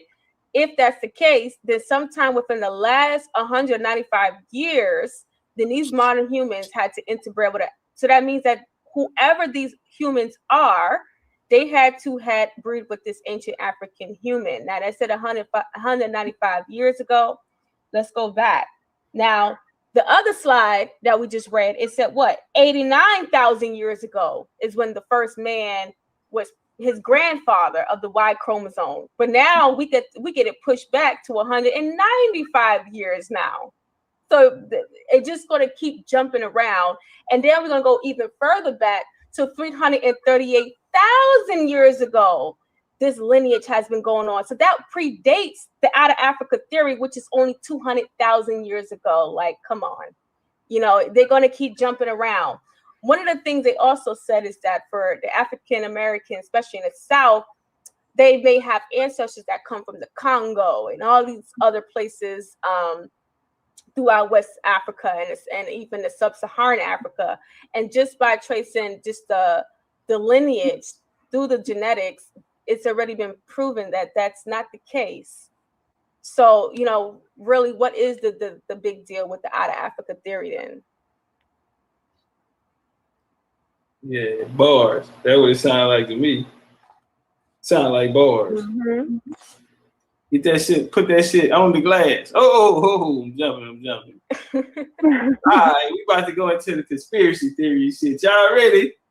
We gonna get a little bit on the way. I'm trying to wing myself in it. Goddamn, I'm trying to take a peek.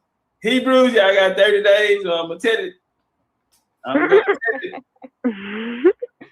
Let's walk.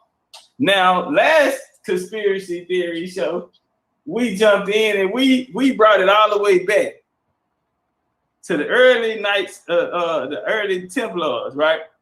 And remember, we found out an alliance between the head family of the Illuminati and the supposed descendants of the Grail family has been popularized and recently by Dan Brown in the Da Vinci Code, or before him by the Holy Blood, Holy Grail. The stewards of Scotland are supposedly descendants from King Arthur and Jesus Christ. Now, y'all remember we went through that, man. I want to take y'all back to the founding of the 13 colonies. I don't think y'all understood how powerful it was. It deserves a part two, don't it? I know, but we got to fit in the blanks. Now, watch this here. Malcolm III, King of Scotland, we spoke about him too. David I, the Saint, King of Scotland, in 1128, soon after the Council of Troyes. Hughes de Payne. Remember, Hughes de Payne is the first Knight of Templar, he's the first Grand Master.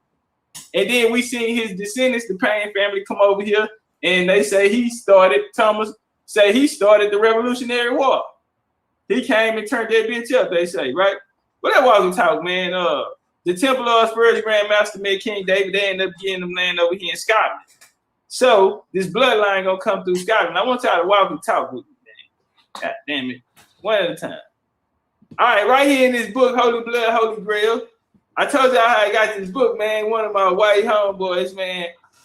Mitch. Cool brother, man. Cool little dude, man. And we was talking about this book. And you know what he said? He went in there and got this book. Hey, watch this here, family. That day he gave me that book, it was a Friday the 13th. That's why the conversation even came up. All right, it was a Friday the 13th. And so we was talking about it. And then, you know, man, my brother had died on a Friday the 13th.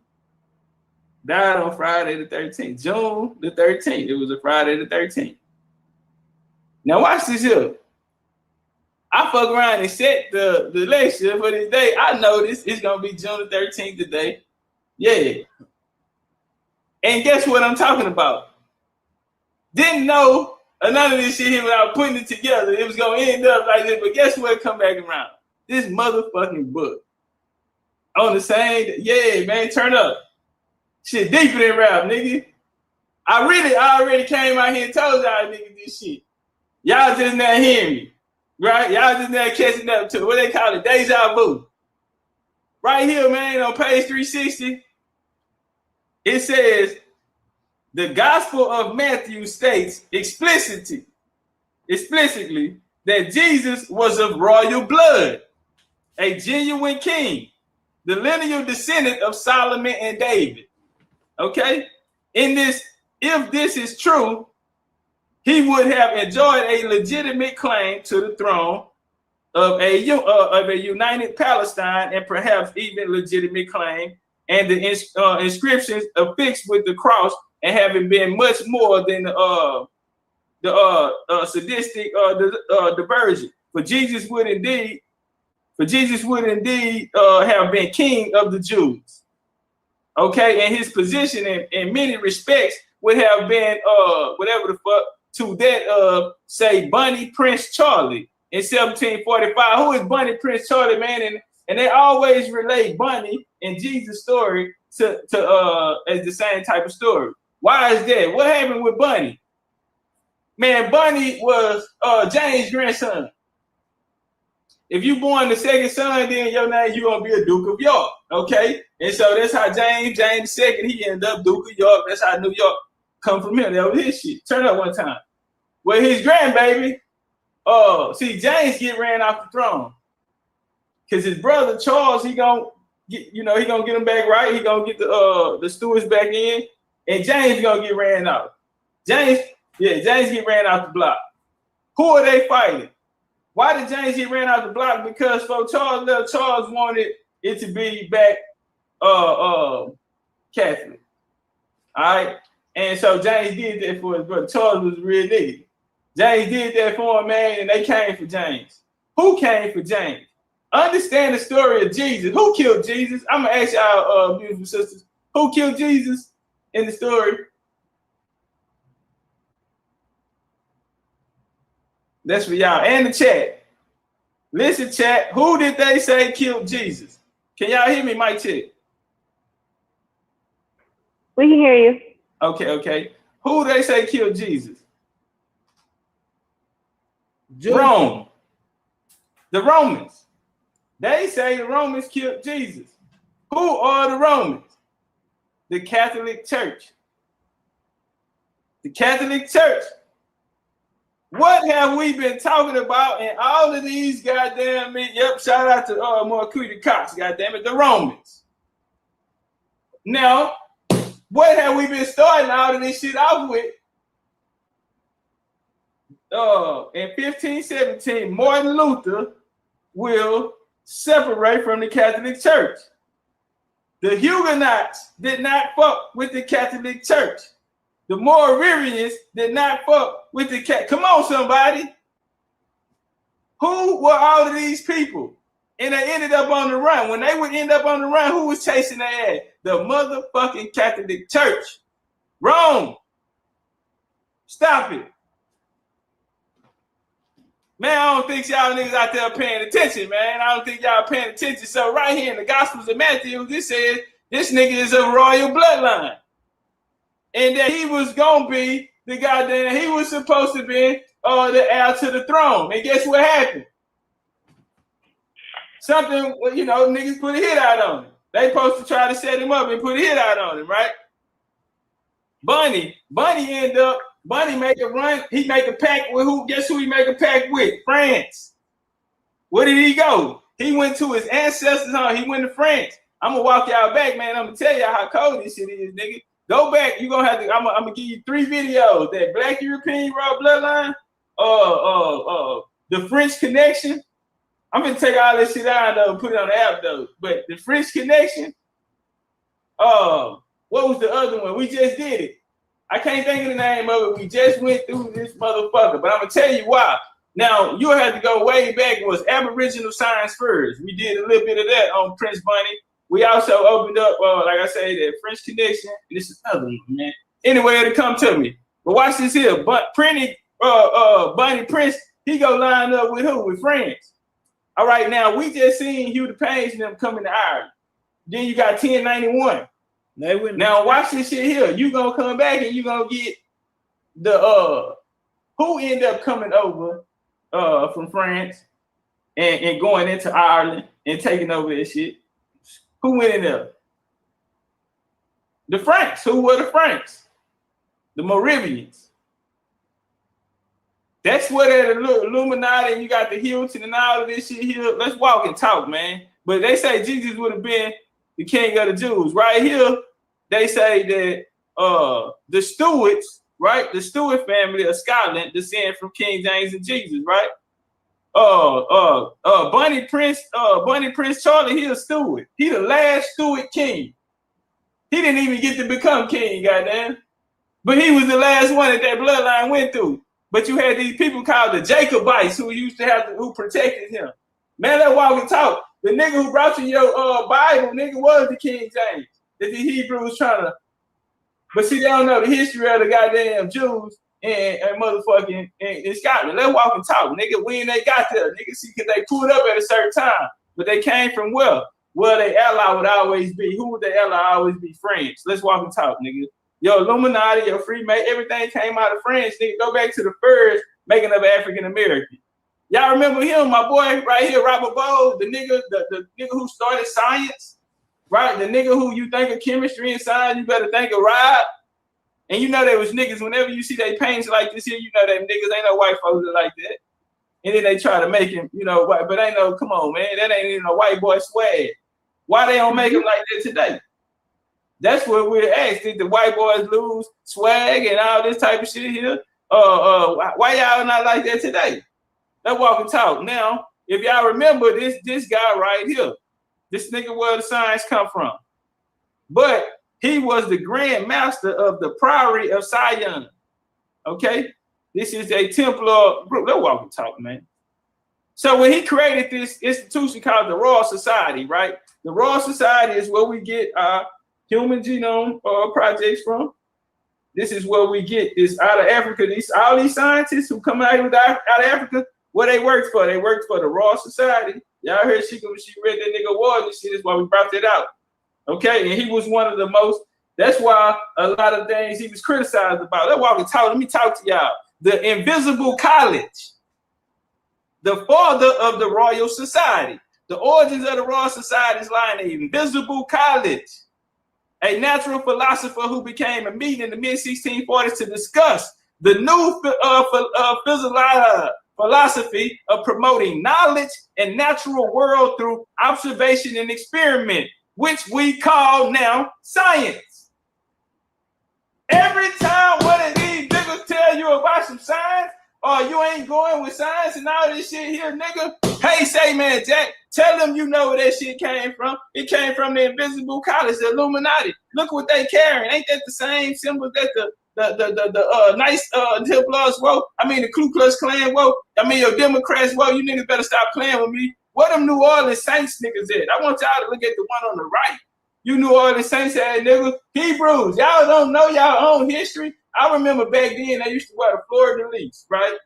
They used to wear the fleur-de-lis on them, and they took that off of them because the Pan-African told them it was associated with slavery. And I remember they said, oh, we ain't know that. And they took that out of there. But no, nigga, that's y'all shit. Hold it. Bro, stop letting these niggas take y'all off y'all square. I'm finna start teaching Hebrew history around here. That's really all I've been doing the whole time, and ain't nobody said nothing, so I ain't said nothing. Bars. Every time I went over there to Scotland and all this type of shit here, I knew what I was doing. But I know niggas weren't going to accept it right then. Come on, now I wrap it up in some conspiracy theory on your ass, nigga. I bet you listening now. Let's go. All right, many of the society founders belong to the Freemason lodges. And early in its information, in its formation, the terrors of English civil wars, 1642 and 51, and the veritable dictator in the guise of Oliver Cromwell caused a fair degree of secrecy to be maintained at its initial meeting. So these goddamn civil wars in Europe I'm always talking about, well, the slave trades and all of this shit here came from Europe. The result of this, now they end up dusting up Cromwell and them pinning them Swiss sides. They got some niggas with Swiss sides on them niggas. It was some niggas that were working with Cromwell and them. Yeah, Jack. They end up, Freemason hit on the nigga ass. Pop, pop. Yeah, nigga, Brotherhood hit on the nigga ass. I ain't say the man. We're gonna take that out of it. Brotherhood, yeah. They took care of that, nigga. Now watch this shit here. Through those civil wars, they had to maintain secrecy, nigga. Certainly the discussions of politics was off the agenda, as several of the founding members came from the dynamically opposed sides of political divided, and crossing Cromwell was neither a wise career move nor a good proposition for one long-term help. One of the throwbacks from the time period, 360 years on the discussion of politics within large rule is not allowed. So they created this guy, the Royal Society. The father of the Royal Society is called the Invisible College. And now today, all of your top scientists in the world, you have to be chosen into it. And guess what? It's the Illuminati shit, bro. So we know they number one rule. Might check. They number one rules. They living just how we living, feeling how we feeling. Hey, homie, you cool, but it's a lot of cool niggas in this world. We do bloodline. Yeah, we keep it in the family around here. And so they keep it in the family, and that's why you got to be chosen. Yeah, the Royal Society. Y'all remember them? Yeah, Sheraton. Oh, I didn't tell y'all they was known as the Invisible College. Nigga, you can't even see them, but these niggas out here telling you to get down with the science. And all of this what Darwin them, all of them came through here. His son ran the Royal Geographical Society, which used to be the African Association. Come on, somebody, goddamn it, you want to know. And look, now they had to hide it because of Cromwell and them. Who Cromwell and them was fighting? King Charles. This shit was set up by King Charles. Who was King Charles? The Stuart. And they say the Stuart line came through Jesus Christ in them line. This is this line that the Knights of Templar was supposed to protect, right? The Priory of Sion, because remember, he was the Grand Master of the Priory of Sion, okay? And he started the the Royal Society, the walk.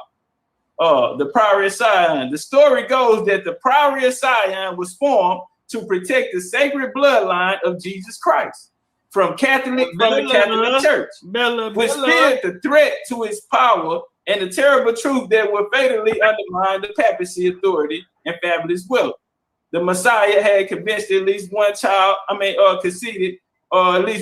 with Mary Magdalene, who had fled to France after the crucifixion. Listen, her descendants were the Moravian kings, overthrown in the 8th century CE, ruled over a large part of modern France, Germany, and Switzerland. Y'all want to pop that shit? Let's walk. The primary aim was to reinstate the dynasty and establish a Christian theocracy over Europe, ruled by the descendants of Jesus.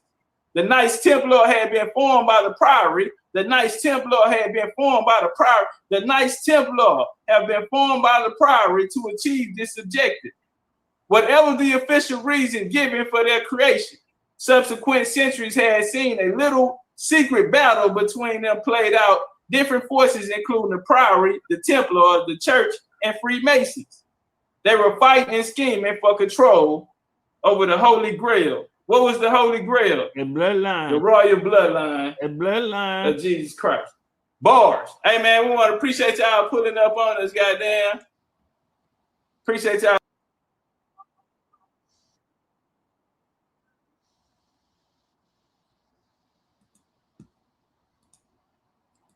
Yikes. Somebody say, TOPCATZ, you need to get on your conspiracy theory a little more. They started listening, boy. I started talking. They thought I was finna tell them I met an alien. Nah, ain't no alien come out the sky. Hey, man, if you ain't got your sea mouse, man, it's pinned up at the top. The link is at the top. We ain't got that many left, so them New York motherfuckers, they buying 10. I had 2 back-to-back orders of 10s. Both of them out of New York. I said, boy, they up there taxing. They say, nigga, this shit going $50 a job here, nigga. Yeah, they taxing like a boy, they taxing. Yeah, man, we got some hoes for a quarter, that quarter water. Some of y'all who already got them, send me some videos, man. Y'all doing the taste test, man. Of the BCU wellness sea mouse, man. What I was gonna say. Oh, hold on. Let me show y'all this here, right? Because I told y'all I was gonna. We was talking about food earlier. We was talking about some food earlier, and we was talking about people don't season their food. Now, hold on, Chief. He ready to go already. Now, we got to do this. So, somebody explain to me what happened here. Man, look at this whole ass shit. Benny Hunters in Vegas. Count y'all motherfucking day. Look at this shit. Come on, man. What we doing, bro? Am I out the country? What am I? They talking about why y'all won't just leave them immigrants alone. Fam, Fam, I be on the go. I be having so much going on, man. You know, sometimes I don't check my food, man. I get back to the room, man. Come on, man. The goddamn man. Hey, do you know that is fried rice? This Benihana rice. And I went chicken with the rice. So this is what I'm saying, bro. They bringing over all of these foreigners, and then they mad when we get to complaining. Cause I guarantee you, I would have went viral in that motherfucker. The house was packed. Yeah, that night I would have went viral if I would have opened that bag and I would have seen this.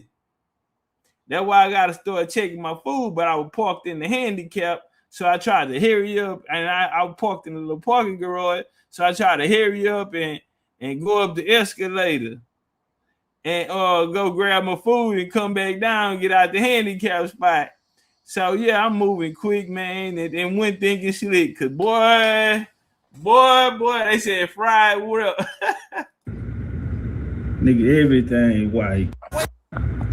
Man, look at this whole ass shit. Benihana's in Vegas. Count y'all motherfucking days. Look at this shit. Nigga, everything white. Man, that nigga gave me white rice, Tokyo wing, $60. Look at this shit. $60 bag. And this nigga got me eating motherfucking jasmine rice. Nah, for real. Nah, for real though, man. And then they be mad when you got standards. That's what be getting me. They mad because you got standards. Goddamn immigrant gonna tell me you should be happy that you can eat today and some people don't eat today. Motherfucker, I'm paying for this. You ain't giving me nothing for free.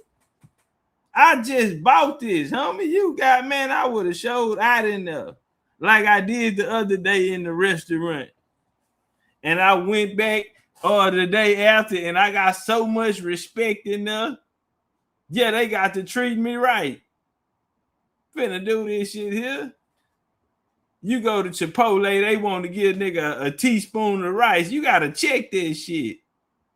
Yeah, man, you gotta check this shit. They want to give nigga a teaspoon of rice. Nah, man, you tell that man, you get dead on their ass. Say, man, you better feel my. I say, homie, what you finna give me that for free? Nah, it's not for free. Well, you better put something on that motherfucker, nigga. What you want, $1, 50 cents? Got me fucked up, nigga. Gonna give a nigga a half a teaspoon of rice, man. Say, what's that? That's for free, homie? Huh? Excuse me? Is that for free? Oh, nah, you gotta pay for this. Well, motherfucker, you better give me something to pay for. Cause yeah, that shit does look like a sample. You got me fucked up, nigga. You think I'm finna give you my money and you just gonna handle me? No, nigga, I'm cool, calm, and collected, man. But bro, I go zero the dumb shit. I'm gone. I'm going up. It's up. Fuck it. We going to war. God damn it. Nah. Hey, I've been like that my whole life. I don't get, man. Hey, homie, once it's there, we might as well go on because I'm shot to the moon. I have no understanding now. You got life, and boy, I told that white boy the other day, boy, I clap you. Bitch, turn around. I'm talking to you. You. He turned around, nigga. And you can bring your ass around. Nah, fam. I was having a good day. I promise. I was chilling. I was having a good day. And the guy told him my order, and he told me, God damn it, he got an attitude. Oh, hey, flag on the play. Say, look at it. Yeah, you, hey, nigga, fuck you, nigga, bitch ass nigga. Come around this corner, nigga. I heard you. He looking around like, what happened? Now I start going out. I lost it. It really should have been that after I checked him and told him, man, I lost it. It was over with. Now I had a whole They done swarmed the dishwashers started coming out. Or the nigga in the bakery in the section came. Everybody, the cashier came. Everybody came out. Now I had a whole audience. Yeah, nah, we finna get busy in this motherfucking nigga. Cause I don't know who you think you. This nigga, bitch, all that smacking your lips and got attitude. Say, homeboy, hey, check this out. Man, come on around that corner, man. Cause you got me fucked up. Nah, for real. I would have showed out at Benny Hunters in Vegas, boy. I would have seen that. And you know what was so cold? They sitting there talking about they digging my outfit. These were some brothers who did this, bro. Man, well, they bagged it up for me. Cause I kept going to check on it. Hey, man, they still ain't ready. And they tell me, hey, man, I like y'all. I'm like, all right, that's what's up. That's what's up. Where you from? Texas. Thinking it's all good. Leather with the wood. Man, they gave me a motherfucking jasmine rice and some flesh. I don't even know if there's chicken. I just know it's flesh. They ain't sprinkle no pepper. I'm trying to figure out who don't have seasoning in their cabinet. You ain't got no salt, no pepper, no nothing. Just fire. Just put some fire on this some bitch and bowl it up. And I'm seeing everybody in there eating. And I know the chef is the same chef. Nigga, it ought to be protocol. You know, goddamn, y'all done ask, do you got allergies or none of that? They just got to cooking. So this is what y'all doing over here. I'm looking around the restaurant, everybody laugh, dining, they big scoops and drinking wine, and it's going down in the time. Man, I ain't think to check the food. All these folks in here, they must can cook. The devil is a lie. Hey, man, we will be in Atlanta, Georgia, first weekend of November. I think it's November the 6th and the 7th. Oh, man, y'all get there early on Saturday, man, because we have a mound trip. So y'all be mindful of that. Saturday, we have a mound trip. We have some other things listed on the itinerary. And then, you know, we are looking for vendors as well. I get out more information once the website is up and y'all can get tickets. Miss Bella, you coming to Atlanta? Bella, you coming to Atlanta? Come see me.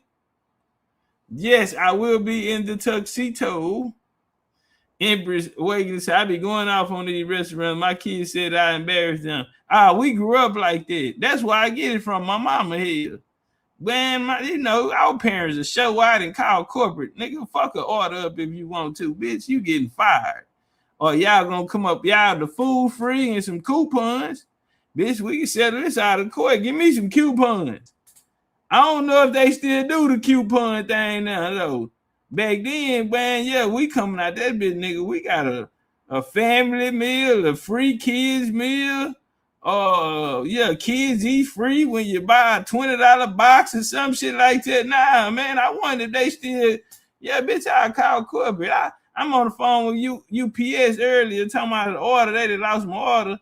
Somebody ordered, so I'm trying to get it together. And the bitch tell me, well, where is the package? I said, I don't work for UPS. That's why I'm calling your ass. So she trying to hold it together, right?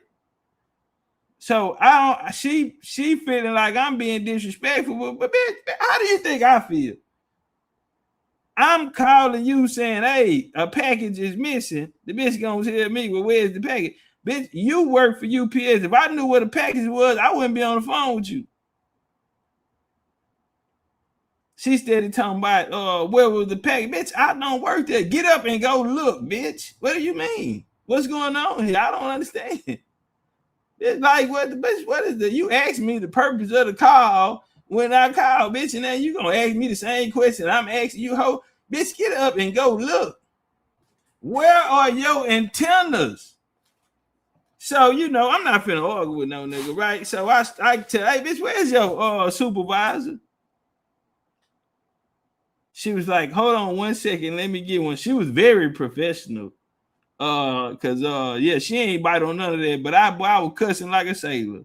Yeah, I had everything she said to me, I turned it back around on her head. Yeah, bitch, I got a smart mouth. So she said, hold on, let me get a supervisor for you.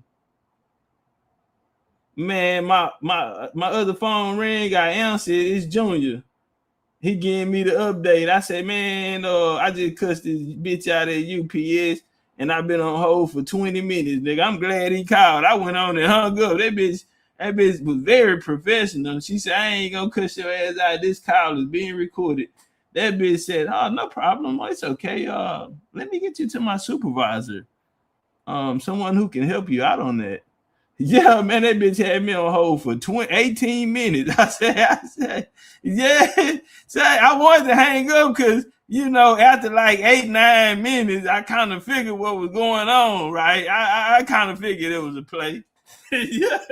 Say, but I'm so much of a whole ass nigga. I'm gonna sit here and go with the play. Cause bitch, I don't know if you can see the numbers on the other side when you looking at that. This whole ass nigga still on the line. Yeah, bitch, I'm still here. So yeah, we telepathically or beefing. And yeah, bitch, that whole ass nigga, bitch steady looking over. I'm still on the line. Cause bitch, something gonna give, one of them gonna have to break.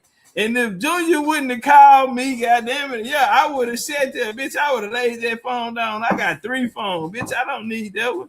I would have laid that bitch down. We would have been there 2 hours. I would have screenshotted it. And when I talked to somebody, bitch, I would have filed a complaint on your funky ass.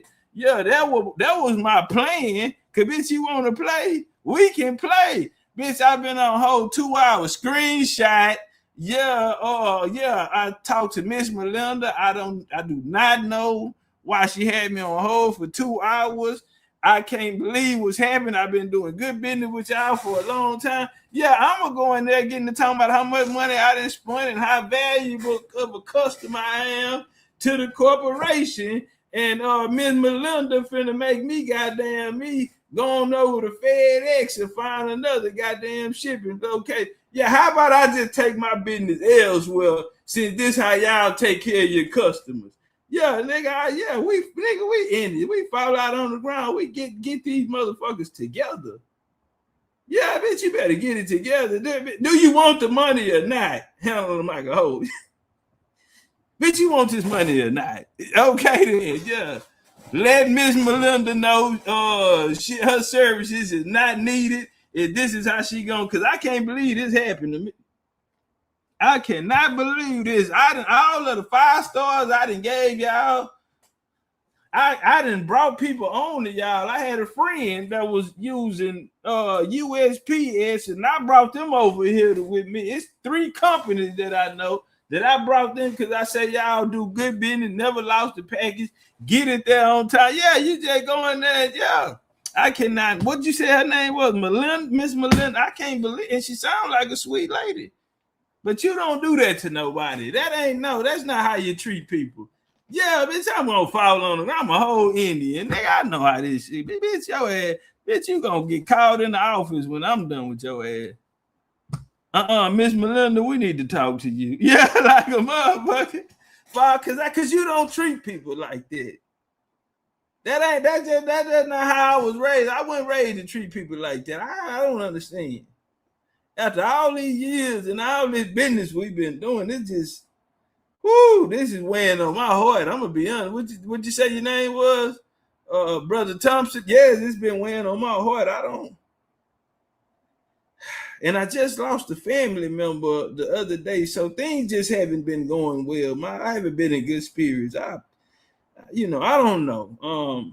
But that's not how you treat people. And, when I'm going through so much, brother, I apologize taking up your time, But I just felt like somebody needed to know because we don't know how many people she have done this to. Yeah, you just go in the character on that bitch. I finna write you up, ho, bitch. Hey, yeah, demote that hoe. You better not touch another phone in here. Yeah, got me, bro. Man, I ain't fucking with y'all, man. Fade 2, man. Atlanta, Georgia, man.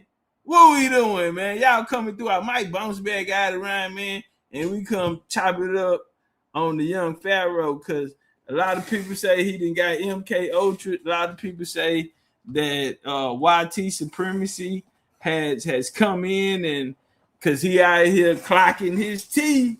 That nigga told me, listen, I got a video. Pharaoh, some dude called in, right? He tell Pharaoh, say, man, you know, he say, man, you know, I'm just like you. Man, you taught me so much, man. Just been listening to you all of this. You know, man, it's crazy. Like it's crazy that I'm actually like on the phone with you right now, man. And Pharaoh, like, that's right. That's right. He like, yeah, man, because you just taught me so much. You know what I'm saying? Just all these years, you know, I've been following you, but I just been watching you. You know what I'm saying? Pharaoh, like, yeah, that's right. And he's saying to see you, you know what I mean, come out in your truth. You know, I think that was real, you know, that was real powerful for you, man, to walk in your truth. Pharaoh, like, that's right. Yeah, you tell him. He said, yeah, because you've been doing this a long time, man. And I always, you know, felt like you was that one. Pharaoh shaking his head, he saying, you know, now that you showing your truth, man, don't change for nobody. You know, they don't accept it. Fuck them. Pharaoh like, yeah, fuck them. That's what I was saying. That's what I was saying. I was saying, fuck. Pharaoh don't even know this nigga trying to slide dick in him. Man, this nigga over there trying to slide dick. Pharaoh, how you ain't catch it? Maybe he did catch it.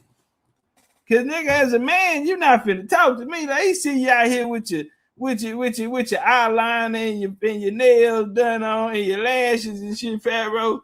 That nigga talking about, yeah, man, it's okay to come out, you know, and live in your truth, man. Ain't that, hey, man, I'm proud. That's powerful. He don't even know the nigga trying to slide digging. Pharaoh, they coming after you now. They trying to see what he hitting for. Yeah, Cam, this fool ass nigga sitting there thinking the nigga patting him on the back for teaching us about aliens and all this shit. Come on, gang. Man, that old penitentiary ass nigga, man, ain't finna. Yeah. Man, you done talk. I can't believe that you're actually on the other line of this phone right now. Pharaoh like, yeah, that's right. That's right. Yeah, and now that you done came out with your truth, you know, I think that's very powerful, man. I respect you for that. I said, oh, he wanna fuck. Yeah, he wanna fuck. So how long have you been in the lifestyle, brother? If you don't mind me asking. Are you dating? Are you single, right? Yeah, that nigga, man, that nigga finna slide there. Cam say Fleece Johnson. That nigga went straight Fleece Johnson on him. Cause you know, Fleece say he talk a nigga out your dick. Yeah, he talk that dick out of nigga. What he call it? Booty support. Yeah, Fleece go over there and get that booty. Ah, man, Pharaoh, fuck them niggas. They want to do something. Listen, brother, I'm riding with you. Okay? Whoever want to go against this shit, I'm riding with you, because you got the right to live in your truth. And any motherfucker say otherwise, to hell with them, man. That's what I'm telling you. Yeah, like a motherfucker with that long ass hair. Yeah, nigga. Man, them niggas, they hating on you, brother, because you got all them tattoos all over your body. Yeah, man, fuck them niggas. Living your truth, man, with them long nails, and you be batting them eyes and licking your lips. And that's the type of shit they insecure. You know who you are, and you walking in your truth, and guess what? You ain't got to worry about nobody but God. Amen. Yeah, because Fleece gonna talking right out that ass, nigga. Nah. August 6th and the 7th, man. Fade number 2, man. They said run it back. Embry say TOPCATZ need info for Atlanta. My son is sending me for the lecture as my birthday present. Okay, bet. Not August. I apologize. November first weekend of November. I think it's the 6th and the 7th. So yeah, y'all be ready. We have 8 rooms on the block left, and that's getting them at a certain price. It'll be a discounted price. We can get more more rooms. So I guess we'll talk more when the website drop. We just locked the venue and the date in today. So officially everything contract, everything done today is on. It is on like Donkey Kong, man. Now see y'all when we get an ATL, Fade 2, Big Indian Gang, BCU Gang, get on, bang, get ran through, homie. Stepping on shit, all 2020 shit. We out there, yeah. I'ma take a bougie ass to Rodeo and then let her pick up whatever she want. CC Gucci, he gon' take her whatever she want. She pissed me off, so she still get whatever she want. Talking about another from another as a home. Damn, we in Atlanta, man. First week of November, Atlanta, Georgia. We only got 75 seats for the lecture, so y'all gonna have to get in when y'all fit in as soon as the link drop. Hit it in the shot, made her tell me what she want. Like I'm singing Miss, I made her tell me what she want. She on a power trip again. I know power got me buying again. Friends ain't jacking me, you must be lying to your friends. They know I'm a beast, I wake the giants up again. Shining once again. Ran it up, I told her mama, shout her my DMs. I'm right back in. Lock in. Shawty got that dust. Hey, look, y'all. Hey, don't buy no room tickets now, man, because it'll be better if we all stay at the same hotel. You feel me? So we got a spot. That's why I'm saying we got blocks for rooms and we can get a discount. It's a nice hotel. It's in a nice area. So we can get more rooms. So right now it's about like $4,500. So we need niggas to fill that in. You feel me? So we did 10 because we didn't want to go up to 10,000. Because y'all know they'll charge a nigga card for this shit if niggas don't show up. So we did 10 just to see, you know, what we doing. But it would be live to have the whole fam there. Remember, this is class of 22 reunion. So if you're out of the 2022 BCU class, if that's your class, this is y'all homecoming graduation. So this y'all homecoming graduation when Atlanta, Georgia, where it first started for the class of 22, homecoming 2022. Y'all graduate this year, goddammit. Class of 22 reunion. Hit everybody y'all know that's from the class of 22. If y'all still in contact with niggas who ain't around, hit them up who come out of class of 22. Y'all show up deep. A lot of people say y'all was the livest class out of BCU. You know what I'm saying? Y'all came in with a bunch of hard hitters and a lot of people still around. But those who not around as much, but still be in the mix, we see them every now and again. Make sure y'all hit them up and let them know, hey man, it's class of 22, come pull up and represent. It will be semi-formal wear, semi-formal, because it's going to be graduation, you feel me? We are looking for vendors. We will be in Atlanta, Georgia. It is going to be a lot of Indians out there. Once we get to the lecture, it will be different. Indigenous America lecture live on stage, big screen. You know, the tables, everything will be set up, you know what I'm saying? Whole event room, you feel me? It's going down. First weekend of November, BCU homecoming. Don't meet us there, beat us there. Man, come put that shit on. We're gonna have them cameras out there. It will be recorded. Come show up, show out, and represent any gang that don't bang, man. So when I hit it, sound like fuck a ad-lib. Gotta ask again. Then she got it tripping off another yet again. Got a nigga feeling like a sucker yet again. Close on my emotions, then I rush and let her in. Hurry up and let her in. I'ma I'ma take a bougie ass to Rodale and then let her pick up whatever she want. CC Gucci, he gon' take her whatever she want. She pissed me off somehow just to get whatever she want. Talking about a nigga, I'm finna nail her ass at home. Hit it in the shower, made her tell me what she want. Like I'm singing Maze, I made her tell me what she want.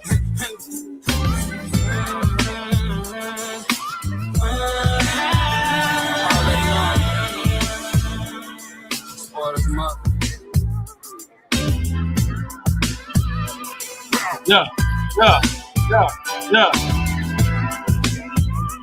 Whatever she want, take her on the girl, check the blood, Yeah. take a 50 clipper.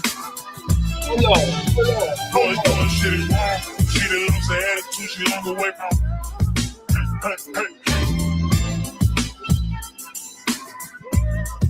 It on. Bang, bang.